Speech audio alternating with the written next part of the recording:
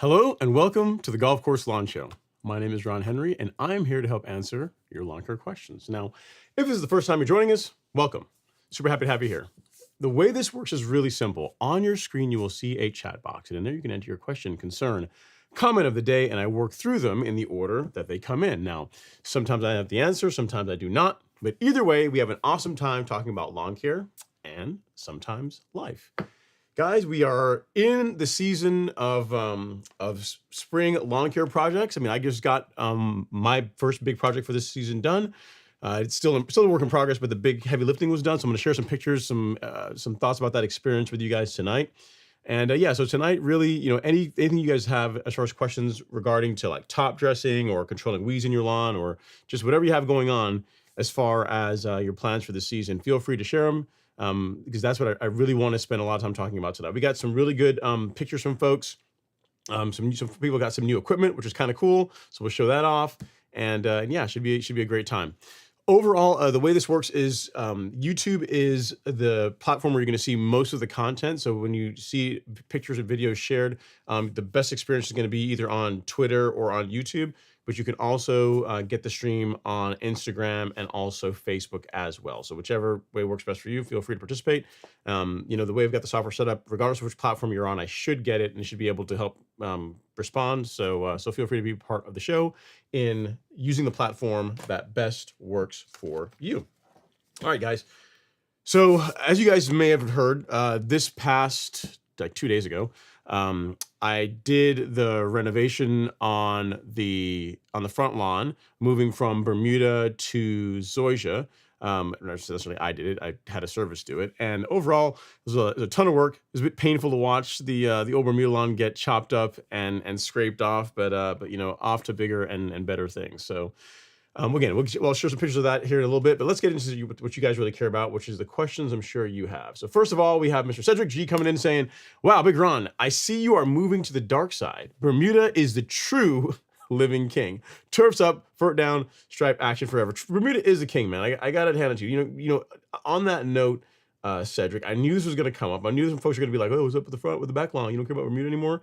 You know, before the show, this is right before the show, took this video showing this current state of the back lawn. Now, it's not fully greened up yet, but for the, early April, not looking bad. Not looking bad at all. The color's coming in nicely. It's responding really nicely to the spoon feeding that it got about almost a week ago at this point. And yeah, the color's popping in really nice. So I imagine within the next couple of weeks, it's going to fill in even more. And really, really excited about how the back lawn is doing to start the season out. So don't you worry, man. Bermuda's not going anywhere. It's still going to get plenty of love. Let's be real. The Bermuda lawn is going to be the better looking lawn probably this season until we get into, I don't know, maybe July. Well, we'll see depending on how this new front lawn cooperates as far as top dressing and getting it whipped into shape. But the OG, the back lawn, which has been manicured, loved for so many years, is going to likely be king for a while. All right, next up we got Mr. Aaron Pate. He says, also, I don't know if it's your first point. He says, hey, Ron, I'm putting out some additional St. Augustine sod, but my soil test said I don't need any phosphorus or potassium. When I fertilize the lawn prior to the installation, can I use high nitrogen? I wouldn't. You can do what you want, but I wouldn't.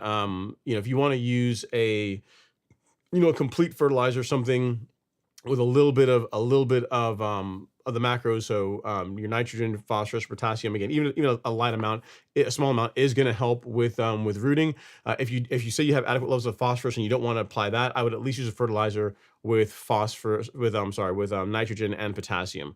When I hear anyone say high nitrogen, my mind goes to like straight urea, and I would not do that. So again, you're free to do what you want to do, but that's my thoughts on the matter. I would make sure I use something with again, some nitrogen and some potassium in it. If you can, a fertilizer that also has a bit of food for the soil as far as like biostimulants goes, something with some kelp, some humic acid, also a great choice. Like I would look for something that's a bit more complete as far as the feeding that it's going to give to the soil to help that grass root in, sod root in faster versus just throwing a lot of nitrogen at it. All right, and you said also my soil test said my pH is at 5.1. How long should I wait before applying lime on the new sod, or should I apply it to the ground prior to installation? Prior is what I would do.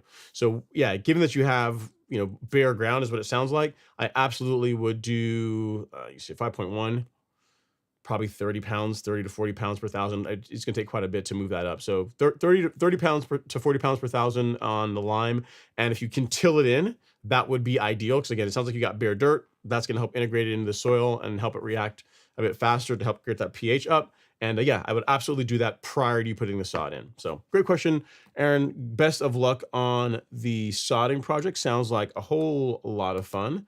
Hopefully you have some help with it, because I tell you what, a lot of folks were telling me when it came to doing the front lawn, saying, hey man, you can do it yourself. It's not that big a deal to sod your lawn, man. You get there, you get the sod cutter, cut it out, or you can, however you want to kill it off, and then you can just, you cut it all out and rake it and then put the sod down. After seeing what a true professional does, people that do this every day for a living, there is no way that I would take that on myself. No way. No, not a chance. And frankly, it wouldn't have come out as good, because there's a lot of small things that when I was watching, and you guys will see a video. I'm going to put something together that's going to show the entire process. You just see someone that works on in that space all the time. You can just see that they're things that they think about doing that they just do without really putting much thought into it, that really makes the process, the project come out better, that I would not have thought to have done. So overall, it was the right call to hire a service to do it. Again, they're great. Came in, did what they had to do, cleaned up, pressure washed everything when they were done. The place looks better than whenever they first arrived. So very, very happy with that. All right, we got Mr. Jackie Bear in the house. He says, let's go. What's going on, Jackie? Hopefully you're doing well, man. It's like, thanks for coming by to say hello. And then Ram 2500 says, I've been waiting on this. Hello from Louisiana. Hello from Louisiana. Hopefully you're doing all right, Ram 2500. Got your big old truck, right? Heavy duty truck. CS is up. He says, hey, what's up, everyone? Hello from St. Augustine, Florida. Very nice. Oftentimes I have to go to either Jacksonville or to Middleburg, which is not that far from St. Augustine. I don't know, probably once every couple of years, whenever a karate tournament or martial arts tournament is there in Middleburg. So not quite St. Augustine, but it's nearby. All right, next up is Mr. Jackie Bear says, "What up, bro? Man, listen, you know how it is. It's just living that life. You know, here's the thing, boy. I would have not. You would have thought that I had committed some serious. I don't know. I can't some great sin by doing the renovation on the front lawn. First of all, one thing I definitely have taken away from this is that whenever you think you have explained something and you have said very clearly what it is you're going to do as far as, you know, what's getting renovated, what is not getting renovated, the type of sod that you're going to be using, all this kind of stuff, people really don't pay attention. They don't. It's because the amount of times I can't believe you redid your entire lawn. I'm like, it's not the entire lawn, it's just the front lawn. Well, what kind of sod do you use? It's Zoysia. What kind of Zoysia? Zeon. I mean, I said this 1,000 times, but you know, just kind of shows that I definitely can make the same content over and over and over again because half the people watch it, but they don't really listen to it. So that was an interesting, something interesting that came out of this whole thing. So, all right, next up is Mr. Roger Lewis Sr. Says, hope everyone is well. Yeah, man, can't complain, Roger Lewis. Hopefully things are going well with you. And then Emmanuel Jacob says, evening, Ron. What's going on, Emmanuel? Hey, man, I got your pictures that you sent in. So this is our first, you know, I guess you'd say viewer submitted picture of the evening. So Emmanuel, he got some new hardware, man. He's getting into the world of reel mowing. So he wanted to show off his kit for the season. So I want to show you guys that. He's got a Sunjo for scarifying, verticutting type work. He's got himself, I think it's an Earthwise 7 blades, what he told me. And then he got his Toro recycler. So very nice lineup, sir. We got to give you some dap for that. I got to clap it up. Congrats on the new gear. You said you're going to try it out this weekend. So report back and let me know how it does. I'm sure you're going to enjoy it. One thing I'll tell you is that when you first start using a manual push reel mower, you have to kind of find the right walking pace. And when you first start using it, you're going to either be walking too slow or too quick or too fast. So when you first start, it just seems like it's not cutting as well. Know that it takes a little time of practice for you to get your technique down. So you'll find out what walking pace works well for you and for that mower, and then it'll produce a really nice cut. So say just realize there's going to be some training wheels, going to be a little bit of learning curve when it comes to using a manual reel mower, but it's going to do a great job. You're going to be very happy with how it cuts. All right, next up is Mr. Darren Proctor. He says, good evening, everyone. How many pallets did it take to cover the front yard? It will look amazing. So Darren, I was trying to wait till later on in the show, but you're trying to bring it in for me. So I'll show you some of the pictures. A total of, it's like 2,300 and change square feet. So a total of 5 pallets of Zoysia sod from the nice folks at Super Sod were brought in to do that. So I think I can show you that picture. I've got like a whole collage here, but I can show you the first one, I believe, which is this guy here. Yeah, so there you can see there's the sod being brought in, or some of the sod. I think this is not a full pallet, but 5 of those, and it really took 4 and some change, like 4 1/4, 4 1/3 to do the entire lawn, and the rest they loaded up, and I think they went to a nursery somewhere and they donated the rest of it. So yeah, it took 5 pallets of sod. Again, they only do it in full pallet increments. So it took 5 to do the 2,300 square feet, and 5 pallets will do right around 2,500. So yeah, 5 pallets is what I ended up doing, man. And the next up, we got Mr. Timothy Burke. He says, happy Friday, Ron. Zoysia project looks great. Keep it up. I also got the new Miramichi carbonized PNG recently. Can't wait to spread it tomorrow. Also, thank you for what you do. I really appreciate that, Timothy. Yes, it was a fun project. I didn't do most of the work. I mean, big thing I was doing was running around with the cameras and trying to not miss anything, trying to film as much as I could. Like, I mean, I'll tell you, like probably the biggest project that I've done filming wise before this one was when I did the top dressing of the back lawn probably like 4 years ago. The amount of footage that I caught for filming the front lawn renovation is just over 2 terabytes of video. So it's a lot of footage to go through. Like, I can do time lapses of it. I've got lots of gimbal stuff. I had 2 cameras set up, rolling the entire time, really running back and forth, like pulling a card out, offloading it, sticking it back in. So it was a lot of footage as far as showing the entire process. You guys got to see some of it. If you've not seen any of the renovation, I did put together like a short like cut of showing how the tilling worked. Because a quick question a lot of you guys had was how did they grade the lawn? So this video, which I'll link here in the chat now, will show you the equipment they use. They used a Bobcat with an attachment that with a tiller that did a really good job. So this is how it got the lawn really like they roughed it in and then raked in the rest of it. So we'll say grading and tilling lawn. And you know what? I'm going to post this here so that way everybody on all the platforms can see it, not just the YouTube folks. All right, cool. But yeah, man, it should be good. Should be good. Right now, I'm just watering it, letting it root in, and the goal is to start mowing it in a few weeks, right? So as soon as it roots in, as soon as I can put a mower on it and the sod not come up, is when I'll start. Because it's funny. I was talking to one of the horticulturists at Supersod, and I said, one of the big mistakes that people make with new sod, with new lawns, is they'll put the sod out, they'll and while they baby it, they stay off of it, right, to let it allow it to root in. They'll wait 4 weeks, 6 weeks before they begin mowing it, which is really a mistake. I mean, if you can start, what I was telling you guys, like one of the best ways to help your lawn fill in if you have like a bare spot or a trouble area is to mow it, right? Because it releases growth hormone, it encourages the lawn to grow. So it's the same thing with the new sod. Once it's rooted in, I mean, you're not going to want to get there and scalp it or anything like that, but just take a taste, just taking the tips off, just to help to encourage new growth is going to help the lawn establish that much faster. So that's the plan over the next couple of weeks. Once I've determined that it's rooted in enough, should be fun. Next up, we have Kenton Demetrius. He says, what would you recommend for grubs in the lawn, and when is a great time to put it? Great question, Kenton. So what I'd recommend for grub control is a product called Acelepryn. It's available in both liquid, or in a suspension concentrate, probably is more accurate. So in this form, or in a 25-pound bag. Like Acelepryn for a lot of reasons, it controls grubs as well as turf caterpillars. So if you're looking for a insecticide that pretty much does it all as far as like lawn damaging insects, Acelepryn is really the jam that you want to go with, right?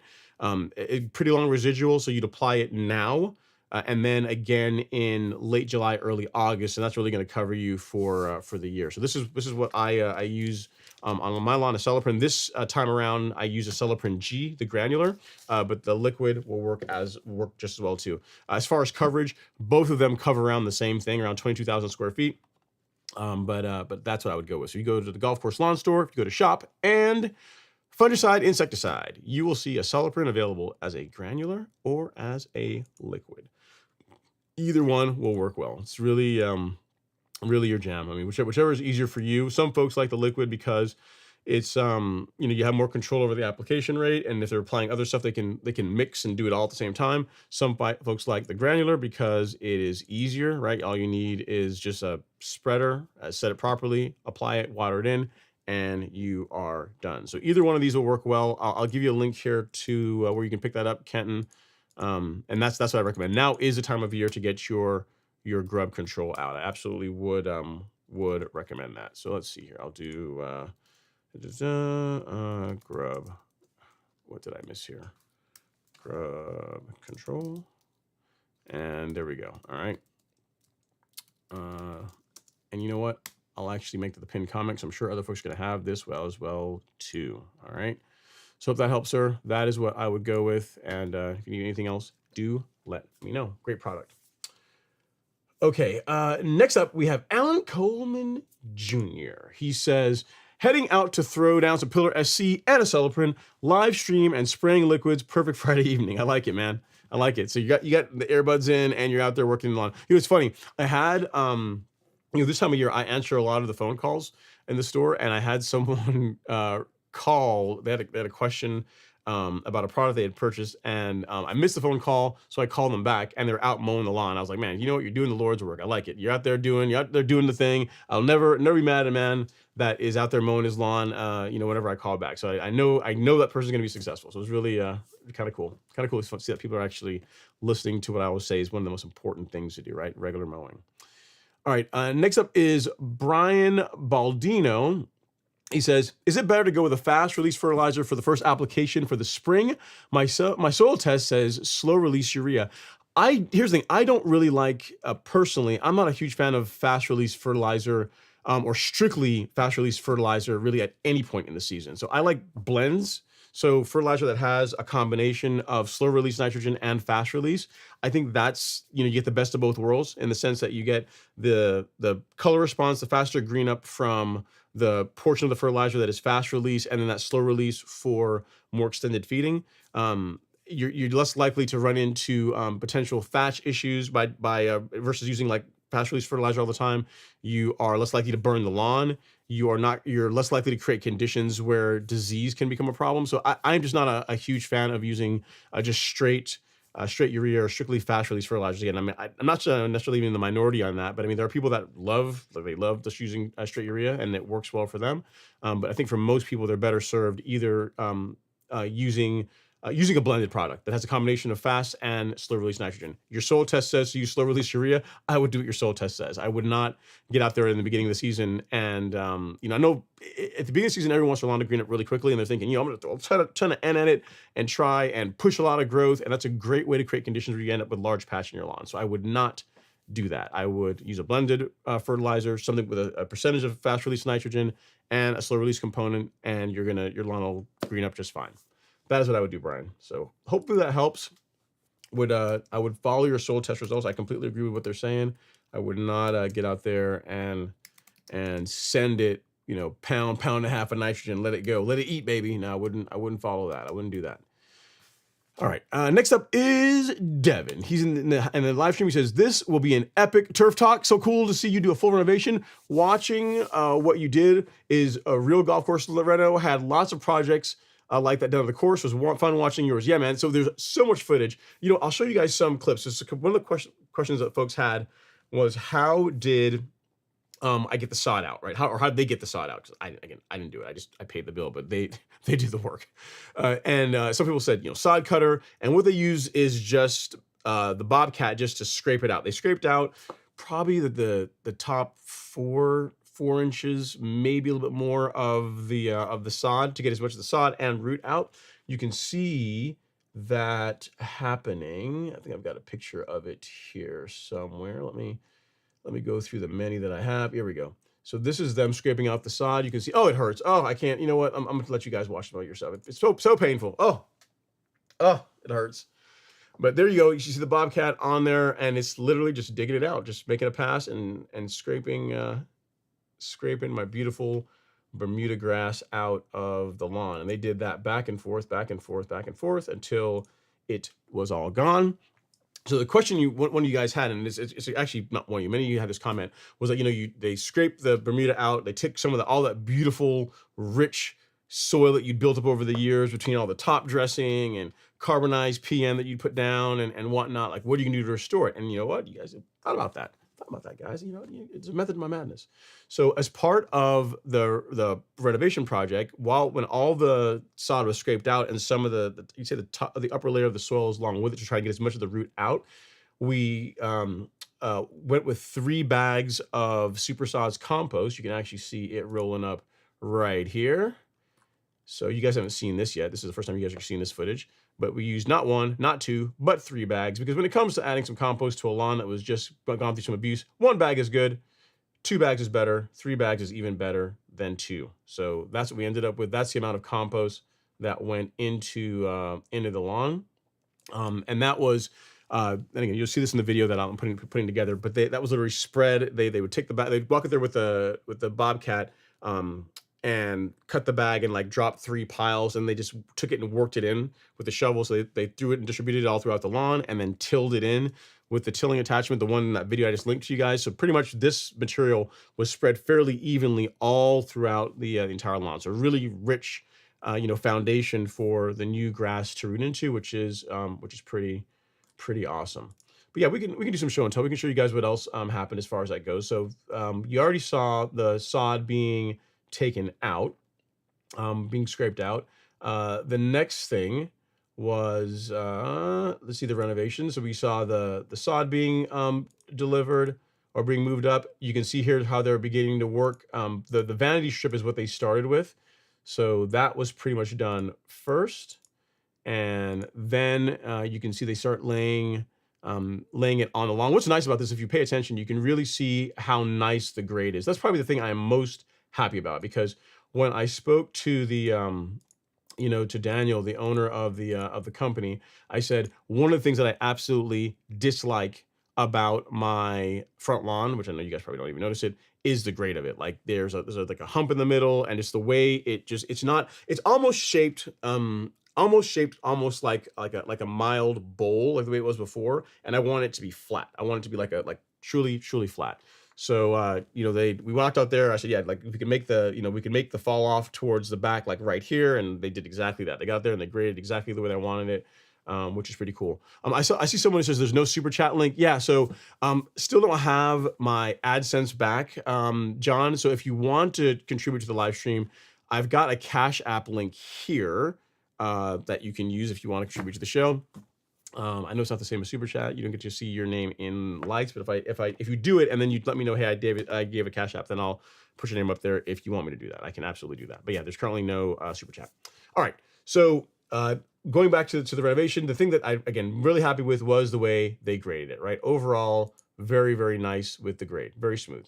And then next you can see him here laying out the sod, doing a nice job with that.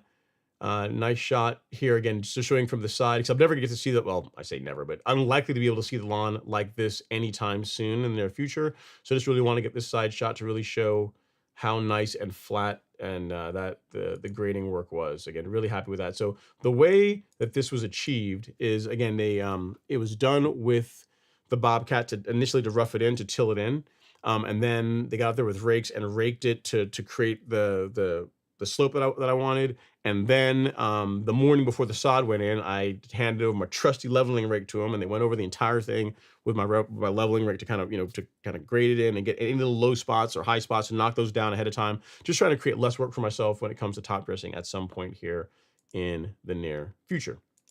All right, so sod going in, and you can see it being built out. Here's a hero shot. We're almost done. Now it's just got to fill in a lot of the small areas, but you can see how it's coming together quite nicely. There we go. Another shot of the sod going in there, and there it is. That is a picture of this morning, I believe. Yeah, early this morning I went out there and shot that, and that's how it looks like after being rolled. The day after, so they rolled it, and then the day yesterday, after I ran the irrigation, I took my greens master. So technically a real mower's already been on the lawn. I used my greens master with the cutting unit turned off and just used that to roll the sod again. So it has technically already been rolled, which is kind of cool. You see we got Ted. Ted Rogers just sent a Cash App. So Ted, let me get you up here, man. Put some respect on your name. So here you go. Your name in lights for whatever that means to you. Thank you so much for the Cash App / you know, make super chat, sort of super chat. So there you go. But yeah, yeah, as far as just rolling it, the entire thing was rolled again yesterday morning with my Greens Master 1600. Did a pretty nice job with that. And then video, if you want to see how it looked literally, this is as close to looking at it right now. This was the shot literally 20 minutes before the live stream. This is how the lawn looks this afternoon. So about 6:30ish, 6:20, 6:30ish is what we're looking at. So you can see overall, not bad. I mean, fairly smooth, about what you could expect for a sodding project. And again, once I start mowing it and it starts rooting in nicely, it'll get even smoother and be in a great spot, right? It'll just be at the point where we can just get out there and get with the top dressing and all the other fun activities, get the lawn where it's going to be. But yeah, I appreciate that, Devin. Coming from you means a lot.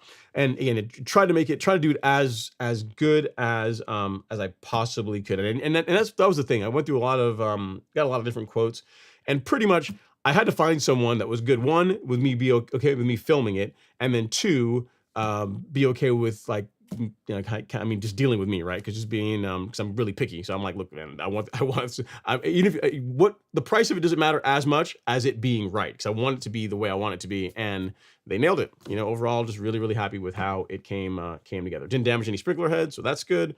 So overall, pretty good. We can talk about it some more as we go back into it. I'll show it again as more folks trickle into the live stream, but overall, pretty good.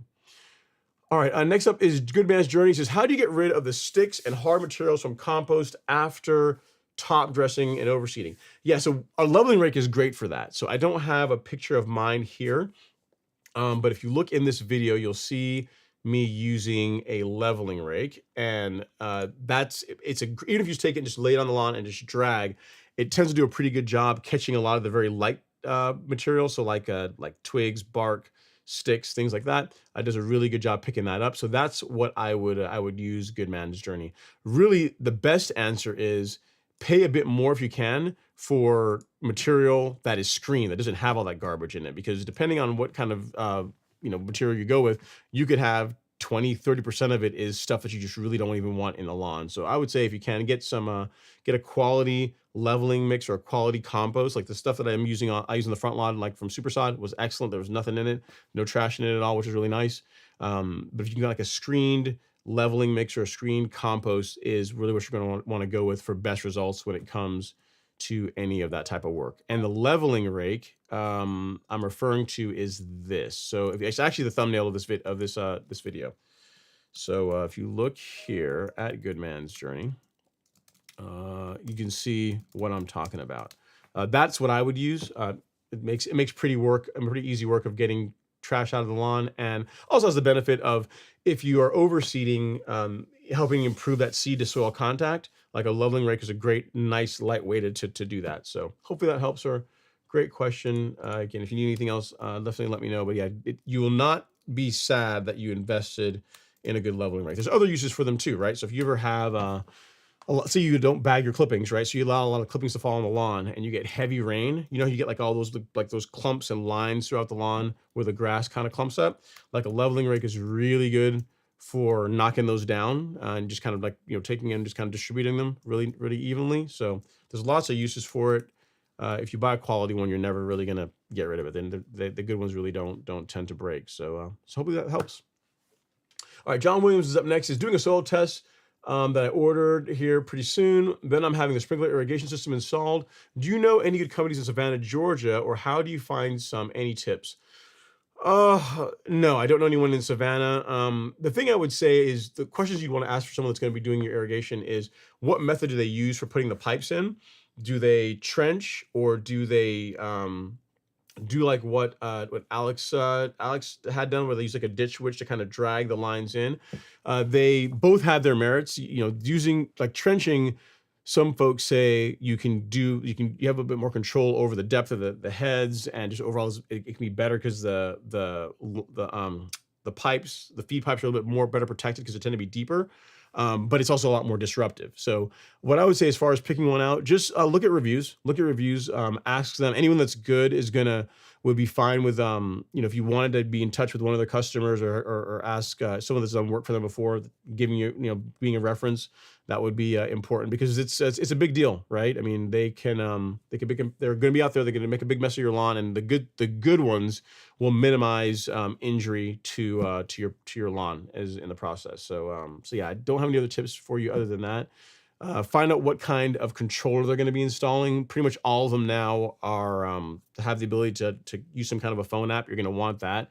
Like even the one that I have, which is not really a fancy one, is just one from Hunter, like their HydroWise, which is, again, it's not a really fancy one, and it works great. So yeah, those are the kinds of questions you would ask. What kind of heads they're going to be using? Then there's Rainbird and Hunter. Mine are all Hunter, and they work well. Some people love the Rainbirds, people love the Hunters, but just make sure you can also find out what type of irrigation heads they're using. But yeah, outside of that, just look at their reviews, right? Look at their reviews and see what people say about them, and just go from there. John Wills is up next. He says, "Hello, Mr. Zoysia." I'm not Mr. Zoysia yet. He's got a little plot there in the lawn, but it's still mostly Bermuda, guys. Still mostly Bermuda. Interesting. A question I got a lot is from folks is like, why didn't you why did you just do the front lawn? Why didn't you do like the vanity strip and also like the swale area also in Zoysia? And there's a good reason for that. So my lawn butts up against Alex's lawn. So he's got Bermuda. I would have, in that area, would have Zoysia. And what's going to happen is one of the grasses is going to win. Like the Bermuda is probably going to encroach into some parts of the Zoysia, and the Zoysia is going to encroach some parts of the Bermuda, and where they meet is going to be kind of messy. Whereas with the front lawn, it's surrounded by 3 sides with concrete. So there's a sidewalk, the driveway, and another sidewalk. So there's only really about 15, 17 feet where my lawn touches a Bermuda lawn, and that's a lot less to manage than like half of the vanity strip, and then like the entire swale area, which is, my lawn to Alex's is, I don't know, at least 100 feet, 110 feet maybe. It's a lot more area for the two grasses to touch and become a bit of a mess. So that's the reason why I focus on just doing just the front lawn, because again, if you look at how it comes across in this video, you can see it's three sides concrete, right? So if I just pause it there, you can see that there is concrete above, concrete right close to us, and then the sidewalk. So there's only, like where the shrub is there, there's a slight area right there where between the shrub and where the mulch bed is, where it touches the neighboring lawn with Zoysia. And the thing is a pretty big drop off there, right? So it'd be pretty easy for me to manage. Yeah, you can actually see it like right there. It'd be pretty easy for me to manage the Bermuda trying to come into the Zoysia or vice versa, because it's a very clean line where my lawn stops and the other one begins. So good stuff. Next up is Manuel Jacobs. He says, how excited are you that the bump in your front lawn is finally gone now? Dude, you don't understand. Like, I'm really happy about the Zoysia. I am super happy about the way the lawn looks because of the grade. Like, the grade was like, I don't know, it's probably 80% of what I really enjoyed in this process. Plus also seeing it done, right? Seeing how the pros go about it and all the prep work that they do and everything. I mean, you guys even saw the sidewalk or the driveway in that video. I mean, they went through and pressure washed it when they were done. So again, literally the sidewalk and the driveway looks better now. You see how clean it is? It looks better now than before they actually showed up. So again, no complaints, no complaints at all. It was really good project. And again, very, very happy with the grade of the lawn. Robert Rady's up next. Says, good evening. Your front lawn project turned out great. Well, it's not done yet, right? We're still there, but yes, the step one is in great shape. And again, the folks at Super Sod, cannot thank them enough. The sod that they brought in was really good. The compost was, as always, is always in great form. And, that having both those pieces together really worked out well. And I'm glad that we made the decision to go ahead and do it now. Part of what was being considered was doing the sodding project in like late April, early May, when the sod is greened up a bit more. But I thought, you guys probably want to see like the full Monty, right? You want to see it when it's a little bit green like it is now, but then seeing the entire transformation from, sod that's coming out of dormancy to full green up to top dressing, seeing the whole thing, I think makes for a better story than putting in like a lawn that's already green and kind of looking kind of nice, right? So that's why the decision was made to do it now. On the topic of Robert Rainey, so you guys saw my back lawn, and again, I am quite happy with it. It looks nice for me. I'm, not the best lawn in the world, but I'm happy where it is for April 4th. But then Robert says, hey man, I haven't sent you pictures in a while, and just want to let you know that I ain't lost it. And folks need to put some respect on my name. So I will, let me see if do I have Robert's pictures? And I do have my glasses on, got my blue blockers. I think we're good here. So this is a picture of his lawn that he sent today. Yeah, that's all. I mean, I don't know what else you really say to that. As far as inputs, he wanted to point out that the only thing his lawn has had this year so far, there's only two things he's applied to his lawn. He's applied our 12-0-24 fertilizer and Essential G. That's it. That's the only thing that is, as far as like, fertilizer or biostimulants that the lawn has had. It's had pre-emergent, obviously, but as far as stuff to make the lawn green and look nice, you're looking at Essential G and the 12-0-24 fertilizer. So it looks pretty incredible. And true to form with Robert, he also sent over his prism gauge to show the evenness of the cut, to show that he's making sure he's maintaining his equipment. We like that.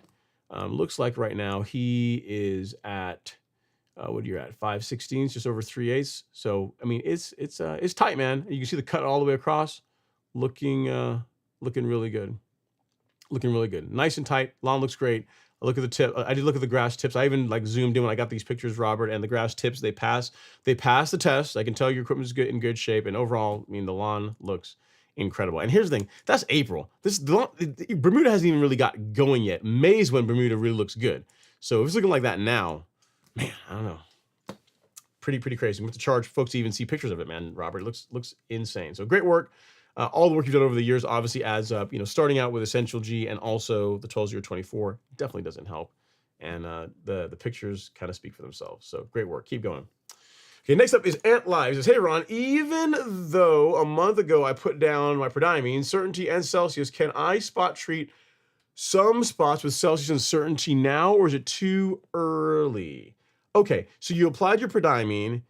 I guess when you sprayed Celsius and Certainty, I guess you're trying to control broadleafs in your lawn and also, I guess, this time of year, Poa annua. So what I'd say is this: if you have some areas where the weeds have not fully died off yet, and you want to hit them again, that would be okay. But what I would not do is go out and blanket spray the entire lawn again with Celsius and Certainty, because you shouldn't have to do that. Like if you mix the products correctly, you use the correct rates.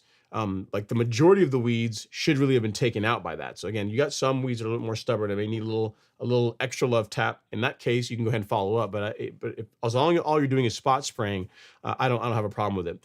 What I tell most people is that when it comes to follow-up applications, I like to give it 3 weeks between that first app until I would consider spraying anything again, because depending on temperature, you really need to give it enough time to see how the weed is reacting to the herbicide, because there's some herbicides that, like, you need something like Diquat, right? That or even like a Roundup, where you'll spray it and really with Diquat, like really quickly, but let's say with glyphosate, within 7 days, the plant's really hating life. It's looking pretty dead. And then you have others like Fusilade 2 or like Celsius Certainty that have a slower, I think it's like a slower ramp up, but then once the plant begins dying off, it really begins dying. It really begins to accelerate how quickly it dies. So don't look at the first 7 to 10 days and make a judgment call as to whether or not a herbicide is working or not.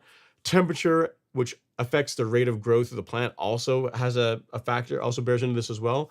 But I'd say 3 weeks. If it's been 3 weeks since your last application of your post-emergent herbicide, and you want to go and do another spot spray or in some areas, that would be okay. It's been a month in your case, so you're likely good to go ant live.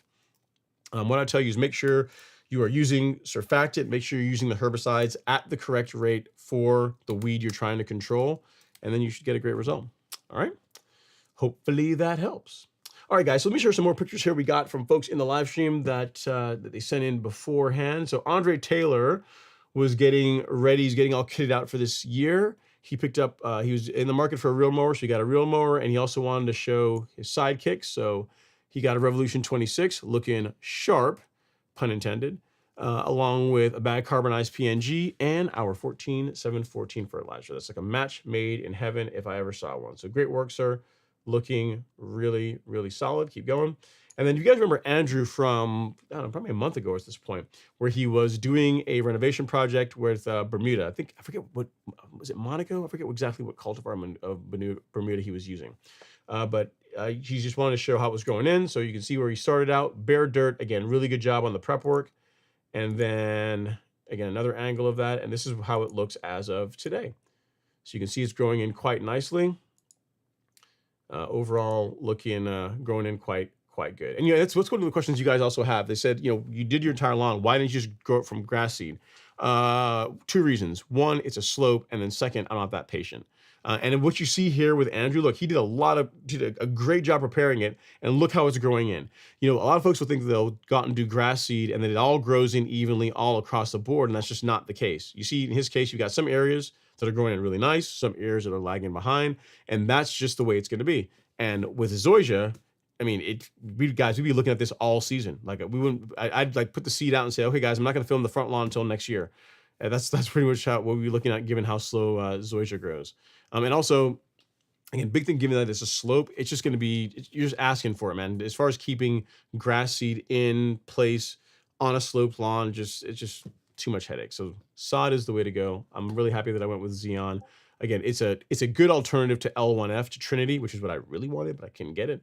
So I'm happy with that. Overall, looking pretty good so far. Okay, next up, we have Mab2, I think. Mab2. He says, hey, Ron, and I have Ray and Kentucky Bluegrass.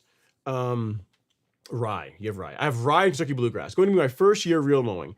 Do you have a list of products that I should be applying in April through the entire season? I do, as a matter of fact.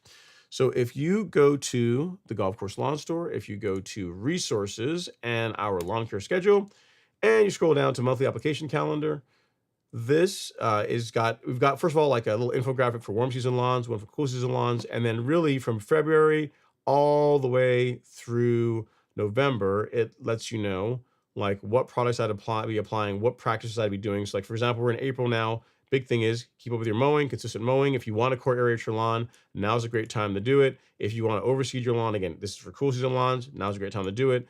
Good fertilizer choice. You want to get your insecticide out, granular biostimulant and liquid biostimulant. So I mean, this is pretty much every month it breaks down what I would do where I use to help create an amazing lawn. This is used by people all over the country. So for people from Washington all the way to Florida use this. I mean, they may vary it by a few weeks depending on how temperatures are in their area, but following this will produce a really good result. So that's what I would go with, Matt B. I will give you a link to it here, and then you'll be all set. All right. So I know you're on Instagram, so let's do it this way. Product application schedule for your lawn. That's what I would do. Big thing is, keep up with your mowing, keep your equipment sharp. I'm a big fan. Here's the thing. I'll take a few minutes to talk about this. When it comes to, if you're really looking to get the absolute best stand of turf grass that you can, and you have the time to do it, I really would encourage you to consider a spoon feeding program.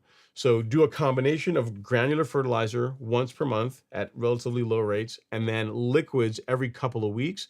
That, in my opinion, is going to produce the best result with really no downsides other than just the time that it takes. Because with the fact that you're spraying liquids at low rates every couple of weeks, the color is going to be nice and consistent. The growth is going to be consistent. If you're using plant growth regulator, it's a great time to get that out every 2 weeks. And again, there's just really no negatives to it other than just the additional time that it takes. So if I could tell anyone, give anyone a piece of advice, if you have the time, you want like an incredible lawn, like you want like top 1% of lawns, that's something you should consider doing. I got an email from a gentleman today who his neighbor does that. Like, he's a customer of the golf course lawn store. He follows the content. He does spoon feeding. He's like, man, I said, I don't know what I'll see his first name. His neighbor's first name is Jim. He's, I don't know what Jim does to his lawn, but whatever he's doing, I'm gonna start doing that this year. I'm tired of losing to him. So this year I'm doing exactly what he's doing. So it's like this spoon feeding is what he said. So he got all the stuff, and he's gonna be doing the same thing this year. So if you've got the time to do it, it really makes a huge difference in the appearance. There's a lot of benefits to doing that. So hopefully that's useful. Again, Mab, if you need anything else, let me know. All right, next up we have, while we're looking, two other pictures I got here. Oh, actually, let me show you guys also well too. Now here's the thing, guys. Now, one thing I will say this, and I've got some pictures from Dan. Dan has been a customer for a while, Golf Course Lawn Academy member. I'm also someone that's really big into his lawn. He's got like 25,000 square feet of Bermuda. And here's the thing: when I talk about folks that tend to want to be on a live stream like this, but also tend to work on their lawns, are competitive. So he sent me some pictures saying, hey man, I'm really happy. Thanks for everything. Lawn looks great this time of year, best it's ever looked. And I want to send you pictures of it. And for contrast, I'm also going to send you pictures of the competition. He didn't say like neighbor's lawn, he said the competition. So this is Dan's lawn. Show you guys a couple shots here. This is back lawn, which looks fabulous for April. Again, this is being rotary mode too. It's not even real mode, and it still looks good. Again, we're in April, early April, and that's looking pretty solid, man. It's a lot of Bermuda. So I get that he is not, 25,000 square feet of Bermuda would be quite a bit to real mow. And then we go to the front lawn, showing that off. Again, looking fabulous. Color is on point. Very nice. And then very nice. And the thing, you look at that, you could say, that's a great looking lawn. It's not bad. But then you have to look at what other lawns that are near you, how they look in comparison. So the competition compared to his lawn is looking like that. I mean, there's that, and then there is that. So these are lawns that are neighboring his. I mean, the names have been changed and hidden to protect the innocent. But I mean, if you have a lawn that looks like that, and everyone else's lawn is looking like that, I would say you officially exerted dominance and you have won the lawn game for this season. Because I mean, really, you're so far ahead that, everyone else is playing for second place. So it's always fun to get pictures and just feedback from viewers, and just showing how, because I know he started this last year, like how much of a difference if you do it all season long, and then like how it really sets you up to be ahead for the following year. So great pictures. Thanks so much for sending them. in, Dan, and keep going, man. Looks really good. All right, let me find out where I left off. Next up, we have Jason D. Carney. Great question. He says, hey, buddy, when using PGR during the summer, will it affect your grass recovering if you verticut? If so, how do you handle the situation?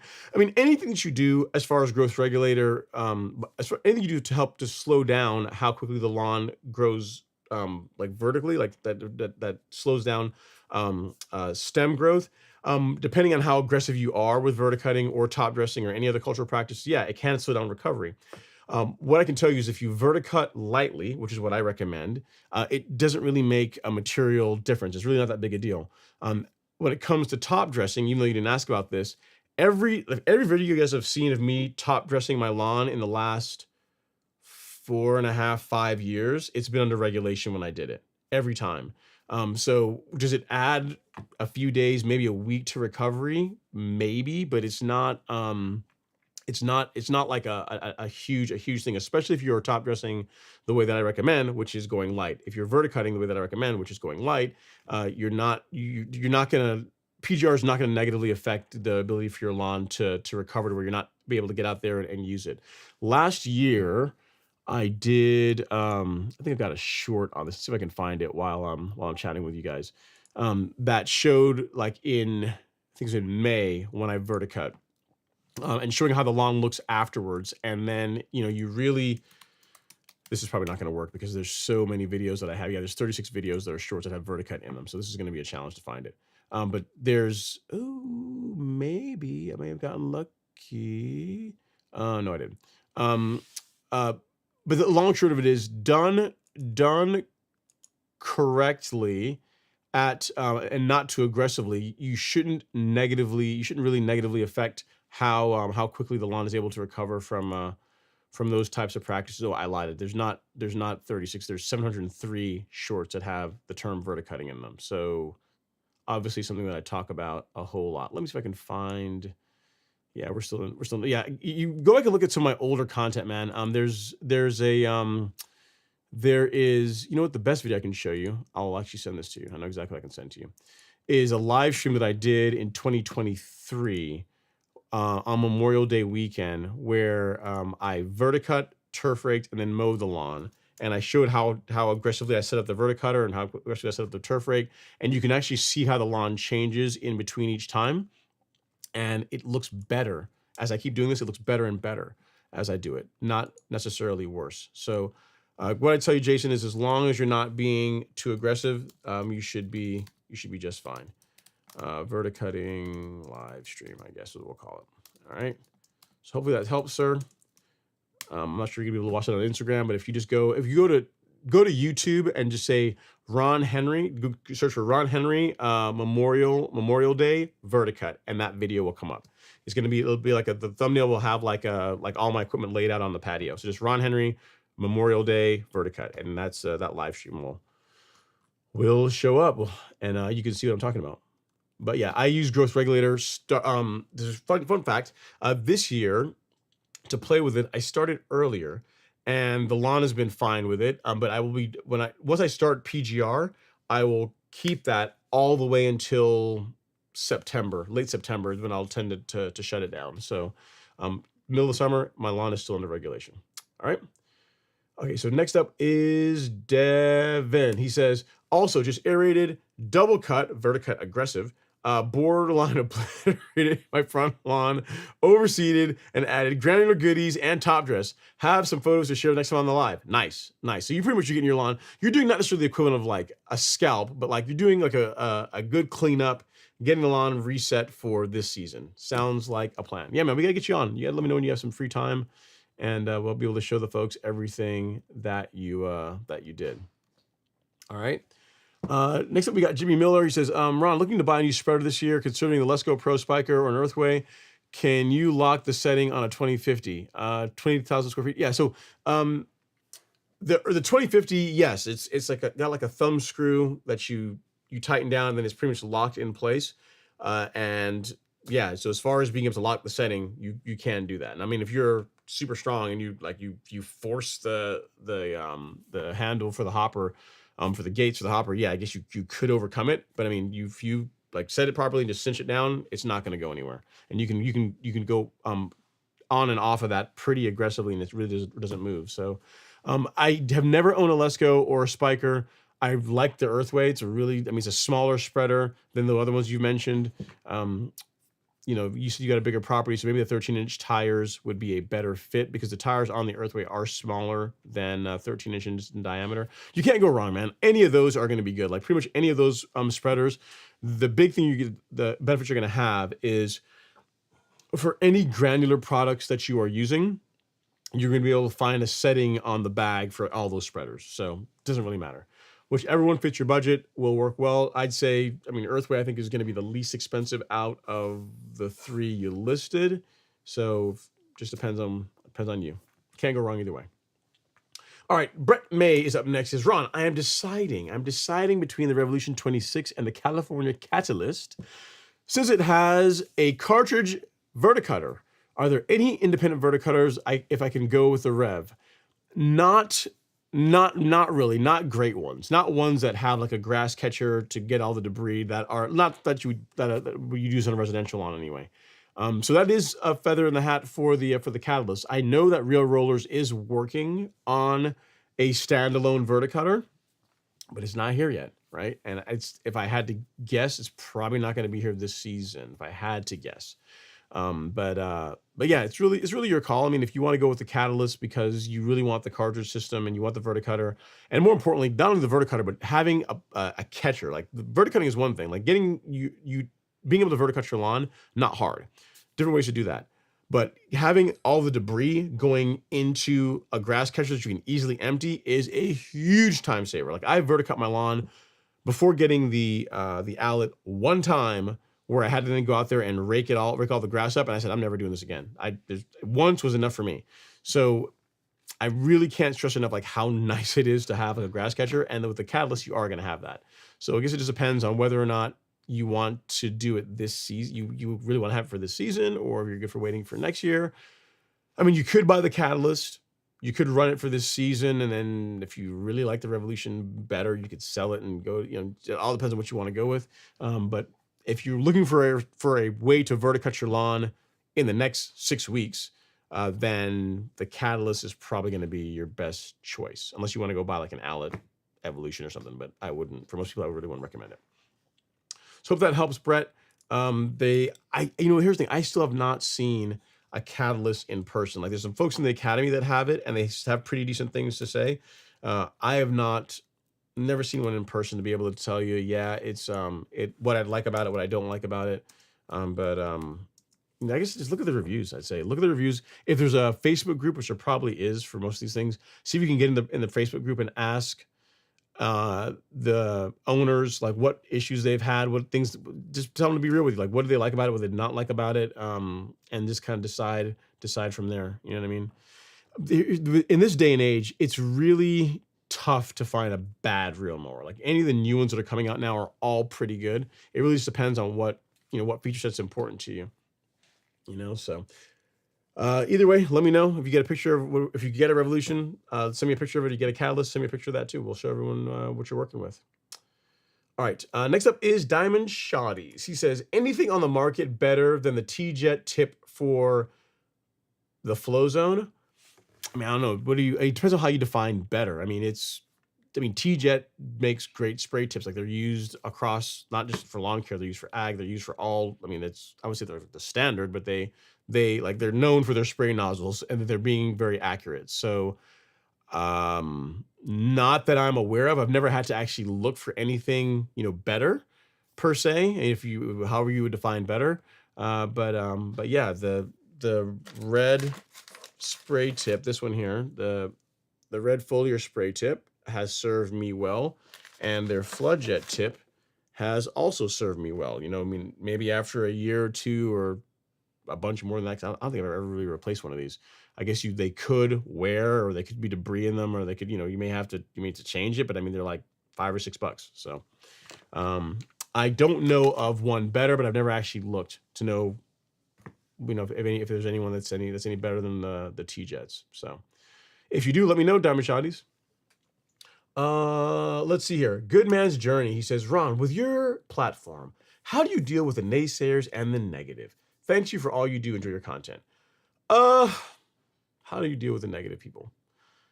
You know what? I guess if you're going to be in the public eye to some extent, you have to develop thick skin. I think when I first started doing it, it bothered me more. Now I just really don't care. I mean, because if you look at like a lot of people that disagree with you, like some people they'll just say leave a nasty comment. Some folks will go so far as to make videos talking about why they don't like what you're doing. But a lot of it, if you really look at it, is a difference of opinion, right? Some folks will say, well, you know, he does X, Y, Z, and I like to do this way better. And I'm like, just do you, man. I have never once said that the Ron Henry's way of lawn care is the only way. I've never claimed to be the alpha and the omega of lawn care, and that even that, especially what I even do is the best way to necessarily doing it. I can say, and I think that, you know, that evidence kind of proves that out, not necessarily for me, but also for, more importantly, for many people all across the country, really across the world, because a lot of people in South America also do this as well too, that they get great lawns. You know, they get lawns that are pretty awesome. So while you can have people that may not like you for whatever reason, what you can't necessarily argue with is your results. And what you tend to find is as more and more people are able to follow the program that you put together, and they are able to duplicate, or in some cases exceed like how your lawn even looks, you know, and you have people that are doing stuff like that. I guess I don't care. Like, I mean, I guess if you want to complain, show me your receipts. Like, I've got plenty of receipts. I got plenty of lawns, every grass type you could think of, where people have followed this, regardless of what you may think about the program, and they've gotten incredible results where their lawn is the nicest lawn on their street. Like as the tagline says, they're the envy of their neighborhood, and that's the goal. So I don't know, man. You just have to. You can't take it to heart. You know what I mean? I mean, I'd say there's a saying, right? Don't accept criticism for anyone whose advice you wouldn't take. Like, I mean, most of the people that are haters and naysayers are just fairly miserable people. And I would not want to trade like my life for their life, despite, you know, I'm not saying my life is perfect or even really great, but I mean, I like the way I live, and I like the fact that I help people, and I like that overall I'm fairly happy with myself, and I would not want to trade what I have for them. So why would I listen to what they say? You know what I mean? So that's what to tell you. I mean, it's probably good advice, not only for lawn care or for YouTube, it's probably just in general, life in general. Because here's the thing you're going to realize, Good Man's Journey, no matter what you do in life, you could cure cancer. You could be the person that cures cancer, that says, you know, I've got this new wonder drug, and it cures all forms of cancer. I'm going to give it away to the entire world. Somebody would have a problem with it. I guarantee you. So just don't sweat it, man. Don't charge to the game. Realize that in the end, we're all dead anyway, so it doesn't really matter. Whatever. Life goes on. All right, next up is JP. He says, hello from Central Kansas. Thank God it's Friday. What's going on, JP? Hopefully you're doing well. Thanks for coming to hang out in the live stream. I appreciate you taking the time. And then Gavin Moore, he gave me half a question. He says, what's the herbicide? I'm not sure what the rest of the question is, but I will, if it pops in, the rest comes in, we'll revisit it. All right. Let's see. Mace says, hey, Ron, guys and girls, congrats on getting it done.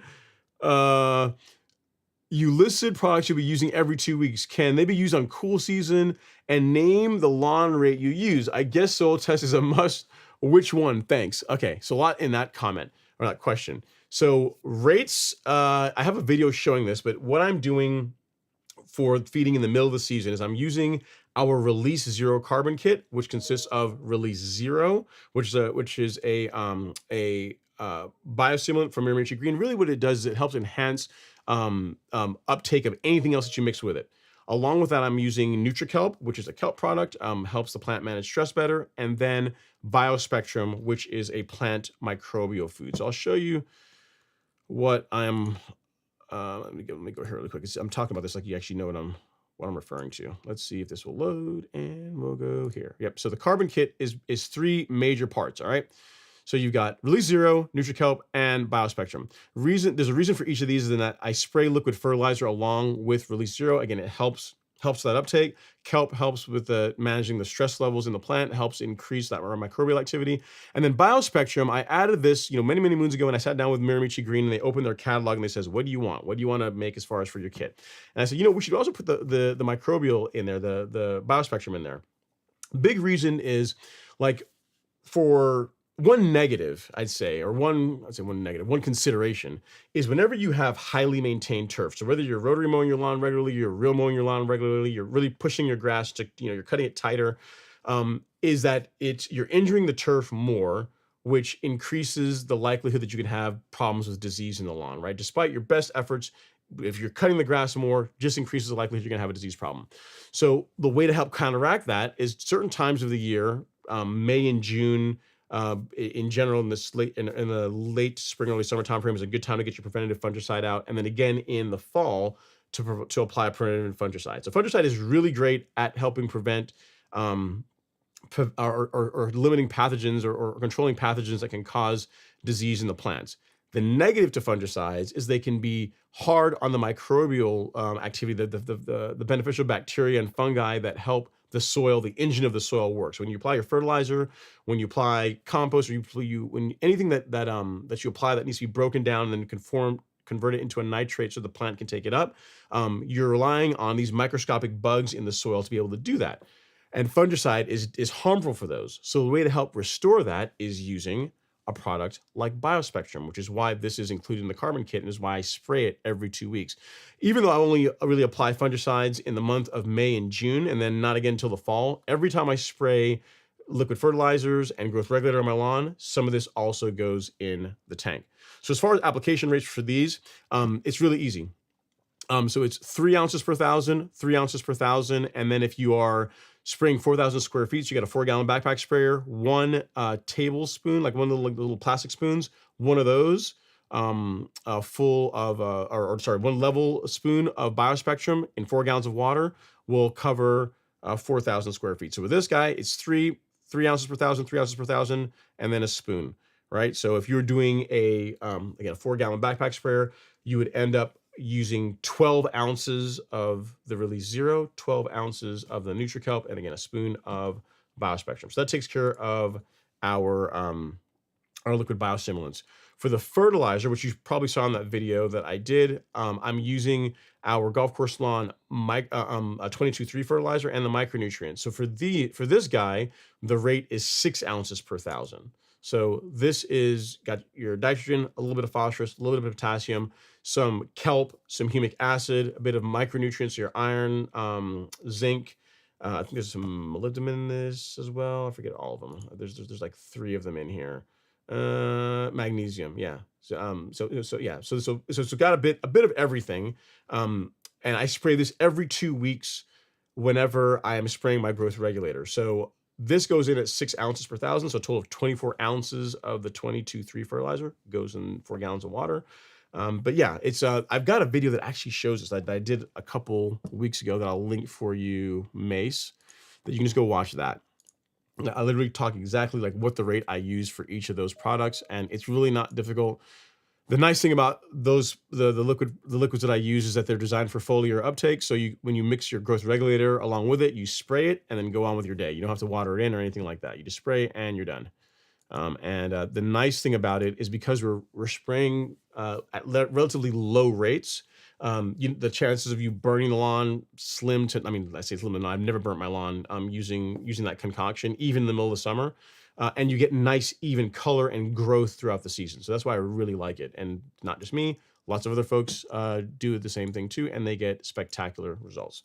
So take a look at this video here, which shows how I mix them all. So hopefully that helps. If you need anything else, let me know and try it out, man. And say spoon feeding is a lot of fun. The only negative in my opinion is that it just takes time, right? The time it takes to get out there and do your lawn. Let's see here. So I think I've got a couple of Cash Apps. Let me do those. One from LG. LG, I cannot repeat. I can't repeat what you just wrote, but I agree with you, LG. Just know, you and I, we're here. I feel you on that. We are here on that. Okay, next up is Dan Pham. So we got it. Yeah, super. I should say so. LG sent a Cash App. Thanks so much. John Williams and also Ted Rogers. So Ted Rogers 50, John Williams 25, and LG 20. Thank you so much, guys. Really appreciate all of the love and support. All right, Dan Pham is up next. Look look at you, man, dancing in the car, got your tie on, looking all clean. He says, happy Friday, Ron. I started following you last year and I've learned so much. Thank you. It's my first season using the carbon kit with a 20, I think you mean 22.3. I got the darkest and greenest lawn on the block. That's what we love to hear. Nice work, sir. And things still early in the season, Dan. So, you know, there's more dark, there's more green to come. And just keep going, man. I tell you, just make sure you keep up with your mowing, and you really can't lose. Really can't lose. All right, next up is Chronicles SM. I gotta speed up, man. We're gonna be here all night. He says, hey, Ron, really enjoying your stream. Thank you for all you do. I have a question. I'm making the switch from rotary to real mowing, joining the dark side, eh? And I have 5,000 square feet of common Bermuda in Georgia. Okay. Following your advice, I purchased the Green Y7 blade reel mower to try out real mowing. As a newbie, what height of cut should I be aiming for, considering I can commit to mowing twice a week? 3/4 of an inch. So with a manual reel mower, between 3/4 of an inch to 1 inch. You're going to have trouble going much shorter than that with a manual push reel mower, or most of them. Like there's some greens ones that will go lower, but that mower you're talking about, between 3/4 of an inch to 1 inch, is a good height. And that is very doable with twice per week mowing. And yeah, once you get used to it, you like how it's doing, then you can drop it down even lower, or who knows, even spring for like a power drill mower, right? And get crazy with it. Okay, next up we got Ted Rogers. What's going on, Ted? He says, hey everybody, what's going on, Ted? Thank you so much for coming to hang out in the live stream. Ted's another example of what I would consider to be a success story. So if you look at Ted, I don't have any other pictures other than the front lawn picture you sent me from last week. So last year, Ted discovered the joys of doing a lawn renovation. So I think it was him and a friend of his. I don't know if they're still friends now after all the work that he did, but yeah, he put a ton of work into just taking it down to bare dirt, doing some top dressing work, and doing the entire lawn from seed. He's growing fescue, and at the end of the year, the lawn was really great. And then this year, as the season starts out, it looks absolutely incredible. So really nice work. Again, this is another example of someone, this is where he's now in year 2 of following the program, and you're just so much further ahead that you're gonna enjoy it this year. What you're gonna find as you do this more, what you find is that it takes less effort to get outsized results. You know what I mean? So when you first start out, man, it's like there's so much. You got to soil test, and you gotta top dress the lawn, and get weeds under control and all this. And once you get a program working fairly well, and you have a consistent program that what your particular stand of turf grass likes, it becomes, I would say it becomes easier. It becomes easier to maintain that. So I'm really looking forward to seeing what you do this year, Ted. The lawn looks great, and I can only imagine it's going to get that much better as time goes on. Okay, Chronicle says, I scalped to 0.72 inches earlier this week. Should I go lower, and when should I convert to the maintenance height? Also, based on your recommendations, will I need PGR? Yes, if you scalped to 0.72, if you can maintain it there, again, between 3/4 of an inch to 1 inch, that's going to be pretty good with a push reel mower. Growth regulator depends on how the lawn is looking, right? So if it's filled in and you're out there mowing it twice per week, and you want to introduce Primo or a new EZ, you can absolutely do that. There's nothing wrong with that. What I would tell you is, when it comes to growth regulator, I'm a fan of spraying it every 2 weeks versus once per month. I personally think that you get more consistent results with that. You reduce the chances of the adverse results of growth regulator, which can sometimes be like some bronzing or tip burn. And the only real negative is that it just takes more time. But frankly, you're going to be out there spraying liquid fertilizer or biostimulants anyway. So throwing some Primo or a new in the tank is not that big a deal. And to help with that, if you decide to enter into the dark side of plant growth regulator, I'll get you this blog post that's been updated here recently, talking about how plant growth regulation can make your lawn thicker and greener. It's a post that I wrote a few years ago, and I just keep updating it, making small changes to it to make it better as it goes along. So I'll show you exactly what I'm talking about, and I'll link it for you here in the chat. So this guy right here, Chronicles, talking all about why PGR is awesome. I thought about naming the blog "There's Life Before Growth Regulator and Life Afterwards," but that really wouldn't show up really well in search, so I didn't do it. But at any rate, you learn about what PGRs are, how they work, what different PGR options like Primo, which is probably the most commonly used growth regulator, and then a new EZ, a relatively new kid on the block, but is awesome, especially when you combine it with Primo. Actually, let me get here. I was scrolling all around once. You got Primo and a new EZ. And then as we go down, some tips on how to prevent tip burn whenever using growth regulator. So pretty much what I'm talking about, spraying it at half rates every 2 weeks. This is a video from last year where I showed, like, if you're trying to get the benefits of both a new EZ and Primo, how you can mix them and use them together and the results you can get with that. And because I know you guys didn't want to have to do a bunch of math, here are the half rates for cool season grass, for Primo, for warm, and then for warm season grass, half rates, and then the same thing for a new EZ. So, I think a really good piece of content on growth regulators, the benefits of them, and again, the only thing I tell you is there's life before PGR and life after PGR, and you will not, you won't regret it. One piece of advice I would give you, though, Chronicles, is when you first step into the world of PGR, of growth regulators, and you get your measuring cup out and you measure out like how much, well, with Primo, there really should be a problem because you've got a measuring cup built into the bottle.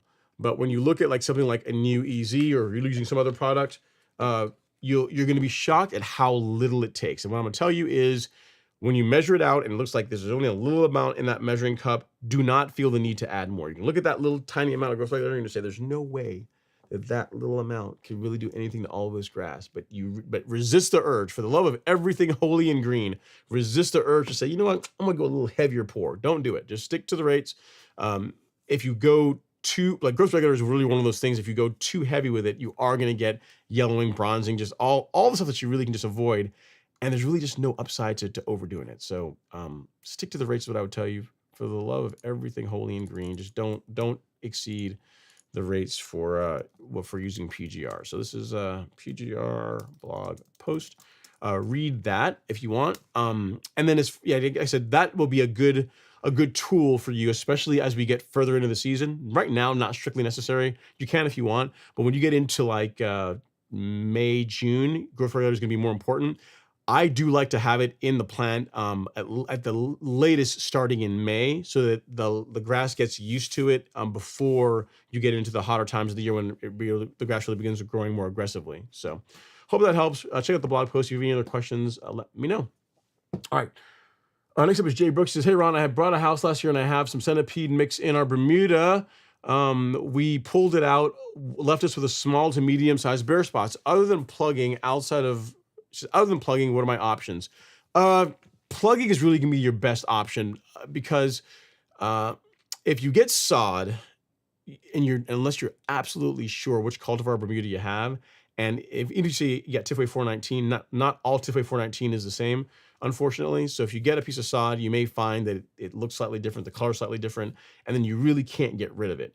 Plugging is a way to be absolutely certain that it's going to match. It's with Bermuda, there's really not a ton of downside either because Bermuda grows so aggressively. Like once we get into the time of year, which we're getting close, I mean, later this month it'll be there, where nighttime temperatures are like in the 60s. That's when Bermuda really begins to light off and grow more aggressively. So if you decide you're gonna transfer plugs, not a bad plan and really the best way to ensure your grass matches. So that is what I would tell you as if you're looking to have the best result, is do that. Don't do grass seed because it's going to be an improved common, which will not match your hybrid grass. And the next thing you could consider is sod. But again, I just really wouldn't do that. I would plug it. Reason why I'm telling this, I'm speaking from personal experience. I have had a portion of my lawn that I've replaced with sod, and it's only really probably been within the last 2 or 3 years that I can go out and mow and not see where the sod used to be. Like, you guys probably don't notice it, but every time I go out and mow, I was like, yep, right here, this spot, like this 4 foot by 4 foot section, this is where the sod is. And now it's kind of blended where you don't really see it anymore, but it will stick out like an eyesore when you first do that. So hopefully that helps, Jay Brooks. Next up, we have John Williams. He says, when collecting a soil sample, is there a certain depth you like to collect? Like one video where it says to take dirt from 6 inches down and not the upper part. Is that true or what? 3 to 4 inches is what I go for. So I don't have a probe tool here, but about that much beneath the soil surface, about that is what I do. So 4 inches, 6 inches, somewhere in that area. I would not get like the upper, inch or so. Like you want to get actual, like, 2 to, I'd say between 2 between 2 to 6 inches is where you want to be. But looking at whenever I go and collect samples from my lawn, I'm always around like the 4-inch mark. So hopefully that helps. Everyday life is up next. He says, I ordered the Revolution 26. Congrats. Any advice on doing the first scalp? I've been cutting at 2 inches with a rotary mower. How often should I backlap? I have 15,000 square feet. Do you think the scalp will dull the reel? Okay. So if you're currently at 2 inches and you want to scalp, here's the thing I would tell you. Going from 2 inches down to say 3/4 of an inch is a lot of material, a lot of grass, especially if you've got 15,000 square feet. So what I would tell you is this. I mean, I'm not sure exactly what the highest the Revolution goes up to, maybe 1.25 inches, maybe 1.5 inches. I'm not sure exactly. I can't, but what I would do is this. I would recommend do this instead. Start at the highest setting. So start the highest setting, mow the lawn a couple of times there, and then maybe over the course of like 2 to 3 weeks, work your way down to the height of cut that you want to get to, because you don't realize how much work you're signing up for going from 2 inches to like 3/4 of an inch all in one go with 15,000 square feet. Will it dull the reel? Not necessarily. I mean, as long as you're staying out of the dirt. So if you say you're scalping the lawn to 3/4 of an inch and you can cut the entire lawn currently at 3/4 of an inch and not like hit dirt, then it shouldn't really shouldn't dull the reel out too much. It really shouldn't have too much of a negative effect on it. But I would really try to encourage you to not do that, because just for the amount of work that's involved. I would work it down over several weeks, down to the height of cut that you want to get to. So hope that helps. Everyday life. So case in point, like with my Zoysia, granted it's not the same thing. Like whenever I begin real mowing it, it's probably in 1.5 inches or so when the sod came in, somewhere around there, and I will slowly work my way down to the height that I want to maintain it at. So I'm probably going to aim for like we'll see how it looks, between around 3/4 of an inch. After top dressing, I'd love to get to like 5/8, but we shall see. We'll see if it will cooperate with me at that height of cut. Okay, the everyday life. Again, congrats on the mower. Remember, even with your lawn, even going from say 2 inches to say 1.5 inches, just the fact that it's being real mowed, it's going to look so much better than what you were getting with your rotary mower. So don't think that, if I step it down slowly, my lawn's not going to look great. It will look really nice. I'd say just take your time and work it down to the height you want to get it to over a few weeks. And the question as far as how to backlap, whenever it's not cutting paper. So whenever you go out and you do the paper test across the reel, if it's not cutting paper anymore, you can adjust. You can go in a little bit on the tolerances, the reel to bed knife clearance, and I mean not too much contact, and make sure that and see if it cuts paper. Then still not, then it's time for a backlap. So the mower will let you know when it needs to do it. There's not really a after 2 mows you should backlap. You have to kind of just check to see how it's cutting paper and then make your decision based on that. All right, Noah 95 is up next. Is considering selling my 25-inch McLean and switching to a Revolution 26. I'm just always considering about my slope in the front yard. Any other recommendations for real mowers?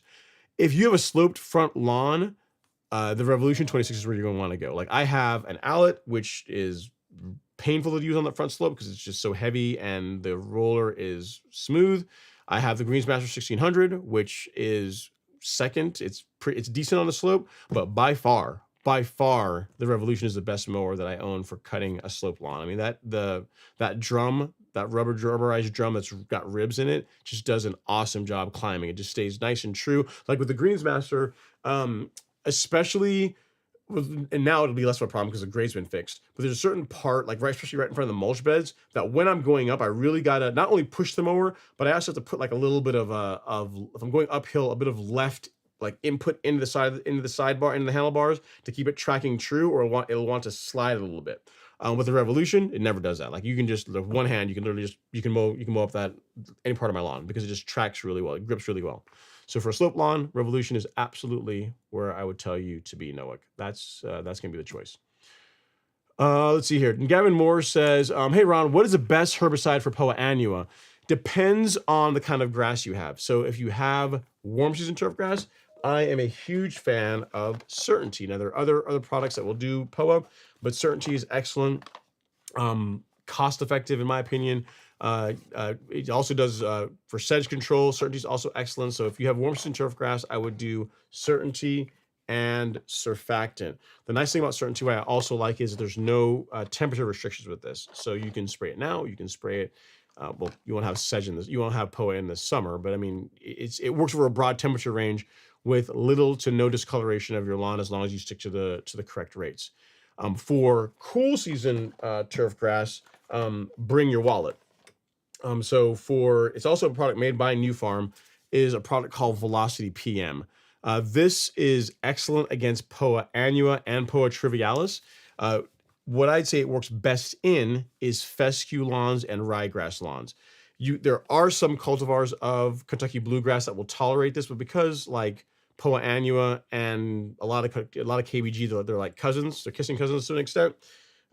You have to be really careful with using Velocity on a KBG lawn. Again, there's a list on the store. Actually, I can show you really quick here. If you go to the Golf Course Lawn Store, if you go to shop and then Weed Killer and Velocity PM should be right here. We have an article or like a list that that New Farm gave to us that has the, again, these are ones that they've tested, are cultivars that have acceptable tolerance. So when they say acceptable, you may get some slight discoloration, but it's not going to kill it. So this is a list that they gave me that that's within the description here. But yeah, the thing about this is about Velocity is that this one pint, this 1 16-ounce bottle covers like 7 acres. So while it seems expensive, believe it or not, this is actually less expensive per application than Certainty is. The challenge is that it only comes in this size, and that's why the cost is what it is. The thing about the Velocity that you have to keep in mind though is that Poa annua, much like other weeds in your lawn, it's very difficult to completely eradicate it. So the PM in Velocity PM stands for Poa management. So it's something you're going to be using, over the years. So you'll do an application, say this season, do another one 4 weeks later, and for the most part, you're going to win the battle against Poa annua for this year. But the next year, it's likely going to be back, and you have to do it again. So it's not like you're not going to be able to make use of the bottle as you continue to take care of Poa in your lawn. But the short answer to your question is, if you got cool season turf grass, rye and fescue, Velocity PM. If you have warm season turf grass, look no further than Certainty. Certainty, you want to use surfactant with it for best results. With Velocity PM, no surfactant. So if you want to use a little marker dye, that's okay, but just water, dye, and the herbicide. Do not use surfactant with this. It makes it too aggressive. So that's it. Hopefully that helps, Gavin. If you have any other questions, let me know. But yeah, Poa is a difficult one to control. It's kind of cool though. We finally have, it's cool that technology is getting to the point where we now actually have an option. You know what I mean? Before, if you had a cool season lawn, you had Poa all throughout it, like a ryegrass or fescue lawn. It was glyphosate or dig it out or just, you try and suppress it somehow. But now you have a way to actually control it. The folks that have been using this, we've got some really good feedback from them. So if you've got cool season lawn, consider Velocity PM. All right. So hopefully that helps, sir. Next up, we did end time show. He says, you did commit a crime getting rid of your Bermuda. It looked great. Just wanted to say, what's up, bro, Mr. Eddie. All right, Mr. Eddie. I've been getting a lot of that. There's a lot of folks been telling me, why? I don't understand it. Your Bermuda was perfect. Why would you go and do that? It looks so good. Why would you get Zoysia and stuff? Zoysia, man, people are just going on and on about it. I did it for a couple of reasons. Thing one is that it's just something different. You guys remember, I've been mowing the same band of turf grass for coming up on, this is year 9 or year 10. It's been a while, right? So one, I just wanted something different to do, to try out. And then another reason is that I've never liked the grade of the front lawn. From the time I moved in here, I've never liked the way the front lawn was graded. And this was an opportunity to fix that. And then also get some Zoysia in, because that also allows me to make content on Zoysia. Some of you guys have Zoysia lawns. Whenever Bermuda rears its ugly head again, which it likely will, like a lot of folks in the comments were saying, hey, Bermuda's going to probably grow through. Bermuda is undefeated. It's like death. It's undefeated. It will grow through your Zoysia. And then what are you going to do? And I'm like, we have technology for that now. We've got recognition and fusillade. So it's going to give me a chance to make some content on that if it happens, when it happens. Maybe not this year, but at some point, some Bermuda will punch through, I'm sure. So it'll just be interesting. It'll be fun. It'll be something new and refreshing to play with and try out, right? It's just grass. I can always go back to Bermuda if I wanted to, or change to something else. But for the next few years, it'll likely be Zoysia. and all the Zoysia folks, it's funny. It's very polarizing. The Bermuda folks are saying, "How could you? How could you betray us?" And the Zoysia folks, as Zoysia people are prone to be, is like, "Oh, glad to see you finally got some taste." That's how they tend to be kind of like that. Zoysia folks are kind of, I don't want to say, I hate to use the word like snobbish, but in the warm season world, I mean, don't listen to me. Talk to someone that has a Zoysia lawn and see how they act. They do have a little bit of a little air. They think they kind of better than folks that have like Bermuda just a little bit. They are that way. I'm not gonna be like that. I'm just saying that Zoysia folks it's definitely polarizing in the comments of how Zoysia folks feel like behave and how Bermuda folk behave. But I've got both, so I appeal to both demographics. So we'll see. The reality situation says, what was the cost of the renovation? So the labor was $3,500 thereabout, a little bit less than that. I have to look at it. I think it's like $3,500, somewhere around there.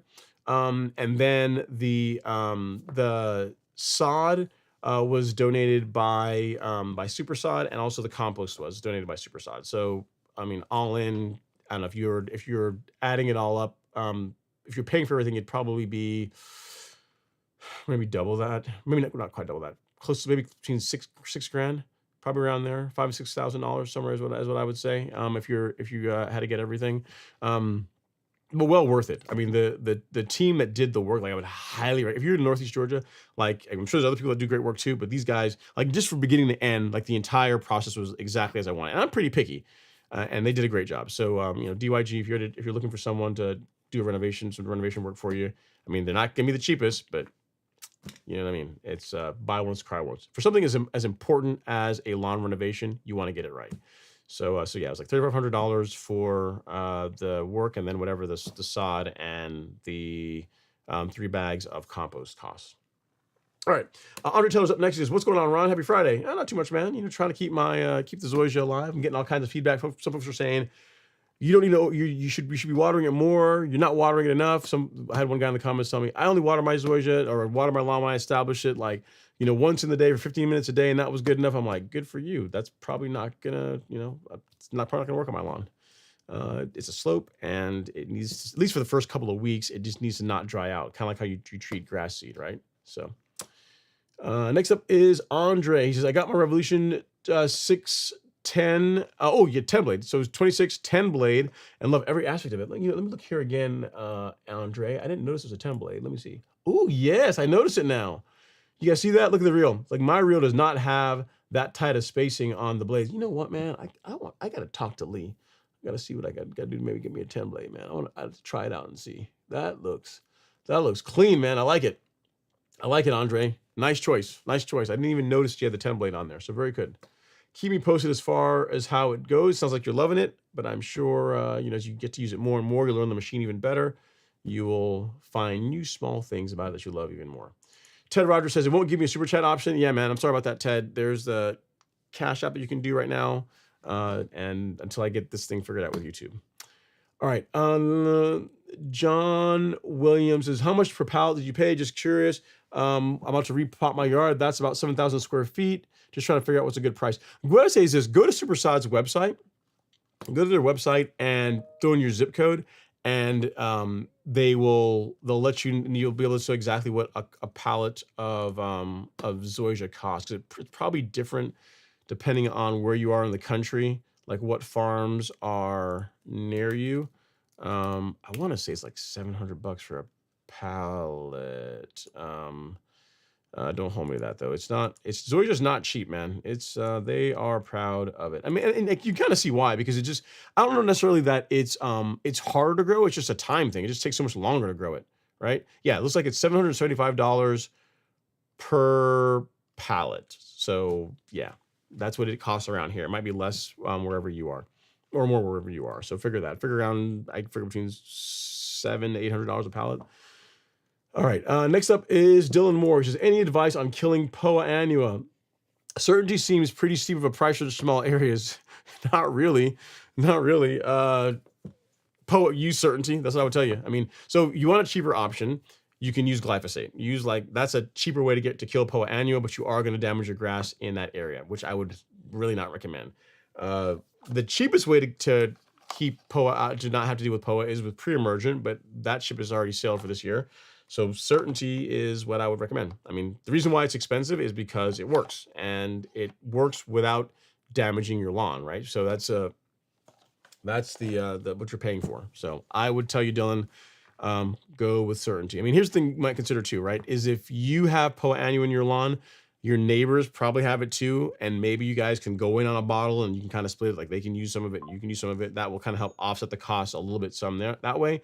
But certainty, I mean, as far as like a quality post-emergent herbicide, I don't think it's too expensive at all, especially for what it does. Like Poa annua is the bane of our existence in warm season grass in the springtime. In cool season lawns, for years they've been trying a way to get rid of it. They've tried Poa cure. There's been there's like 3 or 4 different herbicides that have been tried to try and control this stuff.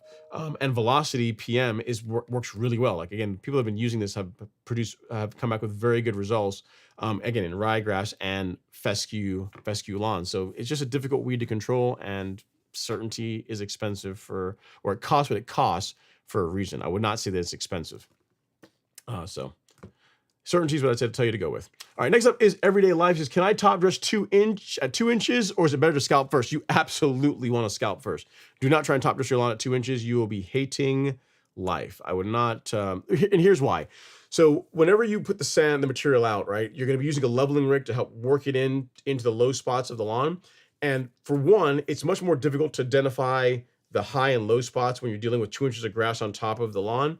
And then whenever you are working the sand in, like you're not only not pushing against the sand, but you're pushing against like 2 inches of grass that's rooted in. So it's a ton more work.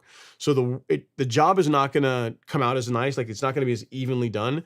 And it's just a lot more effort. So I would absolutely, if you can, get down to an inch or so before you top dress. Maybe a little bit lower if you can, but I mean, an inch, anywhere between half an inch to an inch is a good height, in my opinion, for top dressing a lawn, because it just makes identifying and seeing the low areas that much easier. It makes working the material into the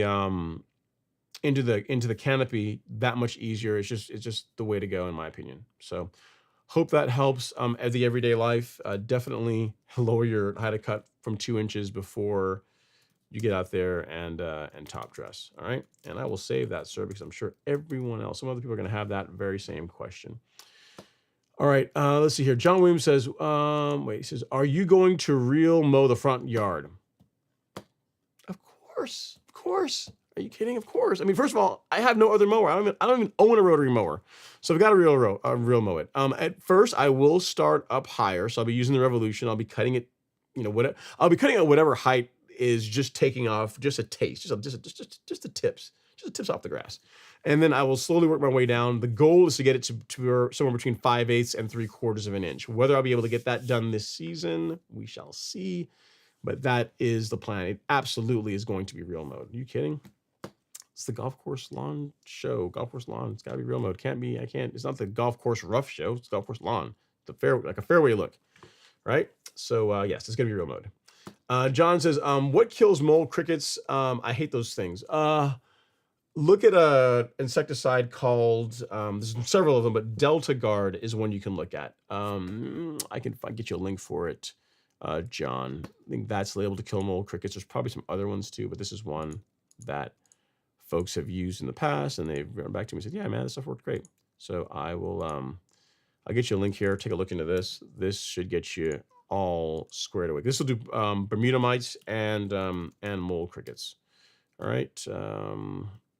Delta Guard. All right. Okay.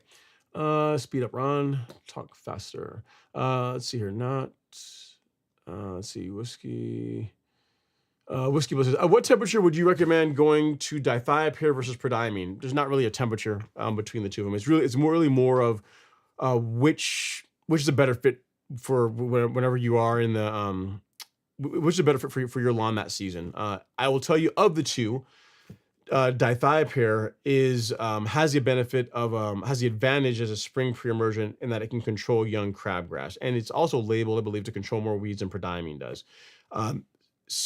In my testing, I found that dimension doesn't seem to last quite as long as prodiamine does. Other folks have said the same thing, and other folks say it lasts just as long. So I mean, maybe it's my anecdotal experience with it. But there's not really a temperature range where I'd say that prodiamine at this temperature, dimension at this temperature.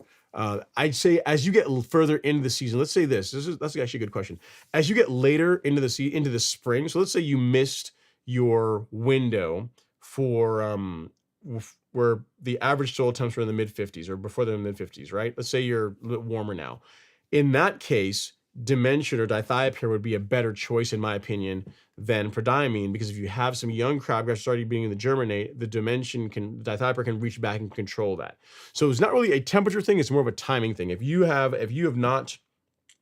late on your pre-emergent, dithiopyr probably a better option for a spring pre-emergent than prodiamine for the reason of being able to control young crabgrass. But if they are both applied at the air quotes correct time, the ideal time, right before the average 5 days in the mid 50s, it really is just down to preference.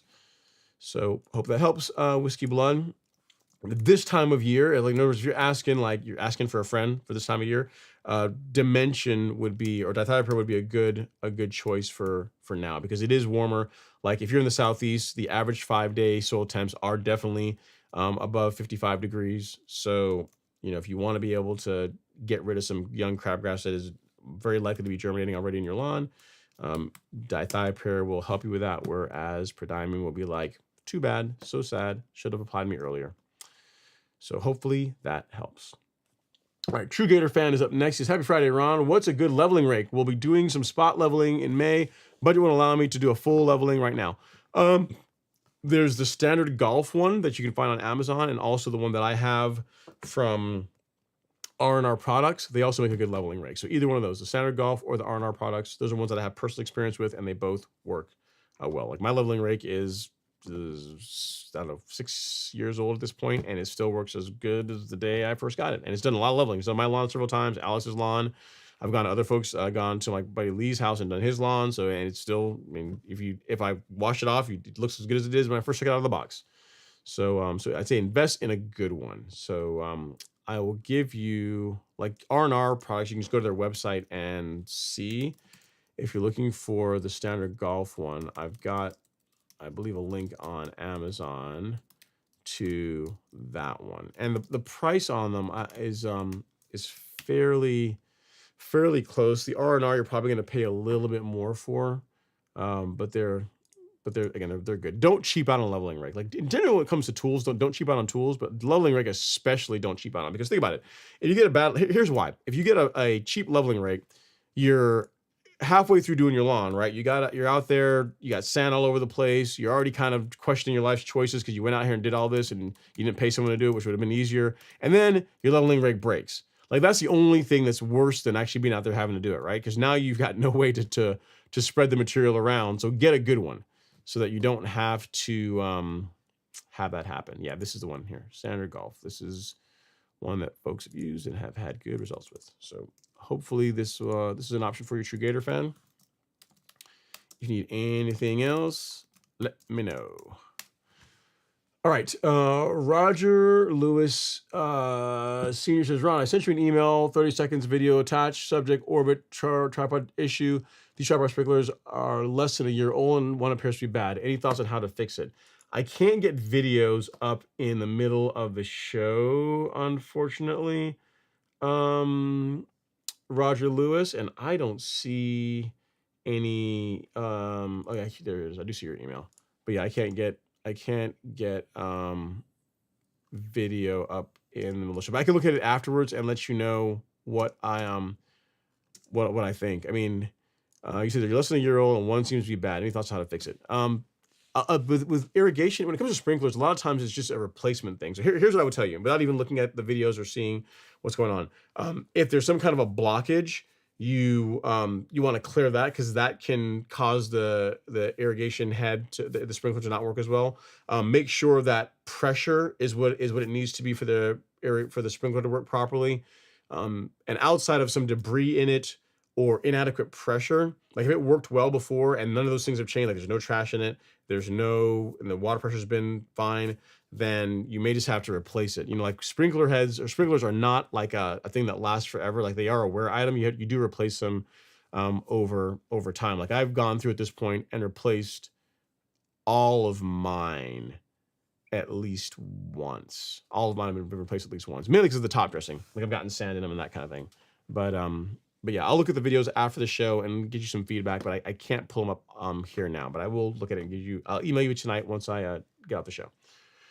All right, Ted Rogers up next says, hit the like button, everybody. Let's do that, guys. So we had 123 people in the live stream, only 101 likes. I must be not doing a great job tonight. Hurts my feelings. So if you guys are enjoying the show, please hit the like button. It costs absolutely nothing to do. It's a free way to support the content. And if you guys want, while you guys hit the like button, what I'll do is I'll put some Tango Bolero on for LG, and I'll show you guys one more again. We'll run through the renovation project. I'll give you a quick narration of it. So here is the sod being scraped out of my lawn. This was very painful. I gotta tell you, I had like a little moment here when first of all, when the Bobcat first rolled on the lawn and it left these big nasty ruts. It was not a good time. You know, I may have whimpered a little bit. I may have not one of my more manly moments. And then next up, you got the compost being delivered, which I went with 3 bags of super sods. Their compost, their soil cubed compost. Great stuff. Highly recommend it. And then we get into the meat and potatoes, which is the sod getting rolled out. As you can see here, the team's out there. They did the vanity strip first, and they started laying out the sod 1 roll at a time. I don't have any pictures of them actually rolling it in, but here you can see how nice the grade was, how good a job they did with grading it, which is really cool. Like a really, really nice, flat, even grade. The hump in the middle of the lawn is gone, thank goodness. And we move on to more pictures of it going in. Kind of an establishing shot showing how it's all coming together. And we get towards the end here, and you'll be able to see how it looks. This was, I think this was this morning, this picture. So there you go. That's how it is. And then right before the live stream, this was the front lawn. This is it. Front lawn and the vanity strip. So overall, quite nice. Now, what's going to be interesting is to see the color difference between the Xeon Zoysia and the Bermuda. Like when they both are doing well, like the Bermuda's obviously ahead of the Zoysia right now. But once this guy is fully rooted in, greened up, looking awesome, it'll be interesting to see what color differences there are between what you see there in the background, which is a nice deep green for the Bermuda, and then the Xeon, right? Will be interesting.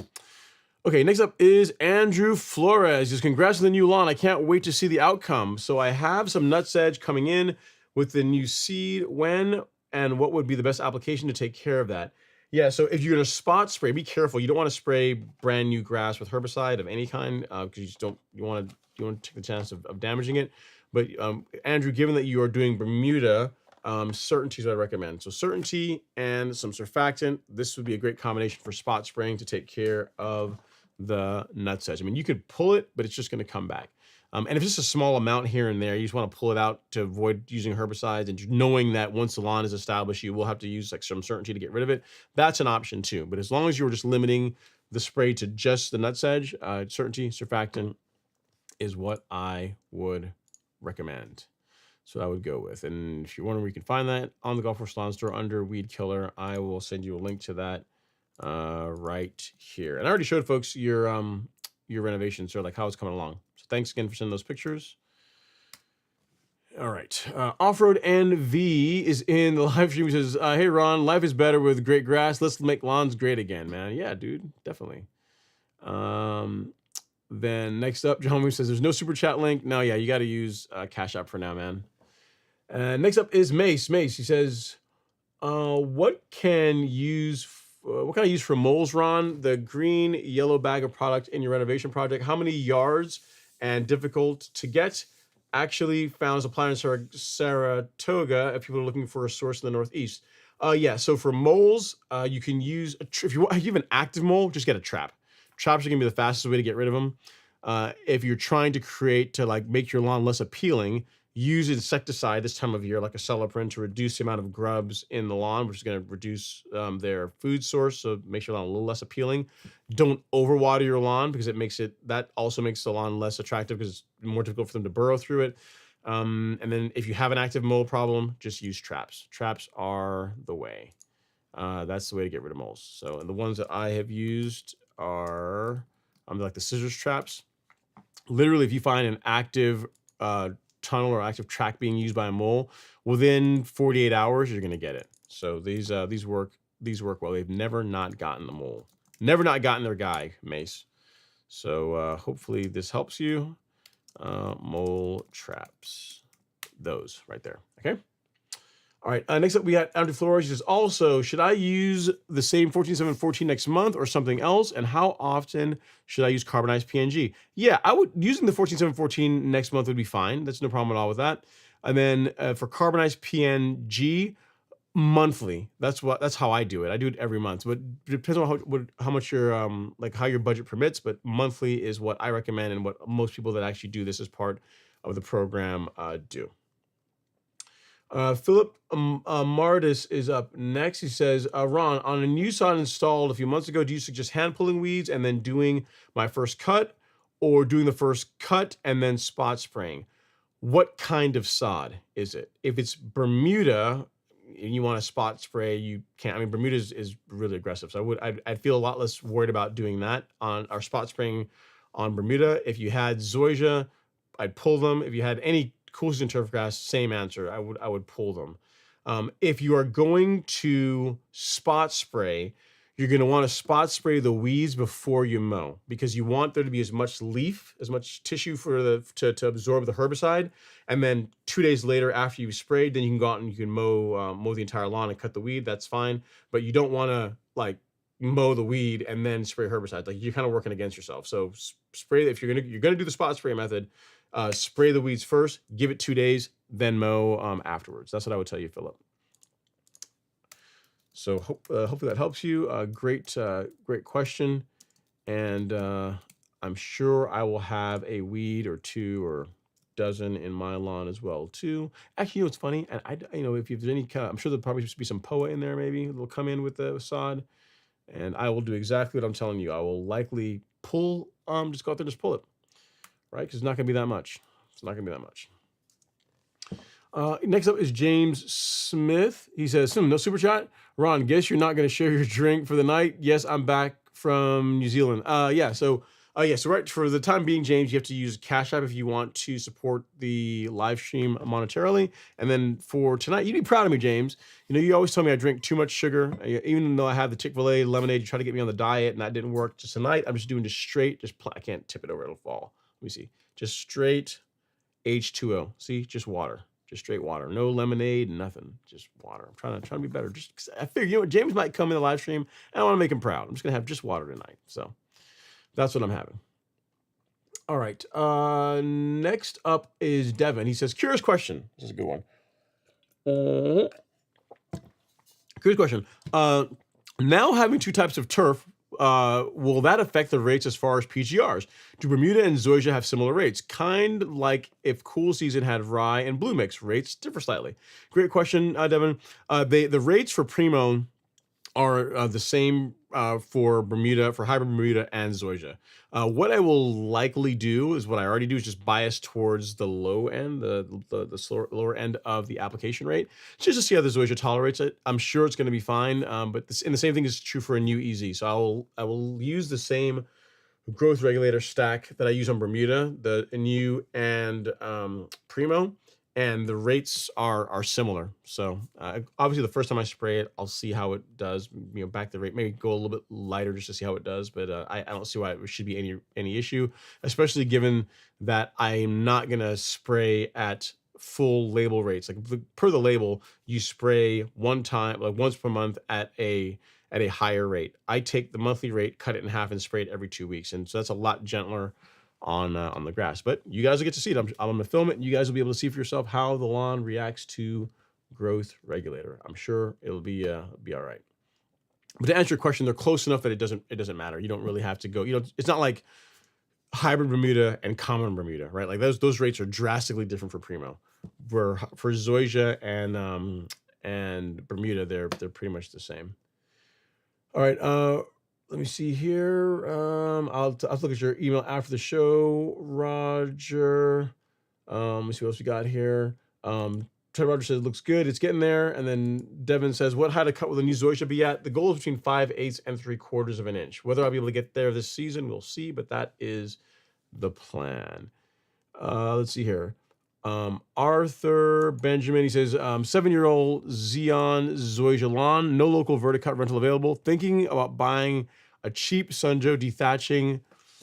I cut low and gradually raised to 2 inches by summer's end. Thoughts on dethatching? Thanks. I wouldn't, man. Like, I mean, if you can get like with the Sunjo, I've seen people verticut their lawns with it. So if you can get like the verticutting cartridge for the Sunjo, that is what I would do. I'd be very careful with running a dethatcher on Zoysia. It just, or even on Bermuda, it just more stress than is what you really need. What you want is to vertically mow. You really want to verticut it versus, using a dethatcher to just tear and rip the lawn out.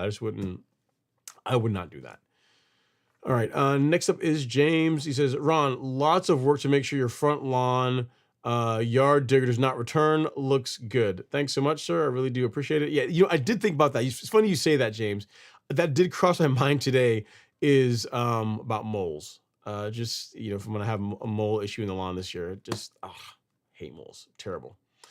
And then next up is Ted Rogers. He says, I never thought to use a grass leveling rake for clippings. Yep. It's a great way, great tool as far as like knocking them down and kind of distributing them, especially after heavy rain. You get like clumps of grass in the lawn. Leveling rake makes quick work of that. It's another reason. Devin says, I feel you. I reminded me of when my sod was installed. I use the same company we use at the course. The crew foreman knew they'd be in for a day. When they saw it was my saw, I wanted it perfect. I mean, I wouldn't say I was annoying. I was not annoying. But like, I wanted it the way I wanted it. Cause I mean, it's like, you don't get to do this very often. And something like the grade of the lawn is a really big deal, because especially for real mowing, like if you get that wrong, it just makes you more likely to scalp. It doesn't look as good. You can have drainage issues. And I knew based on how it was before, how I wanted it to be changed to what it is now. So I'm very happy with how it came out. Again, and they were very nice. They I was like running around with the camera, and they'd like, yeah, whatever, we don't really care, have fun.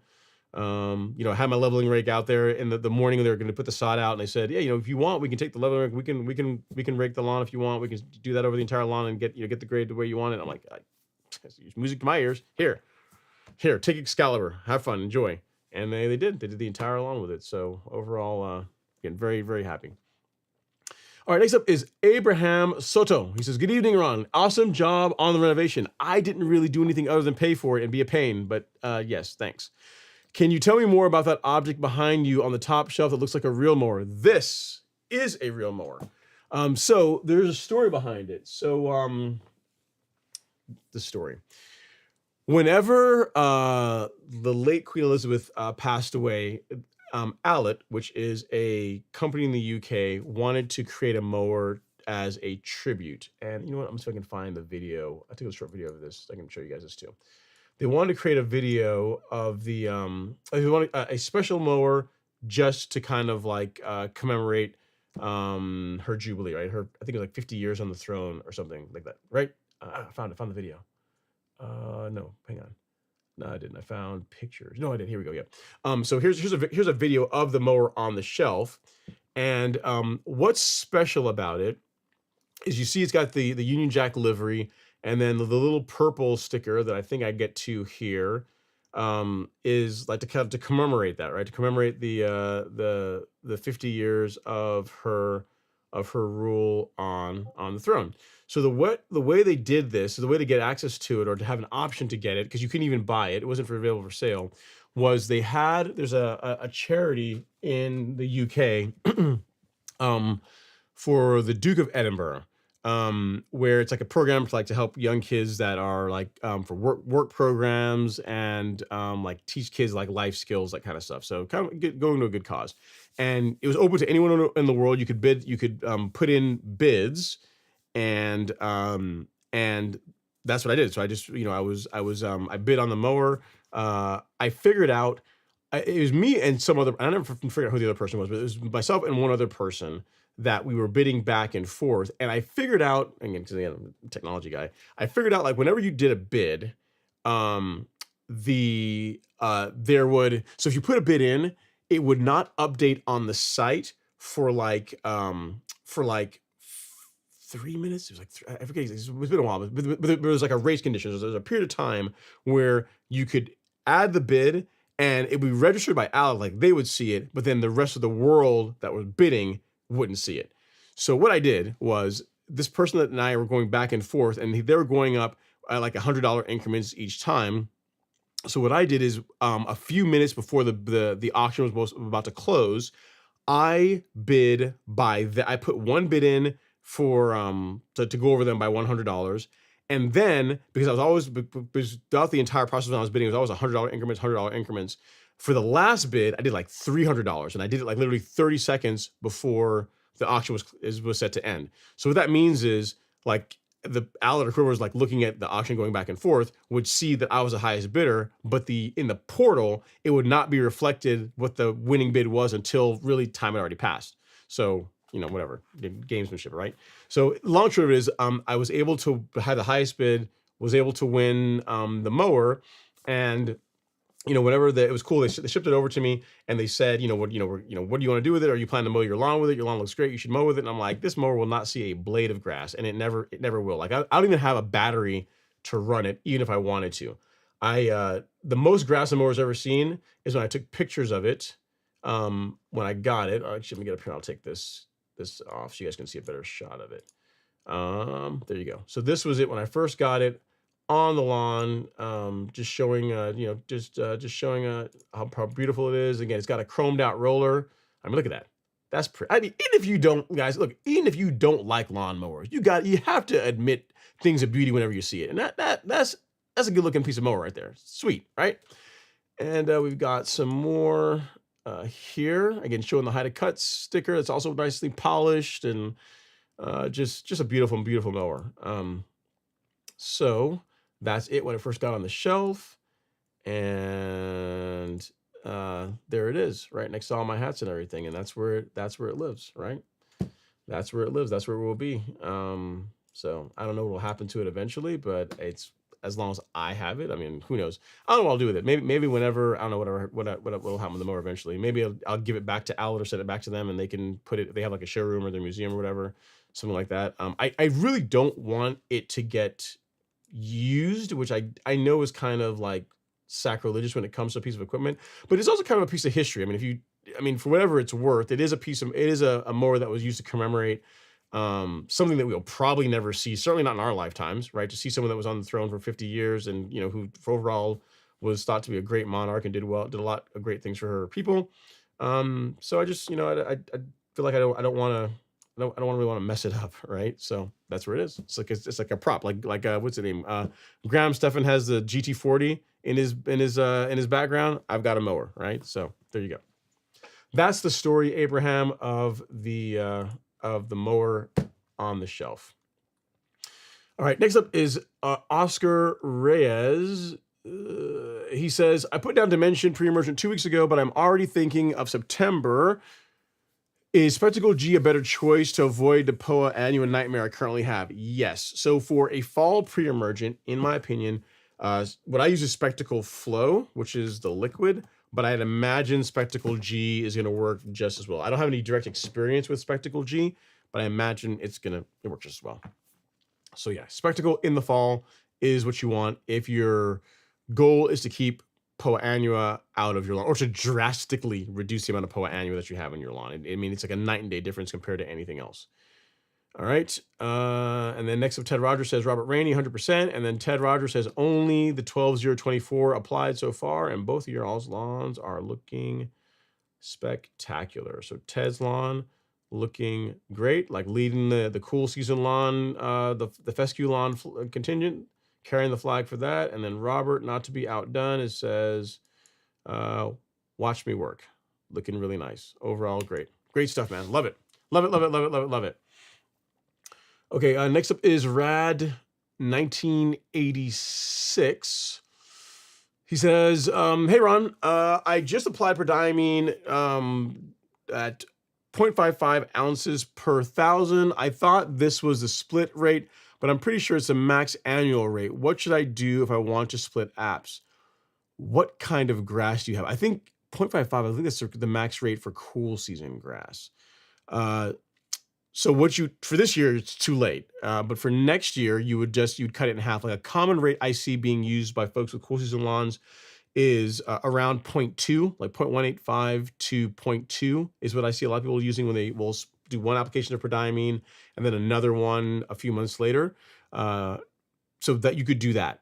Next year you could do like 0.2 earlier in the spring and then 0.2 a few months afterwards, and that would allow you to extend the coverage. But again, for this year, you're pretty much done because again, assuming you have cool season grass, I know I'm not forgetting which cultivar, but there's definitely 0.55 does stand out in my mind as one of the max rates for one of the cool season grass types. I'm not sure exactly which one, but that is, if it's cool season grass, you're done for this year.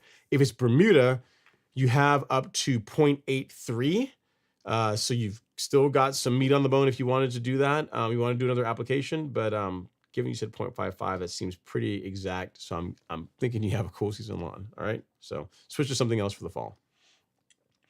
All right. Robert Thomas says, evening gang. What's going on, Robert? Hopefully you're doing well. He says 2 of 2. Yeah, here we go. On my KBG. That's what I thought. And what can I do this year since I've already used the max annual rate? You could switch to like dithiopyr to dimension in the fall. That would be an option for you, Rad.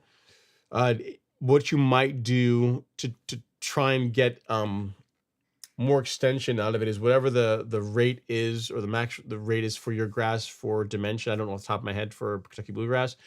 Maybe do an application in late August, early September timeframe, and then do another one a couple of weeks before you expect your first frost, and then that will give you, some extended coverage on it. So if anything, it's going to help reduce the amount of Poa annua that you'll be fighting this time of year.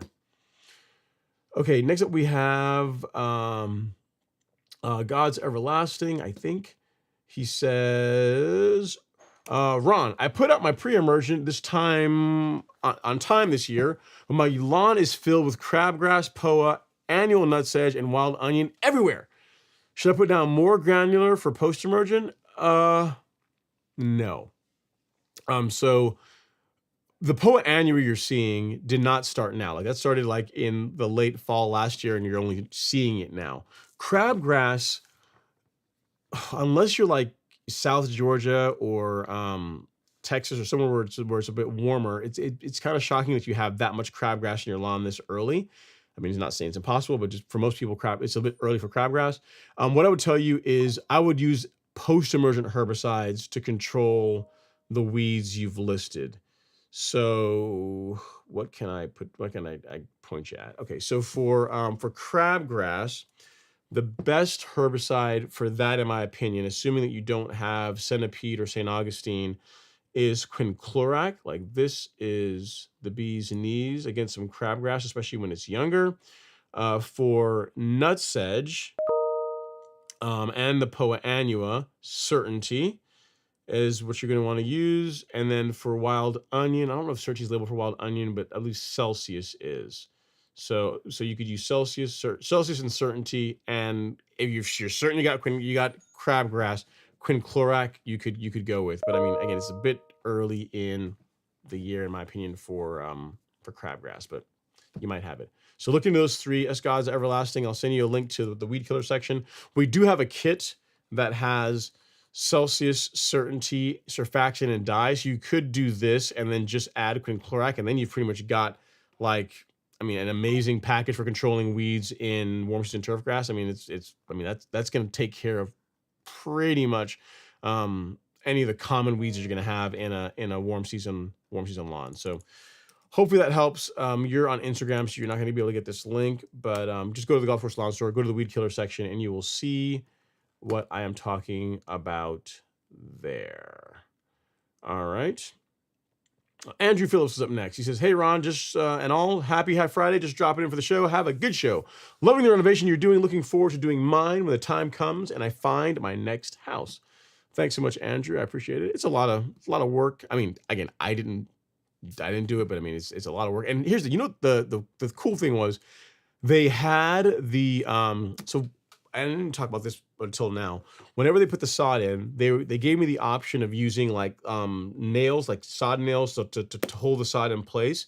And then they could take the big heavy roller and run that over the lawn, which like that piece of equipment was like 900 pounds. But I opted against that mainly because I real mow the lawn, and I just, in my luck, I just don't want to take the chance of any one of those backing out or coming up and hitting it with my my mower. So I'd like, no, just not do that.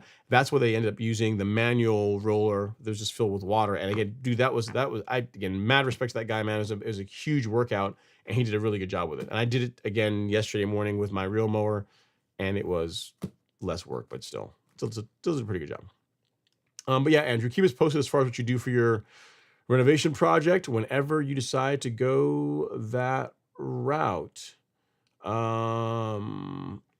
Harper's Knitter says, hey, Ron, I got a bit of green fungus spot, which is good. I use Super Juice. How long should I wait to mow after applying? That's a good question. You have to read the label. I've never used that product. I mean, I've heard of it, but I've never actually used it or even read the label for it. So you'd have to read the label and see what it recommends. Yeah, I don't know. I mean, I'll say for foliar sprays, I typically will want to give it 2 days after I spray before I mow again. So typically what'll happen is if I mow, say today, I could spray today as well too, and then not mow for the next 2 days and then start mowing again. So I'm not familiar with that product to be able to tell you for sure. And then you say, is there anything that will help thicken the lawn? My neighbor's lawn, which I've been caring for, is so thin. It's been a mess for many years. I don't want to spend a bunch of money on their lawn. Thank you. So there's a couple of things you have to make sure of, right? So good nutrient programs to make sure it's being fertilized properly. Ensure the lawn is getting enough sunlight, which is not a ton you can do about that other than make sure like trees are cut back and there's like just a lot of direct sunlight hitting the lawn, because the grass will do better if it's getting sunlight. And then mowing. Like mowing it helps stimulate growth in the grass. So like all things being considered, like mowing, the more you mow your grass, the better it is it's going to look. So I don't know how often you're mowing it, but if you've got adequate sunlight, adequate fertilizer, if you mow it, it's pretty difficult for you to not get a pretty good stand of turf grass. Next up is Philip Marty. So I just got my Revolution 20, my first real mower. Any quick tips and best practices? Thank you. But first of all, congratulations. Let's just get this out of the way. Congrats on the new mower. The 20 look pretty cool. Any tips or best practices? Only mow grass with it. So resist the urge to run over twigs, definitely not small stones. Be careful near concrete. So if there's an area where your lawn, or like you have like a patio or a sidewalk and you're mowing next to that, be careful, because when you're first starting out and you're new, it's pretty easy to catch an edge, and that can damage the reel. So that's probably a common problem that people that are new to reel mowing will run into. Like they get too close to the concrete, or they don't, like, in other words, the thing is this, right? If you've got the mower straddling the concrete and the grass, that is less of a problem than when you're trying to inch right up to the edge of the grass and the concrete, because that's where the edge will catch it and you'll end up smoking a reel. So that's the thing to be careful of. What else can I tell you? Keep it well adjusted. So make sure that it's cutting paper all the way across, because if you allow the mower to get the reel to either get dull or you're not maintaining the adjustment, what'll happen is you'll mow the lawn and it will get a dull appearance to it. Because what happens if you cut the lawn with a reel mower that's dull, instead of it cutting the grass cleanly like a scissors, which is really healthy for the grass, it tends to like pinch it, and it's almost like pinching and it pinches and stretches the grass almost. It's probably the best way I can describe it. And what you'll see this is the grass will have like a dull or flat look to it. And if you go down and you look at the grass blades, you'll see like instead of the grass being cut nice and clean, like Exhibit Robert, like this. You see, if you look there up close, how the grass looks really nice and all the edges are cut nice and straight. That's what you want. If you see it to where they are more, where it pinches and kind of gets longer, that's a good sign that your equipment is not sharp or out of adjustment, and you want to correct that because it's going to not look good, and also you're increasing the chances you're going to have a disease problem. So I say keep your mower sharp and just have fun, man. Enjoy it. Enjoy it. Only other piece of advice I would tell you is don't resist the urge to get to mow too low. While it seems really cool to mow like under half an inch, from someone that's actually done it, maintaining a lawn under half an inch is a ton of work, and for most people, the juice is just not worth the squeeze. So I'd say aim for between 5/8, 3/4 of an inch. That's a very reasonable height. Your lawn is going to look spectacular compared to any of the other lawns on your street, and it's a height that where the color is still good, the striping is still good. You're not having to mow like every day in the middle of summer like you will if you're under half an inch. So yeah, that's the only other advice I would tell you. And enjoy it, man. Just enjoy the mower. It's a great piece of kit. Enjoy it. It's a great decision. You will like the way your lawn looks with it as you get used to doing it more and more. All right, Pollock's in Paradise says, "Hey Ron, noticed dollar spot this morning. Immediately put down Pillar SC, but I didn't know if Pillar is just for preventive applications, and if I should use something else for active dollar spot." Yeah, so it's both. It can be used both preventively and as a curative. Pollock's in Paradise. I use fungicide, or I think fungicides are best used preventatively. Like if you wait until you've got a problem in the lawn, in many cases it's too late. Like you can use the fungicide. It's going to like arrest the spread of the disease. It's not going to get any worse. But then depending on how long you let it go, you could be looking at several weeks on the good side to over a month on the bad side until the lawn grows through and just heals from the damage from the fungus, from the pathogen, right? So using them preventatively is what I recommend, which is why if you go to our lawn care schedule, like under resources and lawn care schedule, you will see that in the months of May and June, we recommend applying a fungicide application in May and doing a fungicide application in June. You notice it does not say, hey, if you see disease in your lawn, do this. It's like if you're following this, I'm assuming that you're a person that's trying to have some like highly maintained turf. Like you're either real mowing your lawn or you're rotary mowing your lawn regularly. Like you're trying to get like turf grass that looks really well. And in order to do that, you're mowing it a lot. So fungicide is cheap insurance to not have disease issues in your lawn. So to answer your question, Pillar can be used both ways, and the way you're using it is going to be absolutely fine. And then you said, is there an alternative you'd recommend to Pillar SC? No, not really. Pillar SC is a great fungicide. So if you want liquid, use Pillar SC. If you want granular, use Headway G. That's what I would tell you, Pollock's in Paradise. All right.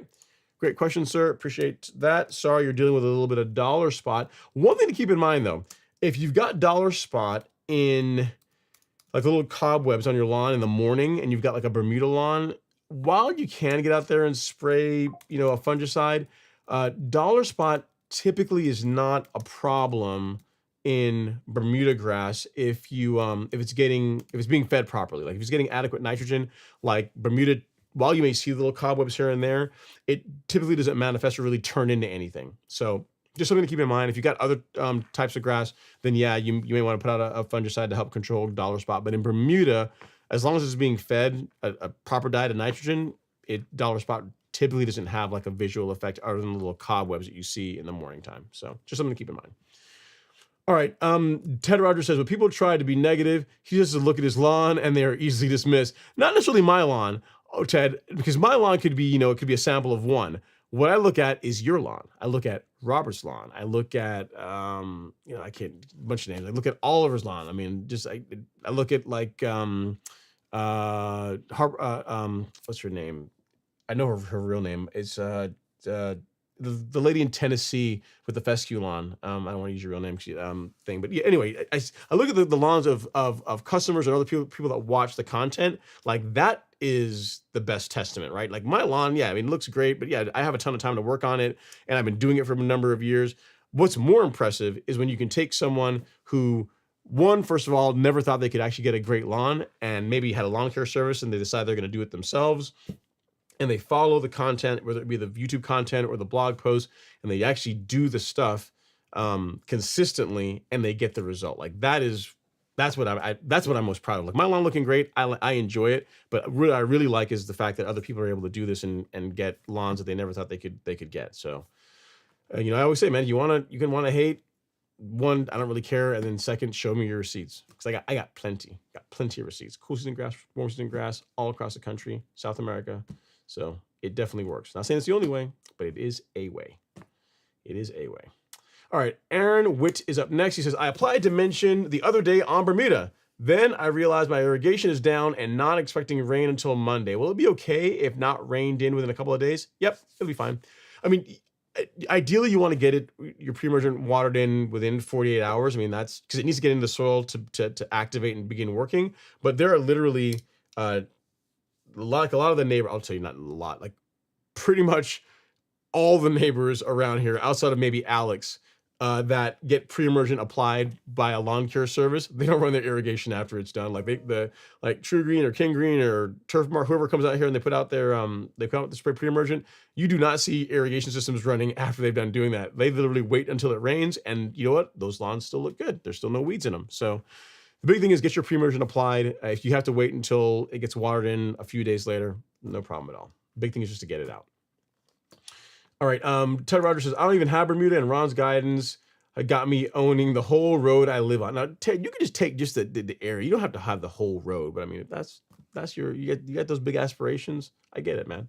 Some folks are good with just being you know, city mayor. Some folks want to be president. I guess you want to be president. I get it. All right, no worries. And he said, I have turf type tall fescue. You know, the thing is, an interesting thing is that the grasses, they're really not that, or like what makes grass do well is not that different. So yes, the when it comes to herbicides, there's differences there, but really, regardless of the kind of grass you have, get a good nutrient program, like feed it like the proper amount of nutrient on a regular basis, mow your grass regularly with sharp equipment, and it's pretty tough to not have a great looking lawn. Like if you just do those, just two things, feed it and mow it, then it's going to look really good. Now, if you start doing all the other stuff where you should really start adding like granular biostimulants and growth regulator, now you can really start getting that you know, lawns in the upper 1% of lawns out there. But just if you want to have a decent looking lawn, like a lawn that looks better than most of your neighbors, just here's a secret: just mow it more. Just mow, like if you mow your lawn twice, but like all things being equal, same nutrient program. If you mow your lawn twice per week and your neighbor only mows their lawn once per week, your lawn will look better, and not just a little bit better, a lot better. So with everything that I talk about, mowing is the thing that really brings it all together. So be sure to mow your lawn. Johnny Gorney is up next. He says, thanks for everything, Ron. I know I'm constantly asking you questions, and you've always been extremely helpful and patient. Man, listen, people that actually want to learn and actually do the stuff, I'm always happy to help out. You know what's interesting, though, is whenever, like, so you have someone that's brand new, right? And they will come to me and they'll say, hey, I want to get my lawn in order. What do you recommend doing? I say, well, I would do this. And they say, okay, well, can I do like some of this, like none of that? And can I add this other thing in that I just decided I just want to just add in just because I think it's kind of cool? What do you think? I'm like, well, I mean, you can do that, but you're not doing my program. You're doing your program. So what I would say is, for someone that's new, and this is not necessarily true for grass, but just for really anything in life, whenever you're a new person in something, like learn, like replicate before you innovate, right? Like learn, like find a way that works and do it that way. And then you can find little things you can tweak it that you don't like or that you want to add in or take out. And then, because you've got a standard, then you got a baseline that you know, at a minimum, I'm going to get this. And then you can tweak from here and there to get results that you may also want. So, but yeah, Johnny, the big thing with you is that anytime you reach out and you ask questions and I say, hey, you should go do X, Y, Z, so I recommend you actually go and do it, right? Which makes me, anyone that's like that, I'm always happy to help you. Like, what's annoying though is whenever someone says, hey, how do I get rid of this, or how do I do X, Y, Z, and I tell you and then you don't go do it, then I'm like, okay, well, now you're wasting my time and I'm not going to do that. So, all right, Emmanuel Jacobs is up next. He says, Ron, what are your tips on keeping a manual reel mower clean after each use? Same tips as keeping a powered reel mower. You can blow it off, especially if you are mowing and the grass is a little bit damp. Blow it off, and then if you want a light layer of WD-40 if it's going to be put up for a while. If you're regularly mowing, no need to do that, but just blow the grass clippings off of it, and that's it. Like, mowers don't really need a ton of maintenance. The manual push mowers, I don't think they have grease fittings on them, like mine didn't. So there's not really a whole lot to have to lubricate, really. So yeah, just keep it clean. Don't let grass clump up on it to cause it to get moisture, to trap moisture and cause, potentially rusting, corrosion issues. So that's what I'll tell you. It's not a ton. And Ted Rogers says, after I got wrecked by fungus last year, I'm rotating mefenoxam, propiconazole, and azoxystrobin. Sounds like a plan. I hear you. Next up is let's see, that's not for me. Next up is Eddie A. He says, Ron, am I allowed to blanket spray instead of using? Let me start over. Says, Eddie A says, hi Ron, am I allowed to blanket spray instead of spot spraying using Celsius Certainty combo on my Bermuda grass? I'm noticing Poa annua and other weeds alongside one another. Yes, you can use it either way. I have spot sprayed and I have blanket sprayed with Celsius Uncertainty, and either one will work. I would only blanket spray if you need to. Like when it comes to herbicides, you want to limit how much you use them because they are a stressor to the grass, right? Even though they're like Celsius and Certainty are labeled safe for Bermuda grass, if you can avoid like blanketing the entire lawn with herbicides, you should do that. But if you're dealing with a case where maybe you didn't do pre-emergent or the lawn was neglected for a while, then yeah, a blanket spray to help clean up, to do like the bulk cleanup, and then followed up with some spot spraying here and there is a good strategy. You can use those herbicides either way. All right, so hopefully that helps, Eddie. I've done it. I've used them both ways, and it produces a good result. Big thing is just stick to the application rates, and you'll be good to go. You'll be good to go. It's a good herbicide combo. I really like Celsius and Certainty. Ryan Mitchell says, how much nitrogen do you put out on your lawn per month? About 0.7 of a pound of nitrogen is what I aim for, Ryan. That comes from, or say half a pound of that comes from granular, and the other 0.2 of a pound comes from liquid. So I'll show you really quickly here. So if you actually look at the recommendations for our monthly application calendar, like I show humic max at 3 pounds per thousand. That's not just a guess. There's a reason for that number. Like 3 pounds per thousand ends up you putting out half a pound of nitrogen from the granular, from this guy right here. And then I spray the 20-3 every 2 weeks at 6 ounces per thousand, which ends up being about 1/10 of a pound of nitrogen every time I spray it. So all in, around 0.7 of a pound of nitrogen is what my lawn sees, and it works great. Appreciate the question. It's a good one. It's a good question. And nice thing about it, it's a good balance. Like it's enough to where the color of the lawn always looks good, but not so much that you push a bunch of extra growth. That just means more mowing, can lead to excess stats. Just there's no reason to over fertilize a lawn if you can avoid it, because it doesn't really get you anything other than more work and potential problems. Ted Rogers says, I sent stripes to you. You sent me stripes. You're speaking my love language, Todd. You said, Ted, stripes. Now, let me see here. Ooh, man. You know what? I got to say, here's the thing. I am not, I don't have a cool season lawn, but you have to respect the fact that cool season turf grass just stripes so well. I mean, I wouldn't give up my Bermuda, and now I guess Zoysia. But man, you gotta love the way a cool season lawn stripes, man. Let me show you guys really quick here. Let me see, Ted stripes. I'm gonna save this because I'm sure I'm gonna pull this up again. But I mean, look at this. Look at this. I mean, that's solid. That's fine. Lasers, man. It looks really good. Wow. Thanks so much, Ted. I really appreciate that. Lawn looks great. Color looks great. Stripe action is on point. And they're nice and straight, man. You know, it's good. I like you know, that's another point. Not only are the stripes, the color is good, but the lines are nice and straight, nice and crisp. You know what I mean? So good work. I can tell you put some love into that. Appreciate it.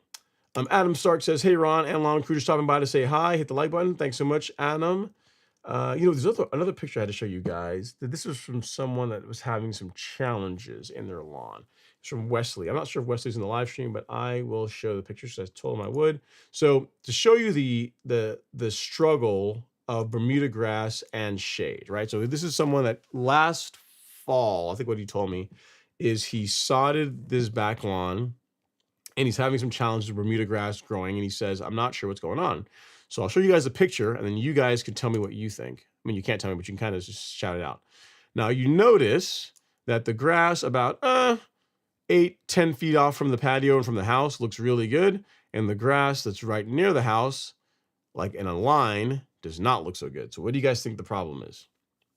Well, I'll tell you what I think. It's sunlight problem, shade, right? So there's a friend of mine that also has a similar issue with his lawn, a Bermuda lawn. And because of the way the sun passes over the house, the sunlight, just like he only gets a little bit of sun, and just the shade of that area is causing it to lag behind the rest of the lawn. Like you can tell, like the I haven't seen the rest of the house, but the house is likely shading this 8 to 10 foot section, which is going to be a problem. And the person that had it, Wesley, sent me the pictures. He said, "What can I do about it?" I said, "I mean, you can extend the patio out, like make the patio really big and put some concrete out there, or I mean, you could wait and see, right? You could give it some time over the season. I mean, it's still fairly early. Maybe by the time we get into late April, early May, when there's longer days and more heat, perhaps this will get a bit better. But what you'll find is this area near the house is never really going to look as good as the rest out in the lawn for a couple of reasons. One, it's likely it's not getting enough sunlight. And then two, this part of the lawn is getting more wear because you have the patio there. When people walk out in the lawn, they're walking over this area. So it's just getting more wear and tear than the area that's also getting more sunlight. So if any of you guys have like a Bermuda lawn, you say, hey, what effect can shade have on Bermuda? There you go. That's as a prime example of how much Bermuda just really needs a lot of sunlight to absolutely do its best. I've thought about telling him, maybe consider Zoysia or something. One, I don't like really putting up where they touch, but Zoysia might do a bit better, but it's even that, needs, quite a bit of direct sunlight. So just wanted to share that as well as a moment so you guys can see, hey, what effect shade can really have on Bermuda. You could throw fertilizer at that. You could resod it, and when you resod it, it'll look good for like a month or so or two whenever it first goes in, but then eventually, slowly, it will thin out and it will end up looking like that again. So Bermuda and shade are like ice cream and mayonnaise. They just don't go together. All right, next up is Michael Kuhn. He says, let me see here. He says, Michael Kuhn says, you said it was me, not me, in your video replacing the Bermuda area. We all know from shows and movies that really means it's you. R.I.P. Bermuda. Yeah, I mean, it was painful. Like this made it, this picture right here made it real for me. Whenever, no, not that one. Where's this one here? When the Bobcat was on the lawn, first of all, the only time there's ever been a piece of equipment that big or heavy on my lawn was whenever the Amazon driver drove over the lawn. So second to that was the Bobcat.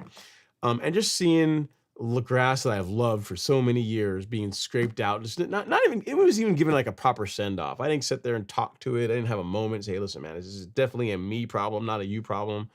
It just got scraped out and just thrown away, it went into a dumpster. It wasn't even donated. It went from there into a dumpster, not good. Not good. I mean, I should have put some more respect on the Bermuda's name. It deserved a better send off than what it got. All right. Then JP says, you'll never be criticized by someone who is doing more than you, only those doing less. That is very true. I would agree with that statement.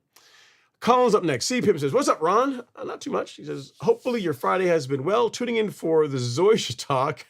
Just joking. It came out great. I thought you were filming a commercial for a sec with those big cams you had out. Yeah, man. I broke out all the big guns. I got, this one. Well, this one is not a camera that I use for filming. This is this camera is actually a stills camera, but it took these pictures. So all these pictures that you see right here were taken by the camera that I am on now. It's a Sony stills camera.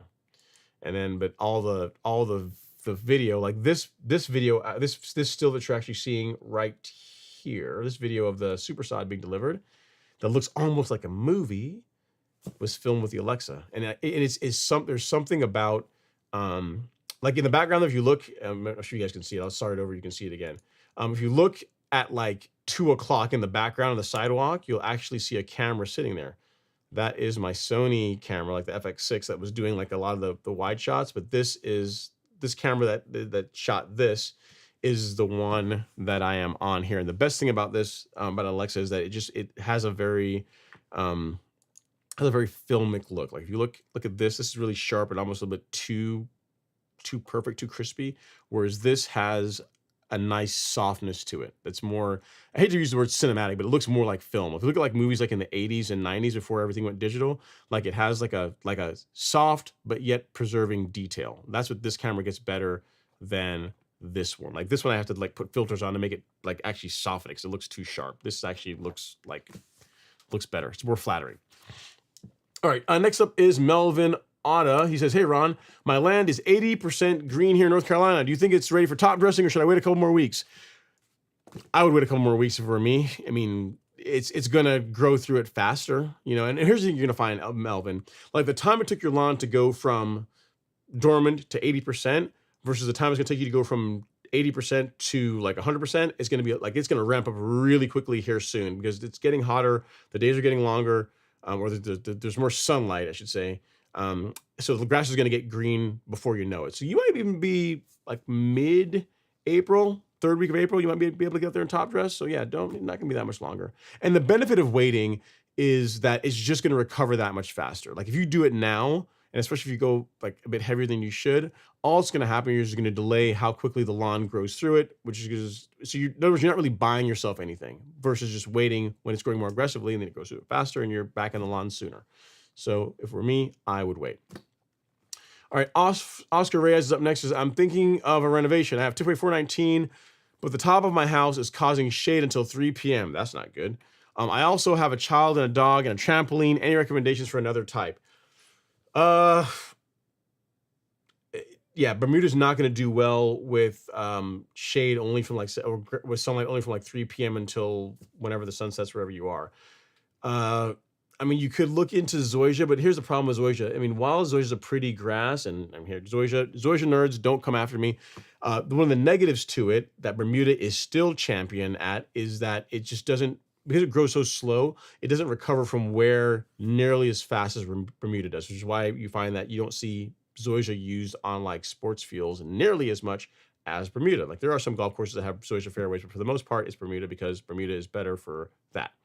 So you could look at Zoysia, but I mean, with a dog and kids and a trampoline, like something's got to give. You just got to realize that the grass around the trampoline is just gonna be, it's not gonna do really well. You might if you've got I mean, even fescue needs a lot of sunlight too. You know, Oscar, I'm not sure exactly without knowing how much sunlight the area gets. Like you say, from 3 p.m.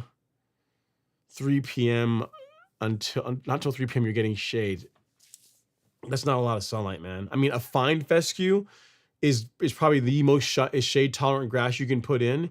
But as far as like wear tolerance, again, it's just not as good as like a Bermuda grass. So yeah, I guess here's what I'll tell you. You have to pick which problem you want to have. A Bermuda will tolerate wear better than those. You see you have a Tipway 419. The one thing you haven't said is how the grass looks. So you see you have Tipway 419. You have shade, which I'm guessing it's a bit thinner, but is the grass outside of where the trampoline is? Because there's not a whole lot's going to save that if the kids are out there all the time. Outside of where the trampoline is, does the grass look okay? Like, is like the amount of sunlight you're getting, is it enough for the Bermuda to look good, or does the entire lawn look thin?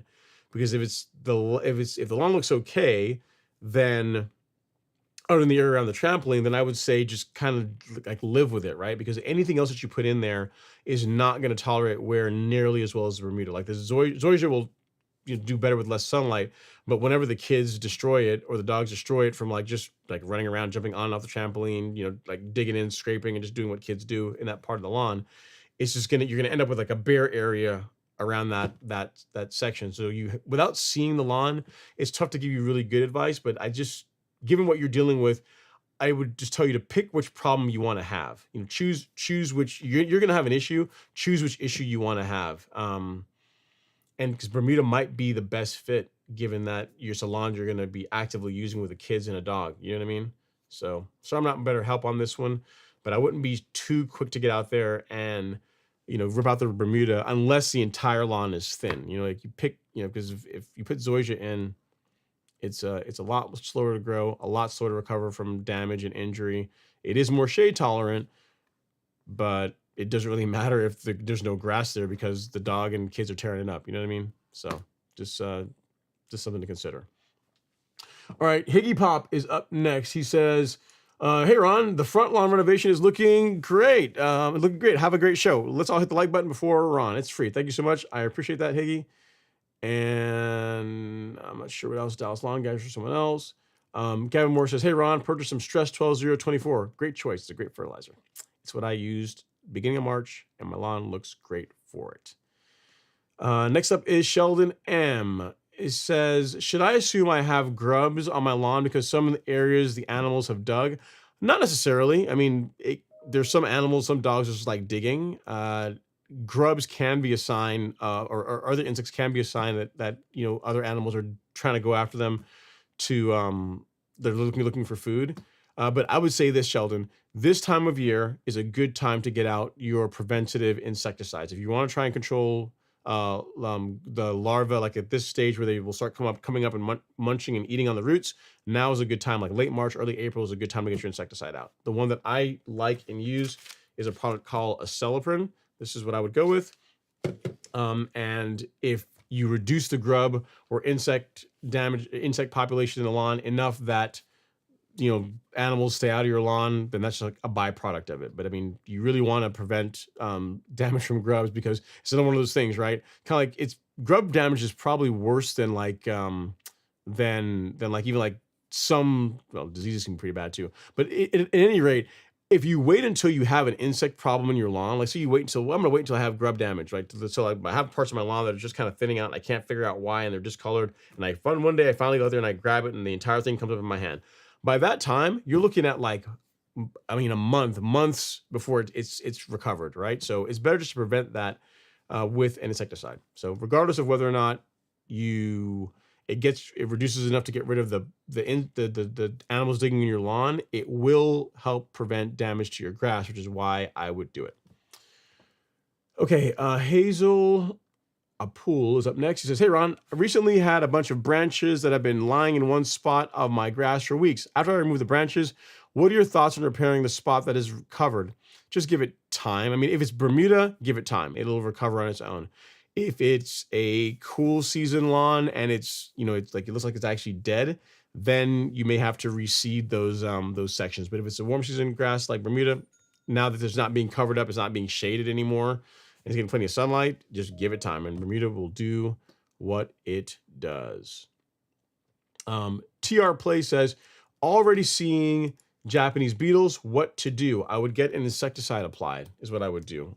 TR, as far as options, Acelepryn, either in granular or liquid, is a great choice. I'll show you really quickly here. If you go to the Golf Course Lawn Store and go to our carefully curated fungicide and insecticide section. So go to shop and then fungicide and insecticide. You can get Acelepryn as a granular or as a liquid. They both work well. They both cover about the same area. It just really depends for you which one you prefer as far as an application method. One benefit to the liquid is that you have tighter control over the application rate. So like while if you look at the coverage, you'll see for both of them, it's around 22,000 square feet. With a liquid, you can actually get quite a bit more than that if you're controlling something like, say, armyworms. Like if all you care about is armyworms, which you wouldn't have this time of year, but let's say you are only dealing with an armyworm infestation. Like the rate for controlling armyworms is like 0.05. So it's like very low. I mean, it goes up higher than that, but like even that rate is effective against them. So like you look at like that's 1/10 of an ounce. Like you could use half of that per 1,000 square feet and get effective control against armyworms. That's pretty easy to measure out with the liquid. Much more difficult to accurately measure like how much to reduce it when you're dealing with the granular. So the liquid has the benefit of, again, if you're targeting a specific pest and the rate for that pest is a lot lower, you can extend how much more you get out of a bottle of the suspension concentrate versus the granular. It's easier to do. So hope that helps. TR Play, get your insecticide out, because again, you don't want there to be, you don't wait till the insects have already taken over and started damaging the lawn. You want to prevent it. These problems are best prevented, in my opinion. Treat lawn diseases and treat like lawn damaging insects the same way we treat weeds. Like you don't wait until weeds are in your lawn before, or I say this, a better approach is to prevent weeds from being in your lawn in the first place versus waiting after the fact and controlling them with post-emergent herbicides. Lawn diseases and lawn damaging insects are the same way. It's better to prevent them than try and control them after the fact. Nixa Eagle says, what variety of Zoysia? We have Palisades. It is Xeon. It's Xeon Zoysia. That's what we went with. Mace says, for all the work you showed us in 9 shorts, $6K concerning the labor is reasonable. Yeah, dude. I mean, I got to tell you, I have no complaints whatsoever about the price that I paid. I mean, because again, not only did they just do the work, and again, I was really picky. I'm like, man, you get the grade. I mean, I hate to be a pain, guys, but can we do this? They're like, oh yeah, sure, no problem. Went there and adjusted it to get exactly what I wanted. And then afterwards, what I didn't expect, I expected them to come out there and like blow all the dirt off when they were done. I did not expect them to pressure wash it. I mean, they pressure washed the whole thing, the sidewalk, the whole driveway area. Like, again, the driveway looks better now than whenever they first showed up. So again, overall, from beginning to end, like top notch. Cannot complain at all. Let's see here. Next up is Mr. Hayes. Says, hey Ron and all, I have a more Poa annua than I thought. I'm really leaning towards Velocity PM. Can I get a military discount from your store? Yeah, so the only discount we really offer, Mr. Hayes, is like a 5% discount for new customers, and there's another way to get one if you sign up for our mobile alerts. So there's 2 ways to get a 5% discount. You only have to do it one time, so make it count. But you know, if you want, reach out to me after the show. You have my email address, I think.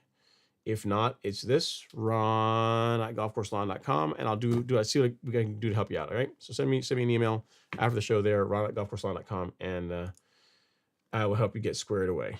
And yeah, Velocity PM is what you want to do if you want to keep Poa annua or get rid of Poa annua out of your ryegrass, fescue, and some Kentucky bluegrass lawns. All right, Oliver Ritcham is up next. Man, Oliver, you're here. I was wondering if you're going to show up tonight. He says, Ron, now that you have Zoysia, how do the blades compare to Bermuda? I'm thinking about doing some in my shaded areas and want to make sure they match. Thoughts? It's finer. The blade is finer than what I have in the backyard.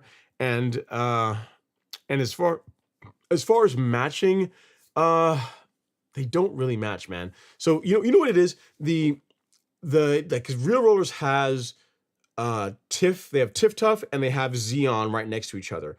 And the color of both of them is nice, right? Like even when they're growing in and you get into like late April, early May when they're greened up and looking really good, the color is both nice. Zoysia, like the color of Zoysia to my eye is more like an emerald type green. I mean, I know it's like an emerald Zoysia, but it's more like an emerald type green as far as the color. And then like the sheen of the grass is different, if that makes sense. So like, whereas Bermuda is, like Bermuda can be really dark and deep, but it tends to be more like a flat or a satin as far as like just the way the color looks when the sunlight hits it. Zoysia tends to be shinier to my eyes. You know what I mean? So even if you have the same color or same color, which you're not going to be, like the way the grass looks is going to be different because the way the light hits it, and Zoysia being, again, I wish we had a better way of explaining it. It just looks shinier. You know what I mean? Than like Bermuda does. So what I'd say is if you got an area that's shaded, I mean, and you want to have grass there, Zoysia's not going to be bad. You know, that's not going to be a bad choice as long as you can isolate them. What I would be leery of is having like Zoysia and the Bermuda run into each other, because the Zoysia, like the Bermuda, the Zoysia will grow where the Bermuda will grow as well too, right? So whereas the Zoysia will grow in the shade, it will also grow in the sunlight, and like Bermuda, it also likes sunlight. And whereas there is a way to selectively get rid of Bermuda in Zoysia, to my knowledge, there's not a selective way to get rid of Zoysia in Bermuda. Meaning that if the Zoysia starts, you know, it goes off on a wild tear and it grows like, oh, who knows, 0.5 centimeter per year in your Bermuda. As it continues encroaching in the Bermuda, there's not going to be a whole lot you're going to be able to do to stop it without also hurting your Bermuda grass. So just keep that in mind if you're going to do that and have the grasses touch. You know, you may end up where, you know, the Bermuda goes in a little bit, but more than likely the Zoysia is probably going to go out more because it can handle shade and it can handle sunlight, whereas Bermuda really just needs sunlight. So just something to consider before you do that. You know, Oliver, that what you're discussing is exactly why I did not do like my swale area and the vanity strip that's in front of Alex's lawn, because literally my lawn would touch up against his lawn, and I was just afraid of like having this, you know, play this constant game of whack-a-mole of trying to keep his Bermuda out of the Zoysia or get the Zoysia out of his. I just didn't want to deal with it. So, and really, I only wanted to regrade the front lawn. So that's why I did this front. That's another reason too. But yeah, if you do it, just keep that in mind. I'm not saying that it can't work. And remember, Zoysia grows really slow. So it's not like you're gonna do this and then like next year your lawn's gonna be taken over with Zoysia.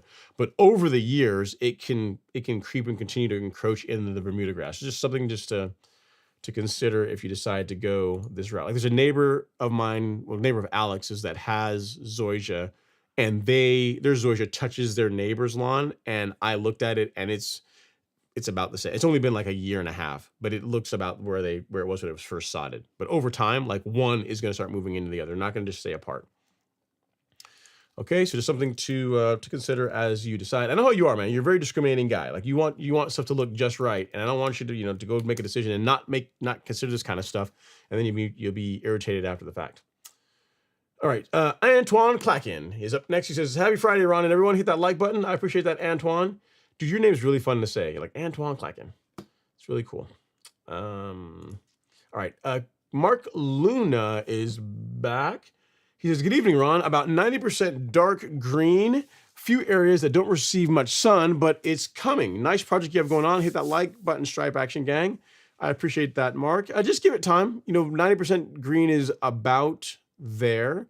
And, the areas that don't get as much sunlight are always going to lag behind. Case in point, I'll show you guys exactly what it is I speak of. Look at the back lawn. This video was shot today. Look, you see the left side there where it's a little bit thin, and also, actually, I'm gonna start over, because I can actually pause it and show you what I mean. Let me get your thing over here.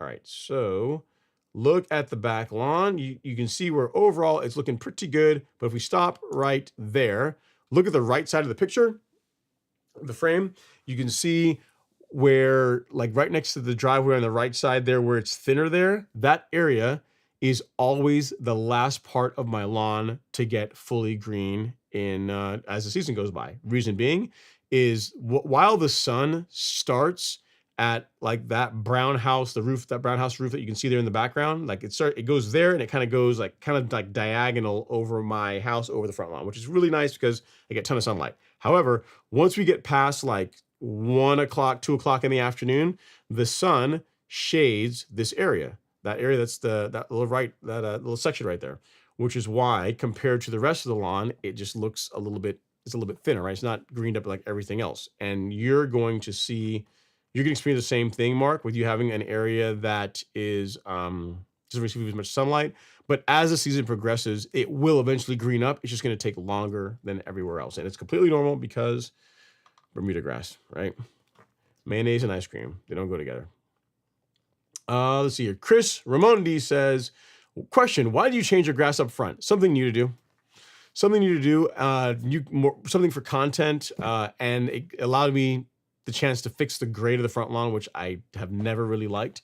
So that's two reasons. I wanted to make the grade the way I wanted it, and then it allows me to have some Zoysia content because, it's funny, guys, here's the thing. I know you're going to laugh at me. I was this close to going turf type tall fescue because I can actually grow that here in Georgia. Like there's actually some parts of the neighborhood where they have fescue, right? So I thought, the front lawn fescue, change it up, man. It'd be kind of cool. Everyone would like it. But then,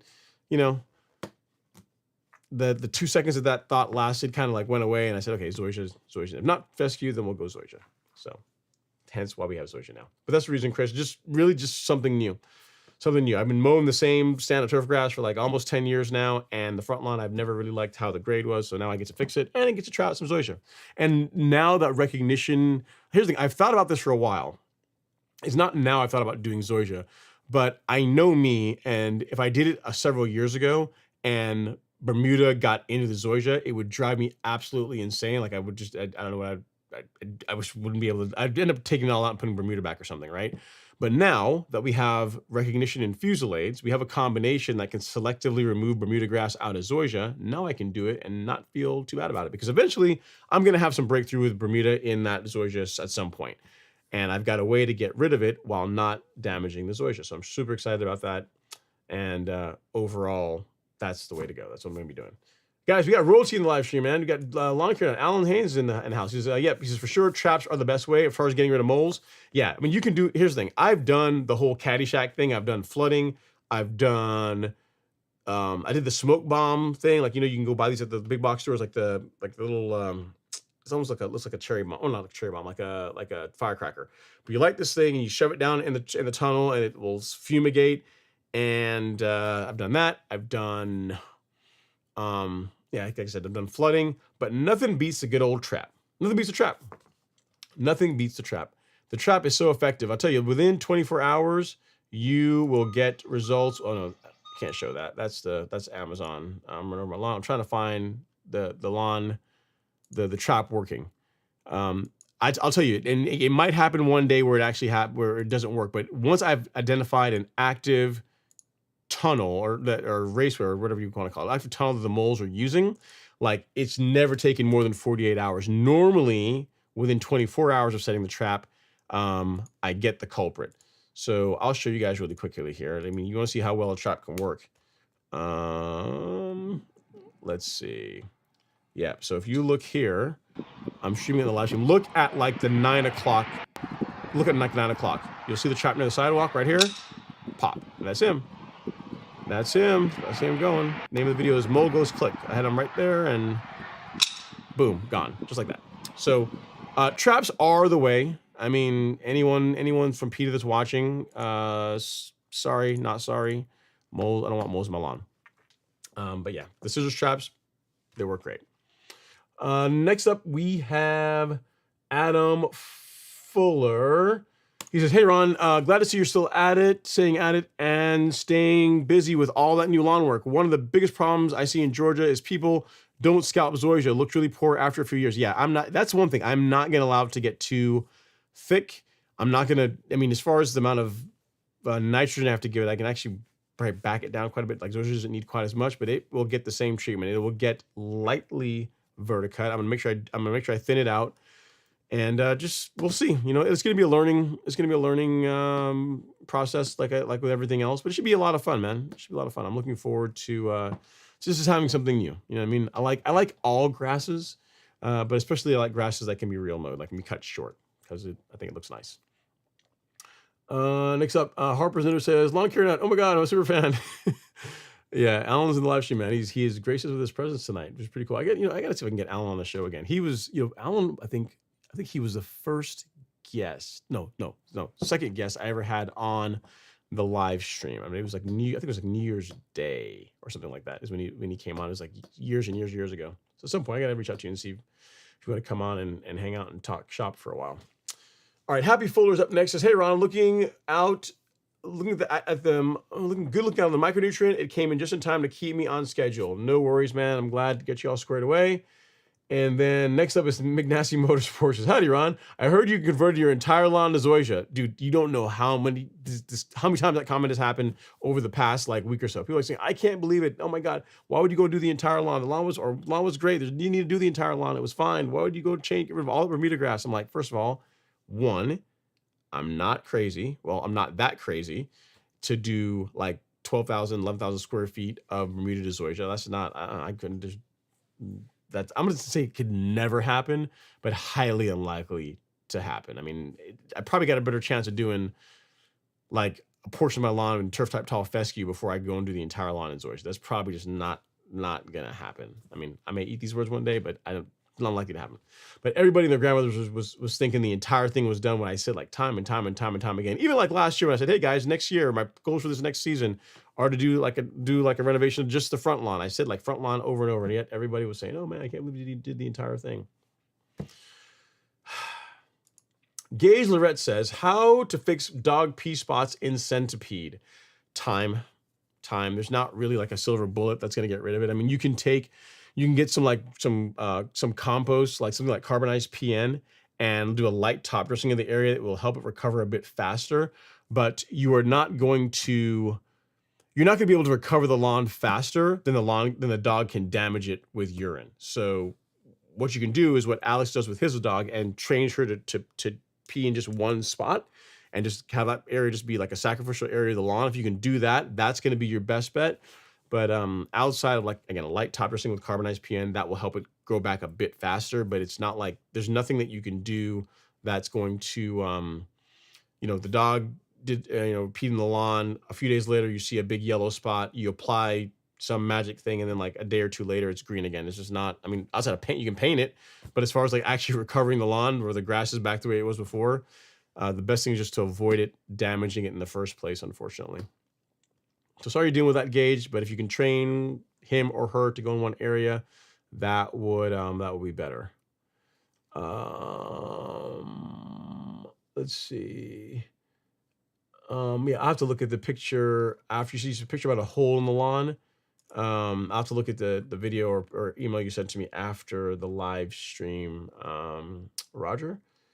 Okay, next up is Tutrilla. He says, I like how you casually walk us through your strategy on the outlet and agree that mower deserves to remain on the display. Yeah, man. I mean, that is, yeah, as far, I will admit, like, being someone that's in tech definitely did allow me to make it easier for me to win the mower, because the person that was going back and forth, I think they were gonna outbid me eventually, but I spent the time to analyze. Like, there's a flaw in the way the page like updates. There's a delta, there's a race condition that I can exploit to be able to win this thing, which I did.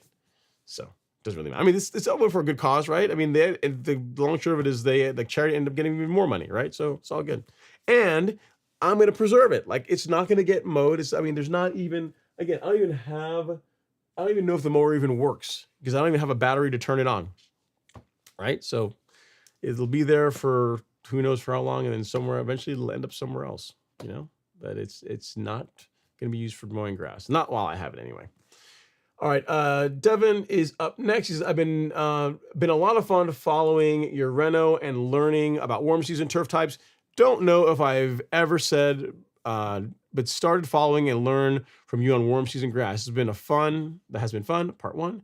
And then part 2, fun learning journey to see the experience. Have really enjoyed learning about warm season turf from you. Yeah, man, I really appreciate that. The thing with warm season grass, especially Bermuda, I'd say, and I think that Zoysia is going to help me have a better appreciation than Bermuda does. Because Bermuda is very, you can abuse Bermuda quite a bit. And it's really tough to hurt Bermuda. And you don't really pay, like, if you mess up with Bermuda, you don't really pay a permanent penalty in like time. But like a cool season lawn, if you make a big mess of it, like you're going to be reseeding it possibly. With Zoysia, same thing, if you go, you're too aggressive or you burn it or whatever, you're going to be staring at that spot for a lot longer. So Bermuda can spoil you in a sense that you're able to just get away with a lot of things that you can't with other grasses. So again, I think Zoysia will be fun. I think it'll make me more sensitive to like the plight of some of the folks that have cool season turf grass. You know what I mean? So that's it's gonna be kind of cool. I've never owned a cool season lawn, but it'll be Zoysia. I guess it'll be a step that's a little bit closer to that. Not quite, but a little bit closer, as far as like you just have to be a little more delicate with it, right? Okay, next up is Michael Raymond. He says, hey Ron, just joining. Sorry if this was already asked, only like 17 times tonight, but I'll go through it one more again because you're now asking again. He says, what more are you going to start with the mowing with the reno, and what is your planned height of cut throughout the year? Yes, so the first mower, technically the first mower that ever ran on the lawn has already happened, which is the Greensmaster 1600. Like the Greensmaster 1600 was on the lawn yesterday, but it wasn't mowing. It was just like rolling. I was just using the weight of the mower as a roller to help, roll the sod in and kind of get it, get it mashed down as much as I could. But as far as cutting, the first cut will be with the Revolution 26.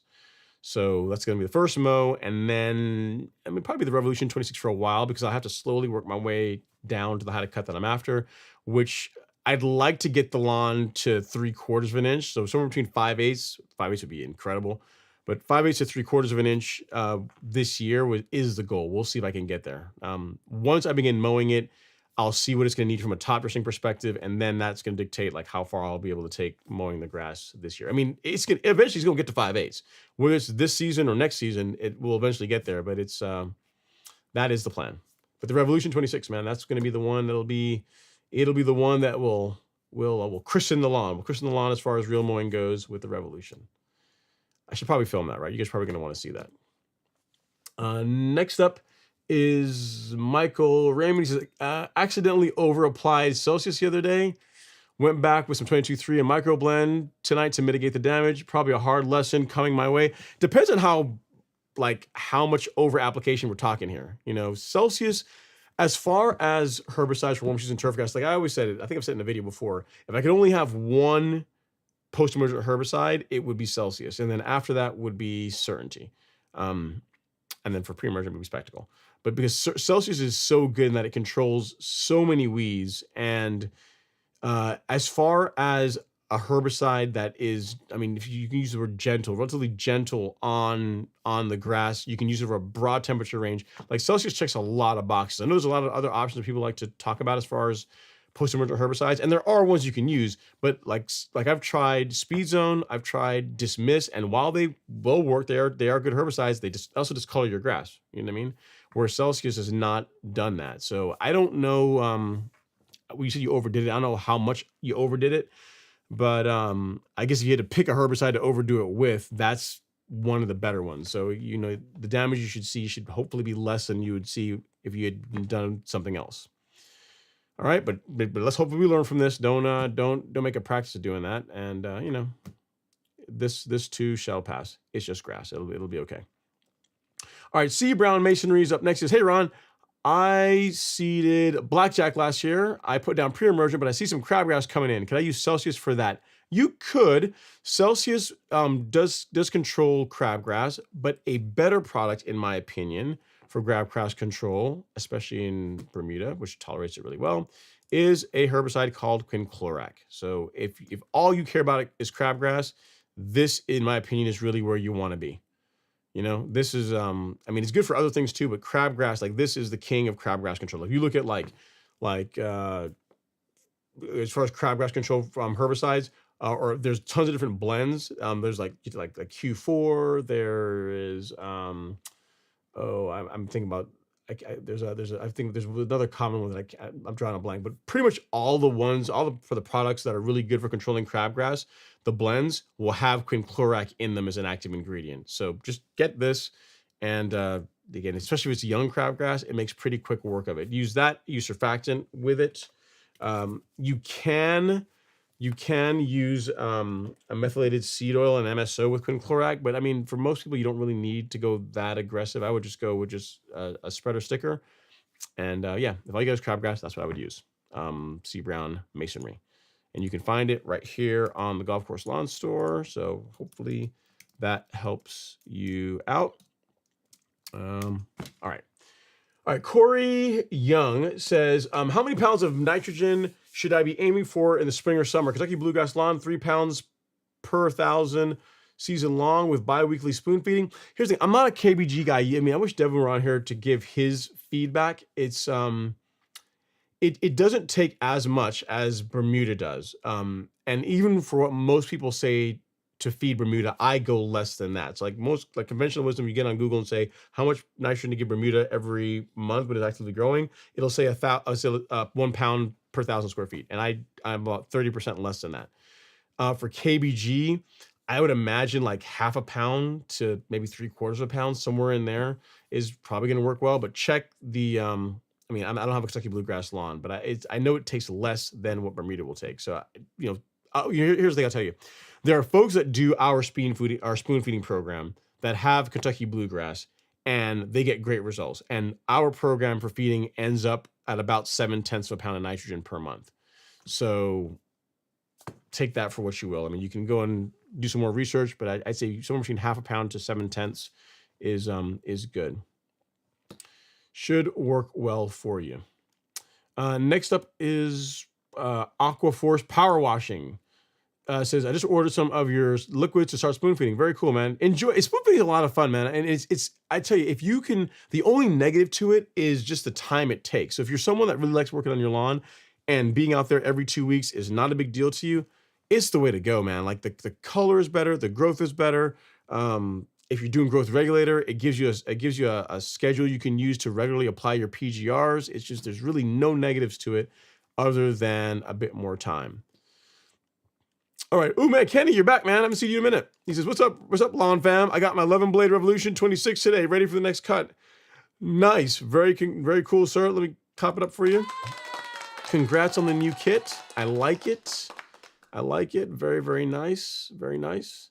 You guys send us pictures at some point, Kenny. Johnny Gordy says, I have a ground cell and cudweed issue. My Zoysia Certainty kit doesn't treat those besides purple cudweed. Any suggestions? I plan on a dismiss speed zone combo. I don't have anything off the top of my head, Johnny. Dismiss and speed zone, like that combo, I mean, if it's labeled to do it, it will, but that tends to be a bit hot. Like when I tell you about the discoloring a lawn, like if you use that, it's likely to work, but be prepared for some mild discoloration. And it, when I say discoloration, 2 weeks after it begins yellowing, like the lawn will green back up and it'll be fine. But just know that again, depends on what the ratio you use when you mix it. But that combination, while it's very good for controlling weeds that, like say maybe Celsius is not as good at, or may take multiple applications for Celsius to control, it tends to be a little bit hotter blend. So just know that you're gonna get some discoloration if you do that. It's not gonna kill the grass, but just you're gonna know it. You're gonna know you sprayed it. Is what I would tell you. But if it gets rid of the problem, then you win, right? Which is what you want. Joshua Araya says, can I apply acetyloprin with my micronutrient fertilizer? I wouldn't. Reason being is that with acetyloprin, you want to use a larger nozzle, larger droplet nozzle spray tip. So like the flood jet nozzle, like this one right here, is what you want to go with, or something similar if you're using acetyloprin.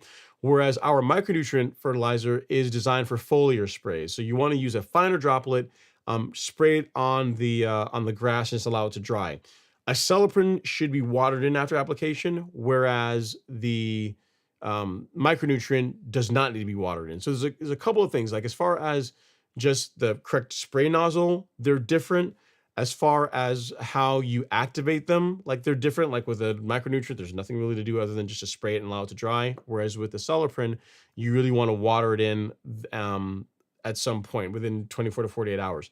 So what I would do is this, is if you want to get them both out on the same day, in the morning, go out and spray the micronutrient, and then in the afternoon, go out and spray acetyloprin, and then the following day you can run your irrigation. Because really for the micronutrient, all you need is like 4 to 6 hours for it to dry. So if you do it in the morning, spray it, let it dry, and then spray your insecticide later on in the day, and then run your irrigation, then you'll be good to go. But doing them together, you're just compromising, right? You're compromising mainly by using the wrong nozzle. Like I would really want to use the fine droplet nozzle for the micronutrient app. So hopefully that helps. And what I'm telling you is what I do. Like I would not, like if I'm like this past, great point. Like this past weekend, I actually did it with, I did acetyloprin G.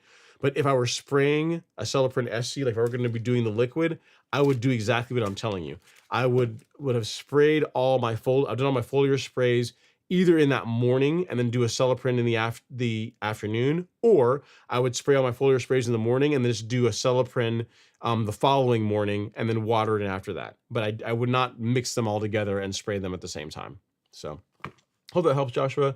And I know it's a little bit more work, but you really want to get, like, given how important acetyloprin is, that insecticide is, and getting it applied properly in the soil properly, you want to do it right. You know what I mean? Because if you don't and you have an insect problem, you're going to be kicking yourself. So I would just take the extra time and do it properly. Because the good thing is you only have to do it like twice in the year, right? So now and then again in like August. So get it correct. That's what I'm telling you.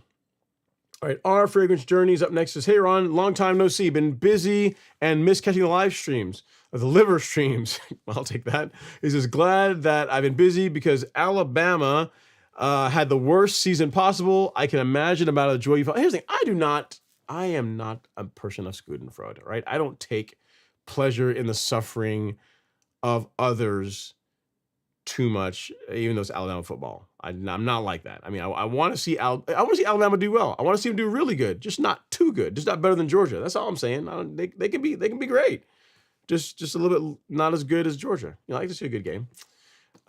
But yeah, they'll be back, man. They'll be back. And I have to wonder, not to get on football talk while I'm looking for the next comment. You have to wonder, like, Saban's probably like, so I'm proving to you guys that it was me. Like, whenever Brady left, the question was always like, was it Belichick or was it Brady? I think we answered the question, it was definitely Brady. Now, when Saban left, was it Saban or the coaching staff and the team? And you have to kind of say it was Saban, right? So kind of answer that. But I'm sure he wants Alabama to win. But it's interesting to see that, he leaves and they're not doing so well after that. Probably because also when he left, a lot of the people that worked for him that were really good also left. So it's probably not fair to say that it's only him. All right. Next is Josue Ray's back. He says, can you explain the rate of 5 pounds per thousand for the 14-7-14? I'm still confused about the spreader settings on my Earthway even spreader. Thanks, Ron. Yeah, so the amount of pounds per thousand really is going to drive like how much nitrogen you're ending up putting, or whatever, not nitrogen, but any of those nutrients that you're putting into the soil. So if we take 5 pounds and multiply that by 0.14. So if you're doing 5 pounds per thousand of the 14-7-14, that works out to 0.7. So 7/10 of a pound of nitrogen is what you're putting into the soil. If you wanted to back that down, let's say you wanted to do less, you could do, say, 4 pounds per thousand, and then you would end up at like half a pound. So, right around half a pound of nitrogen per 1,000 square feet. So it just depends on what you're trying to achieve. If you're trying to like maybe build up phosphorus levels, or what it is you're trying to do. If all your macros are really low, maybe that 5 pound per thousand rate will make more sense.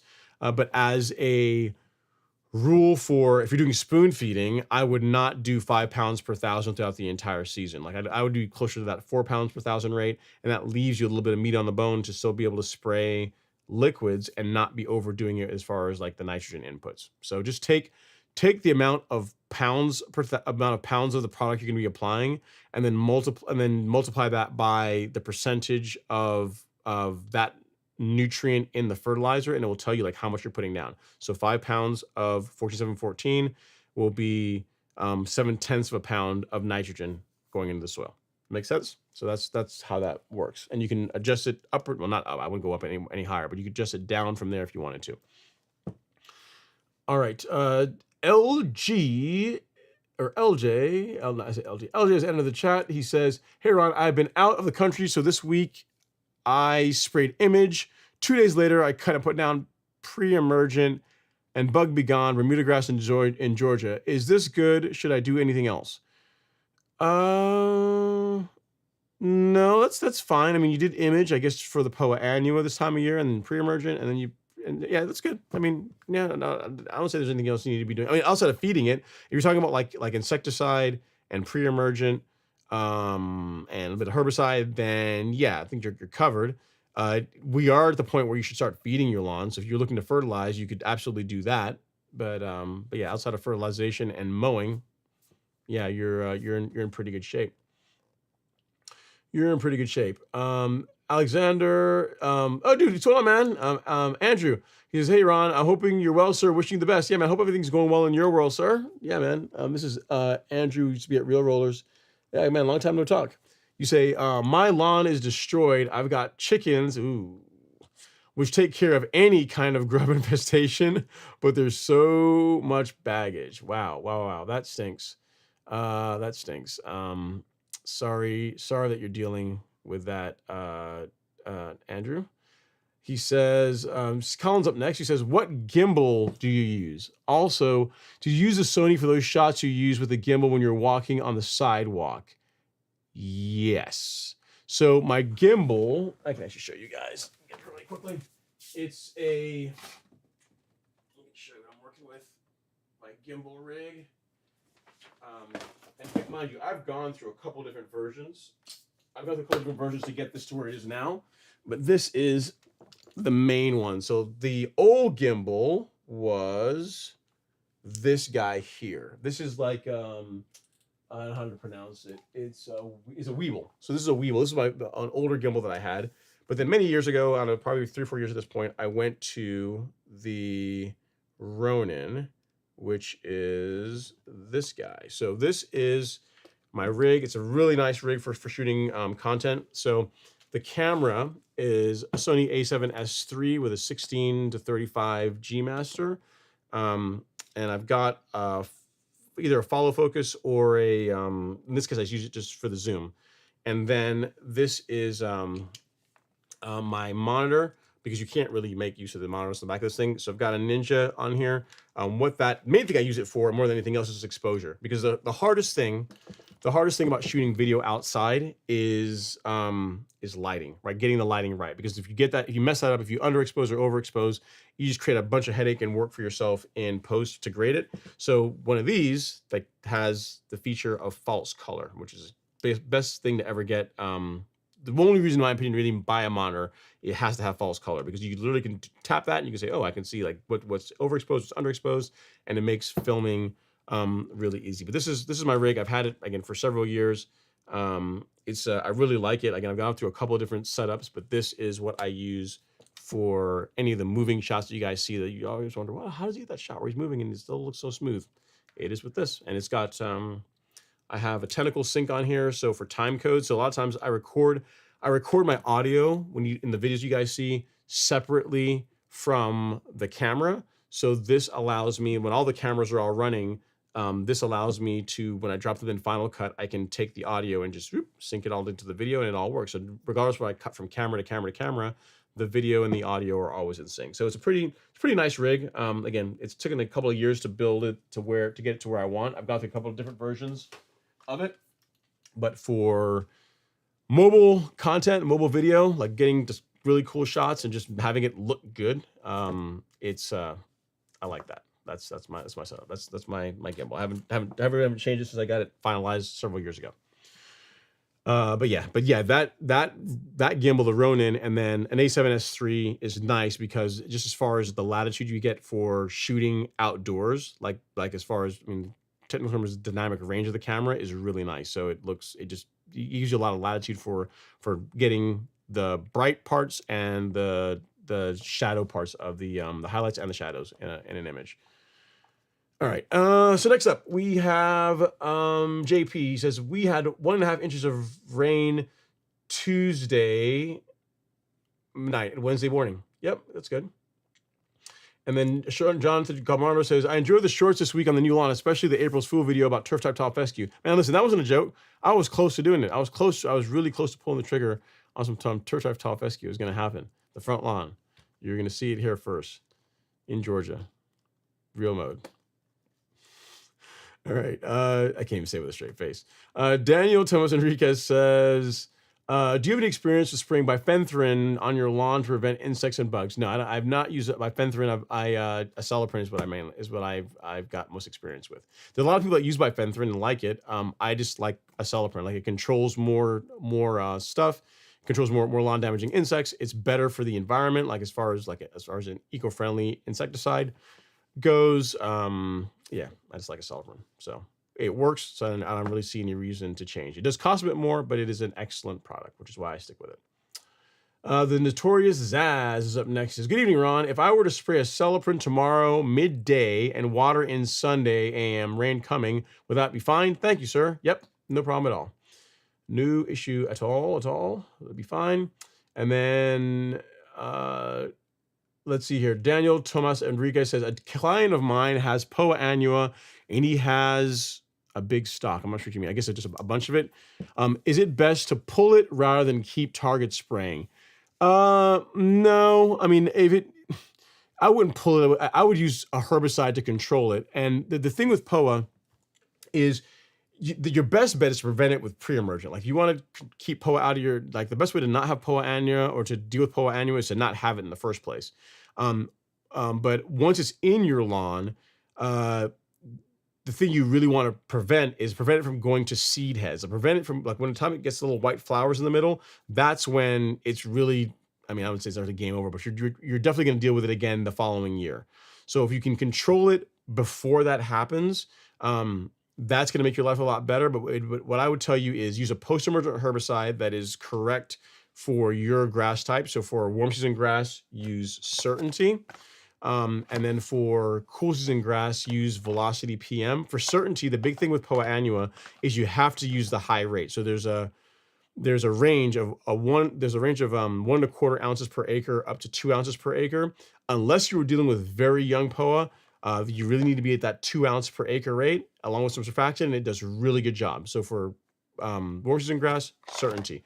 Cool season grass, velocity PM. And then once you've got it under control, so once you've knocked back what you've got in, I guess, in your client's lawn, for the love of everything holy, this fall, apply pre-emergent, and don't like wait till too long to do it. So wait till, I mean, it's like September, early September timeframe, like get your first pre-emergent app out. And because that way you're going to limit how much POA you're going to be fighting the following year. And depending on how bad it is, this might take a couple of years to get it to where you've got it fully managed. This might not be a one and done type thing. But I would say pulling it, not really going to work. You're going to want to use like a post-emergent herbicide to like kill it systemically, and then use pre-emergent to prevent it from coming back. And that's really going to be your best bet. If you got warm season turf grass, and POA is what you really want to keep out of your lawn, then use, for your pre-emergent in the fall, use Spectacle Flow. Like this stuff is incredible for keeping POA out. It's not cheap, but it's not cheap because it's good. It's because it's worth it. So that's what I would tell you. If you got cool season grass, then a couple of rounds of prodiamine in the fall is a good option. You know what I mean? So get rid of it, control it, and then use pre-emergent to prevent it. That is the way, in my opinion. That is the way. But if you're pulling it, that's just not gonna, you're gonna be chasing your tail. All right. Ravi Patel says, hey, Ron, it's been a while. I've asked a question on here. I had St. Augustine grass in my backyard, and for some reason, it's not there anymore.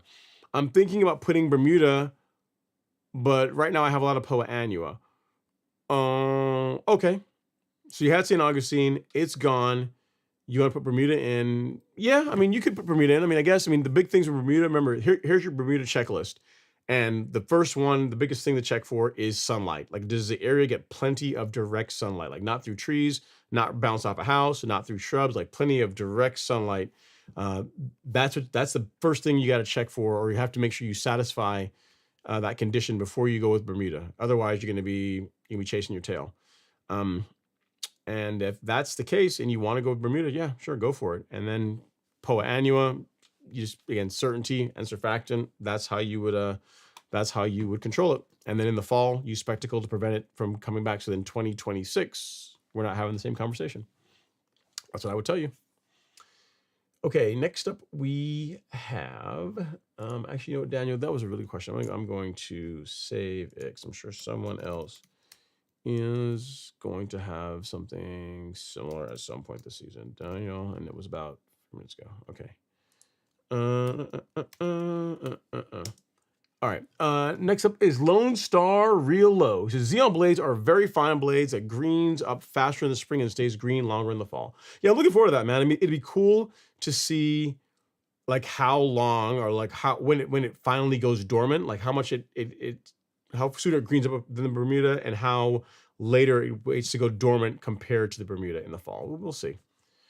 Because we'll see, my front lawn gets plenty of sunlight. Like I could not have planned better for the way the house is oriented, because this, like, the back lawn literally gets tons and tons of sunlight. It probably gets, I don't know, until 4 in the afternoon, the back lawn is getting hammered with sunlight, and then the front lawn is about kind of takes over. The front lawn gets full sun starting around 10:30 in the morning, and then all the way till sunset.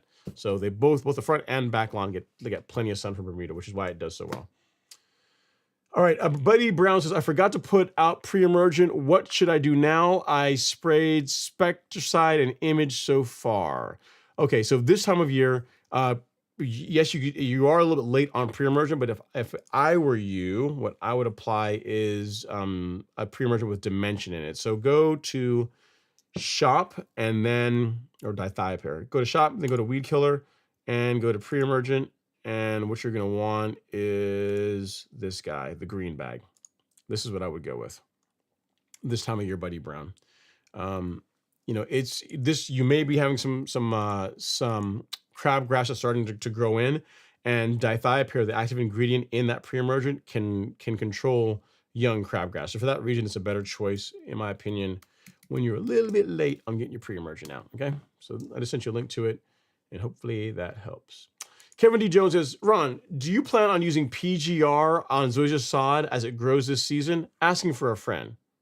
Come on, Kevin. You know, I'm going to give you 2 guesses, but you're only going to need 1. Am I going to spray growth regulator on Zoysia? Of course. Of course it's going to happen. It's absolutely happening. Definitely. Definitely going to happen. The one thing, here's what I plan to do, and I'll tell you guys what I'm doing as far as like nutrient program.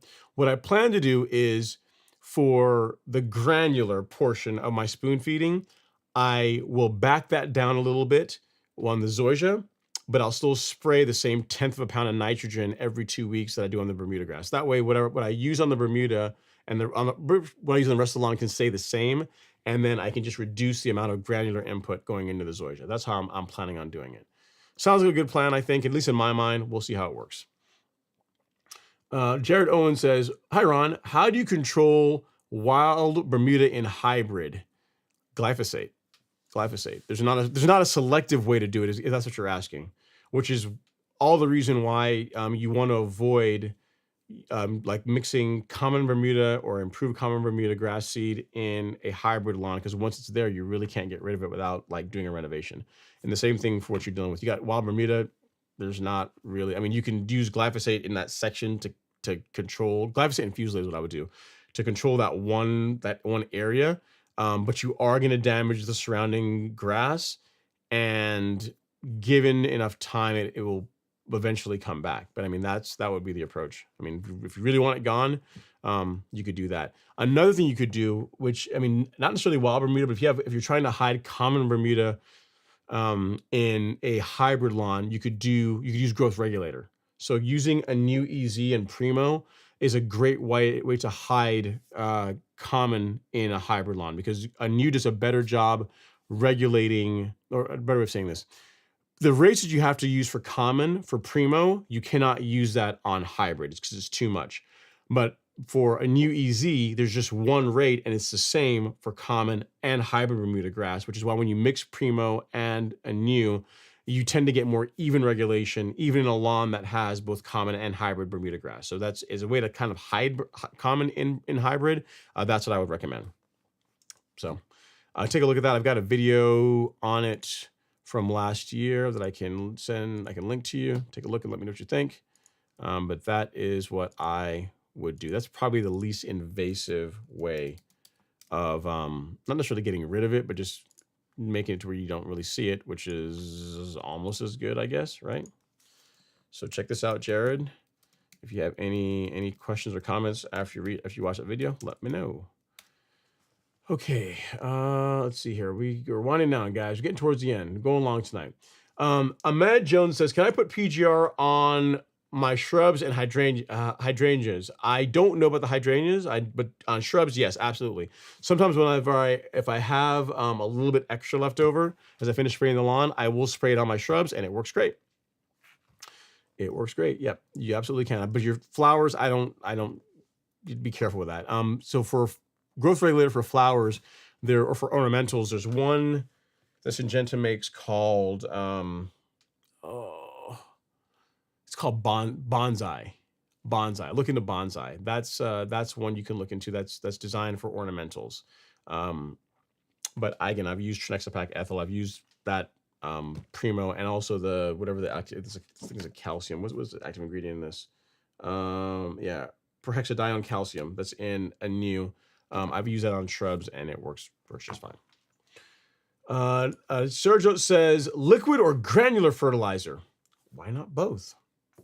I would say both. Both is, in my opinion, the best way, because you get the best of both worlds. You get the extended feeding of granular, and also the ability of granular, like as far as building up nutrient levels in the soil, granular does a much better job than liquids. And then liquids, from the faster color response, the ability to mix other products along with it. So if you're spraying growth regulator or biostimulants, liquids are just better, in my opinion, for that. So a combination of both liquid and granular, in my opinion, works best. So not one or the other. Next up is Johnny Gorey. He says, my Bermuda hybrid has extremely low pH. I'm planning on core aeration next week and then applying Magical to raise the pH. Is there anything else I should do or I should plan for? Do I need to verticut? So yeah, raising the pH, you can use Magic Cal to do that. You can use lime to do that. Verticutting, you can verticut. I'd say that the time when verticutting becomes important is, especially if you're real mowing the lawn, or I'd say necessarily mandatory, but when it's an ideal time is like late May. Can you verticut in April? Sure, you can. But when I say when you should do it, meaning the grass is beginning to grow in such a way that you will benefit from verticutting, then it's typically later into May when you would do that. So hope that helps, Johnny. A lime or Magic Cal to help raise pH, good plan. And then verticutting, yeah, I mean, once your lawn is beginning to thicken up to where you're starting to have cutting issues is when you should look into verticutting it. So April can be a thing, but for most people, they can wait till late May to do their first verticut. Shabazz is up next. He says, hey, Ron, I'm trying to recover aspects of my lawn. Is it too much to put I don't know if you're asking, 2K of nitrogen per 1,000 to push this time of year? Oh yeah, that's, I mean, if this is a serious joke, I think you're asking about 2 pounds. 2 pounds of nitrogen per 1,000. Yes, that is too much. I would not do that. Because just don't do that. I'm just not even gonna go into it. Just like, it's like yes, you can push a bunch of growth, but you can create thatch problems. You are increasing the likelihood of you having disease, getting large patch. Just don't do it. Like, I mean, if you want your grass to grow faster, like focus on getting healthy soil. So use granular biostimulants. Make sure you're using you're fertilizing the lawn based on soil test data, and then mow it a lot. Like if you do those 3 things, your grass is going to thicken up. It's going to do just well. Like throwing a lot of nitrogen at a lawn to try and, air quotes, push a bunch of growth. Like you get like this, you get like synthetic growth, right? You get like a big flush of growth, but then it doesn't really stick around. The color doesn't stick around, and you're creating conditions where you can cause thatch, and you can also get disease problems. So I wholeheartedly would not do that. Would not recommend it. I would recommend like fertilizing the lawn at somewhere between 7/10 to a pound of nitrogen every month. I tend to be more towards 7/10, and then just focus on creating healthy soil. Use granular biostimulants and a good nutrient program. And then if you do that, like great soil, great grass is like a byproduct. Like if you have great soil and you're getting adequate sunlight, you can't help but having great grass. So that's what I would tell you, Shabazz. I would not do 2 pounds of nitrogen per 1,000. It's a terrible idea for a lot of the reasons that I said. You're creating, you are synthetically or visually to your eye fixing one problem, but you're creating a bunch of others. C Pims is up next. He says, really super awesome stuff. Really cool to see all the gear you guys use to create your live streams, videos. I've dabbled with gimbals, but never stuck with them for consistent basis. I mean, the thing with video stuff, man, is, yeah, I mean, I would say this is not really, you don't need a rig like this. You don't really, I mean, like modern smartphones, because remember, this rig is 3 or 4 years old at this point.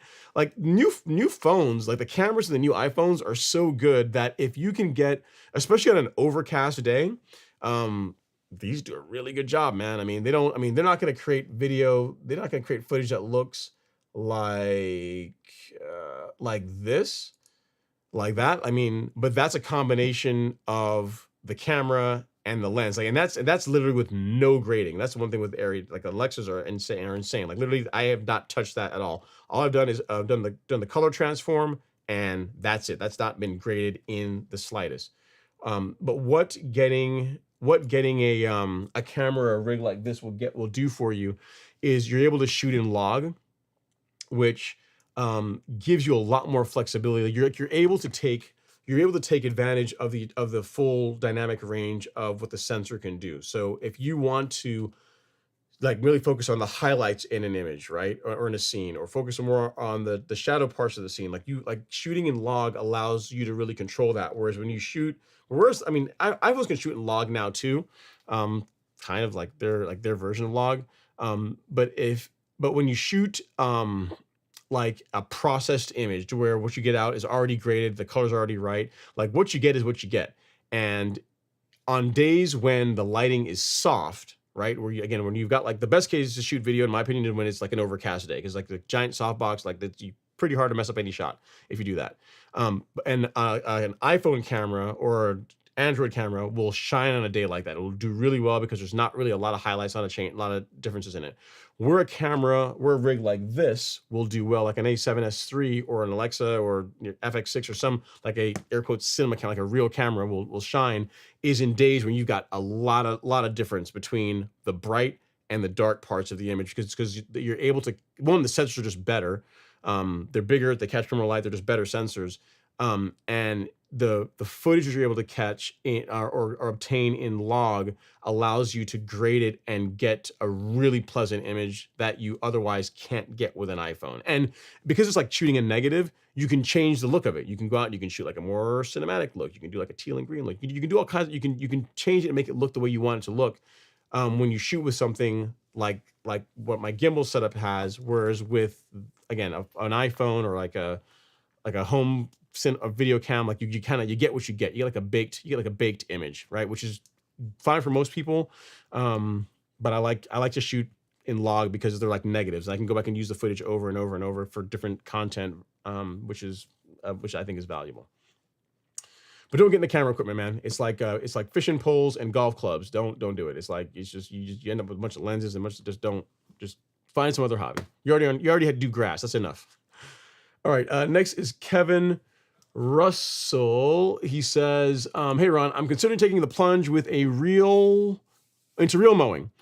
Okay, so here's the thing, Russell. Let me finish your question first. I live in North Gwinnett, Georgia, so I'm looking at Real Rollers Revolution 26. What are your thoughts on this mower? I think it's an incredible choice. It's a great choice. However, when you say you're considering taking the plunge into real mowing, you have to decide whether there's something you want to do or not. So real mowing is something that you really don't dabble in. Like you can't say like, I feel like real mowing the lawn this week, and then and then I don't want to mow it for like 2 weeks, and then I'm gonna jump back into real mowing. It's like something you really have to commit to. Like real mowing demands consistency. Have to have it to get a good result. So if you're not fully sold that you can mow at least twice per week, because that's really like the barrier for entry when it comes to real mowing, what I would say is get like a push reel mower, run that for a month or two.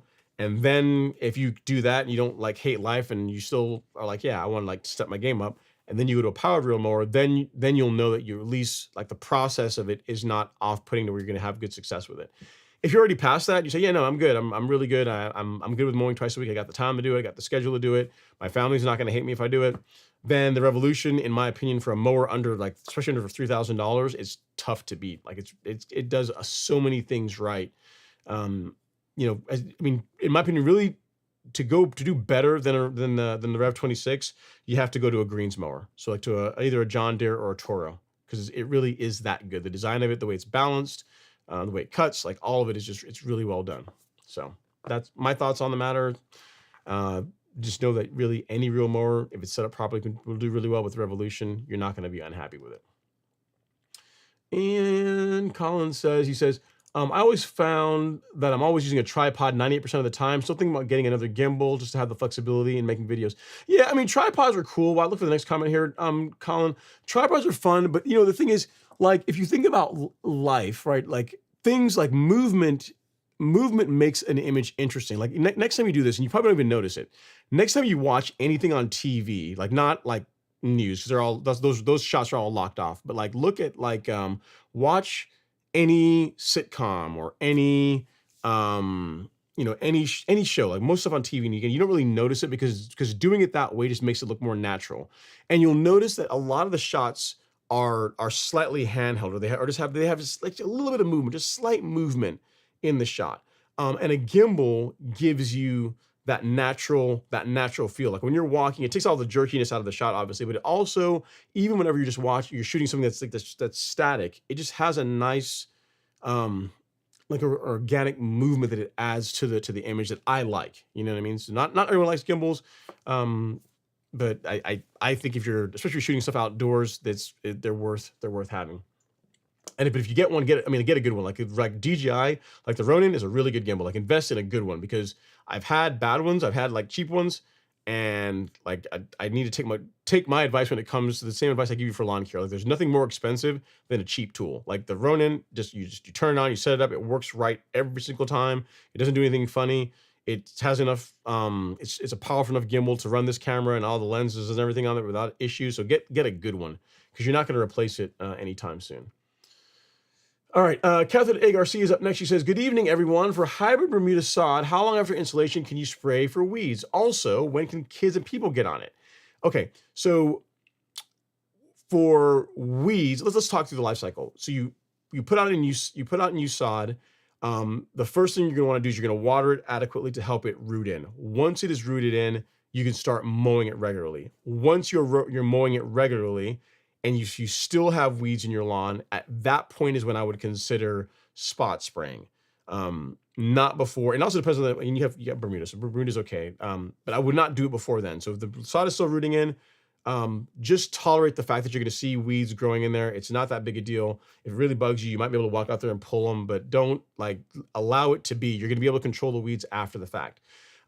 Kids and people getting on it, I'd want the lawn to look like one consistent mat of carpet before I allowed kids and a lot of wear and tear to get on the lawn. You know what I mean? Because you don't want, you mowing it is, that's one step up from just walking on the lawn. But if you're talking about people running on it and throwing a frisbee and digging in, just people, you're really putting some wear into it.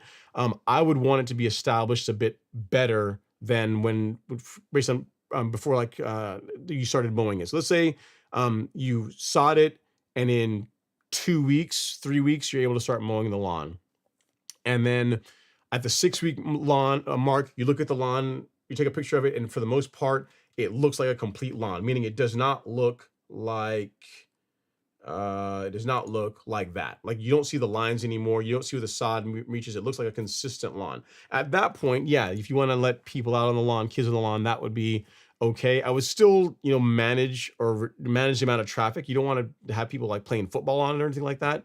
But once it's all together is when you can really begin using it. When it comes to herbicides, again, same thing. You could spot spray if you need to, but really, once you start regularly mowing it, or the hybrid Bermuda lawn, it begins thickening up, you're going to find that the Bermuda is going to do a pretty good job choking weeds out. So your need to even use herbicides really shouldn't be that much once you really start regularly mowing it. So hope that helps, Catherine. Good luck. Best of success on the new lawn. Let's see here. Shabbat says, another question. I purchased a robot mower, which can mow the lawn every day. In this case, is there any use for PGR? Yeah, there still is, because what you find with growth regulator, you can get no, I'd say this, no. For a person that's using a robot mower, there's no use, because a person that will use a robot mower is not going to want to go out and spray growth regulator every 2 weeks on their lawn, because you want the lawn to look decent, but you don't want to actually be out there having to work on it all the time. So the benefits of growth regulator is it does improve the hardiness of the grass. Some people say it helps reduce watering requirements. You will get a darker color, darker green, if you use PGR, not because it's like iron, but because you're taking less off. An older leaf tends to be darker in color. So as a byproduct of using growth regulator, the lawn just tends to look a bit darker in color, which are all benefits that even with a robot mower you would get, but you have to go out there and spray it. So if you're using a robot mower, again, you probably don't like working in your lawn. So in that case, PGR is probably not for you, because you're not going to want to be out there every 2 weeks spraying it, because if you're doing all that, you could do everything else too, right? So, but it depends. If you like spraying, and if you don't like, if every 2 weeks spraying the lawn is not a problem, then yeah, it would not be a bad plan. But most people that use growth regulator are also they're physically mowing the lawn. There's the people that do this, the kind of stuff, they also like working in their lawn. So they're mowing it themselves. They're doing all the other things themselves. West Monarch says foliar gives you awesome color. Yep, and the big thing with foliar sprays, I didn't touch on that when the person asked about liquid versus granular. With liquid, whereas with a granular fertilizer, 5 to 7 days is what it takes before you start seeing a color response. With liquid fertilizers, it's 2 to 3 days, right? So it's much faster to see a difference in color of the lawn versus with granular. So the best, in my opinion, is to do a combination of both. Amanda Jones, skip my question, Ron. I did. Where is your question? Oh, yeah. I didn't. Can I use PGR on shrubs and hydrangeas? I answered that. I answered that question, unless there's another one you asked, but yeah, I answered it. Next up is Jay No. He says, hi, I'm looking to sod Tiff-Tough Bermuda next Friday. My soil test revealed I'm low in phosphorus and potassium. Should I address the soil issue now? Yes. Or should I just till the ground and add starter fertilizer? Well, a starter fertilizer should have phosphorus and potassium in it. So what I would do is, after you have you've gotten the old grass out, if you want to apply the fertilizer and then till the lawn, that would be fine. That would be just fine. That would be a decent plan. Or you can do it after the fact. You can apply the fertilizer after you till the lawn but before you lay the sod. Either way works. Like some people like to fertilize and then till the fertilizer into the soil. That, I mean, doesn't really matter. But what I would say is you want to have the fertilizer down before the sod. So what you would not do is this. You would not go out, do all the prep work, get the lawn looking all flat, and till it, all this kind of stuff, rake it, grade it, put the sod down, and then put fertilizer down on top of that. Better is to till it, grade it, do everything you're gonna do, apply the fertilizer, water the stud fertilizer in, and then sod on top of that, because the fertilizer needs to get into the soil anyway. So why would you not just fast track that? Like, why put it on the grass where you have I mean, it's a lower chance, but you have a chance of burning the grass. There's just no reason to not do it before you put the sod down.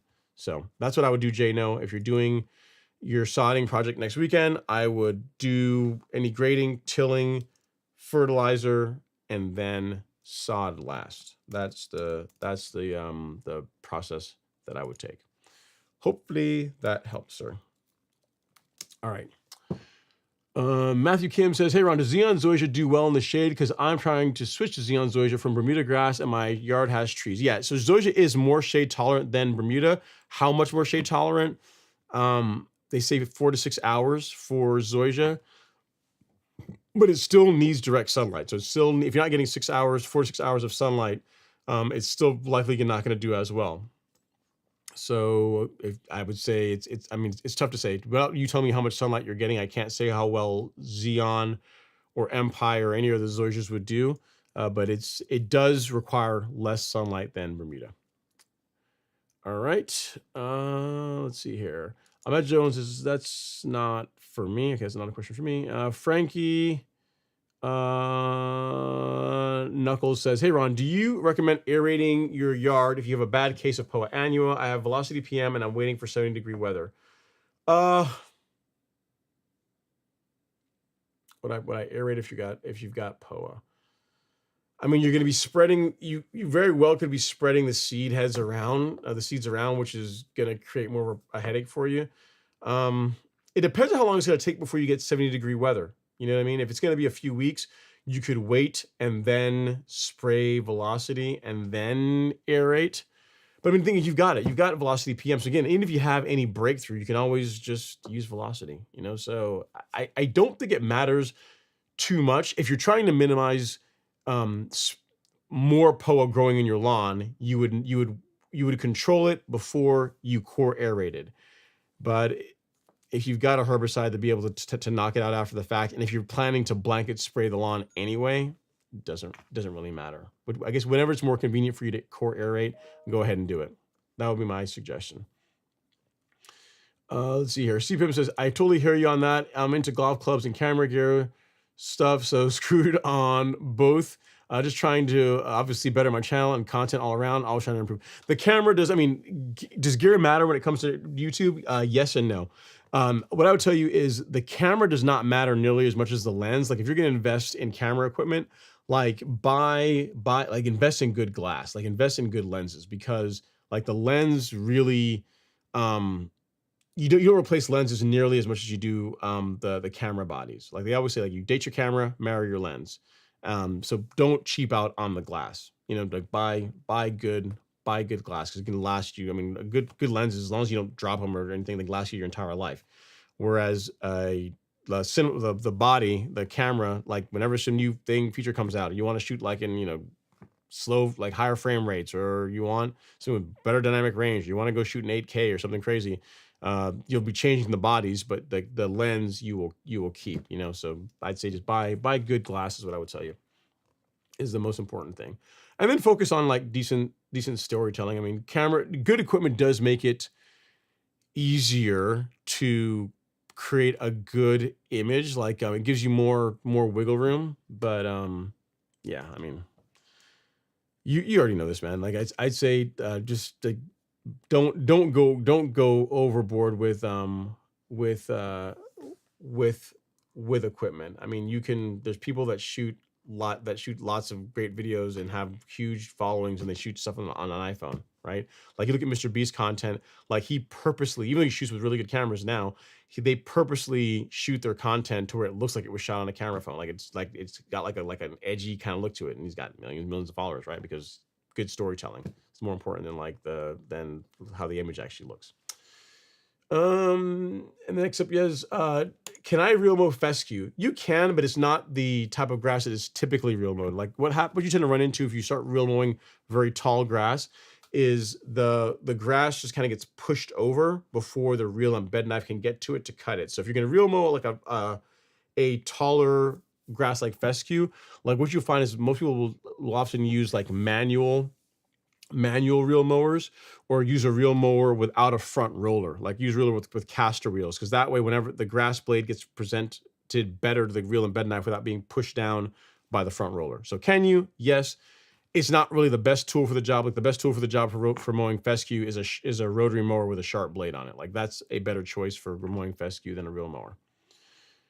Next up, Mace says, my Galaxy 25 Ultra shoots log, and with the right software, you can do some amazing footage and color control. Yeah, man. I mean, they're getting better and better. They're getting better. I mean, where these guys don't shine is like in low light, right? Because you can't cheat physics. It's like the sensor on these lenses is tiny in comparison to the sensor on like on a full frame camera, or like an Alexa, right? Like the physics of it allows you to capture more light, which gives you just more latitude in shooting in darker conditions. So like I said, when everything is nice, you have that day out when it's nice and cloudy, like you got a natural softbox. Yeah. Like camera phones can produce really, really good video. Let's see here. Chad Boo says, Ron, how long after killing grass with glyphosate do I wait before adding topsoil to plant Bermuda? I'll give it a couple of weeks. 2 to 3 weeks would be good. Let's see here. West Monarch said, if you could pick one reel mower, any reel mower, regardless of price, what would you pick? Probably the newest Greensmaster.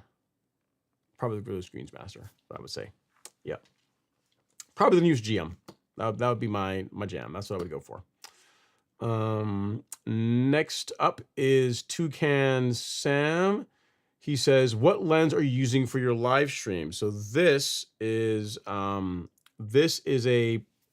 a very nice lens. It's a lens from Fuji, from Fujinon. It's a very nice lens. I'll leave it there. And then this is Sony makes a cinema lens that is a 16 to 35. And that's what this is. This is Sony's cinema lens. So they're both truly cinema glass. So this is a cinema glass for like an Alexa or like cinema cameras. It's almost like having a bunch of, it's just a nice glass. It's almost like having a bunch of prime lenses, but it's a zoom. And then this is it's a T31, I think. I don't know exactly the model number is, but it's a 16 to 35, Sony 16 to 35 lens. So yeah, I can't take a picture of it because I'm obviously on it right now, but it's a big honking, chunky lens. 16. So in other words, it is the cinema version of this lens. So this lens, the focal length range for this lens, the one I'm shooting on, or I'm on now, and the one that's on the gimbal is exactly the same.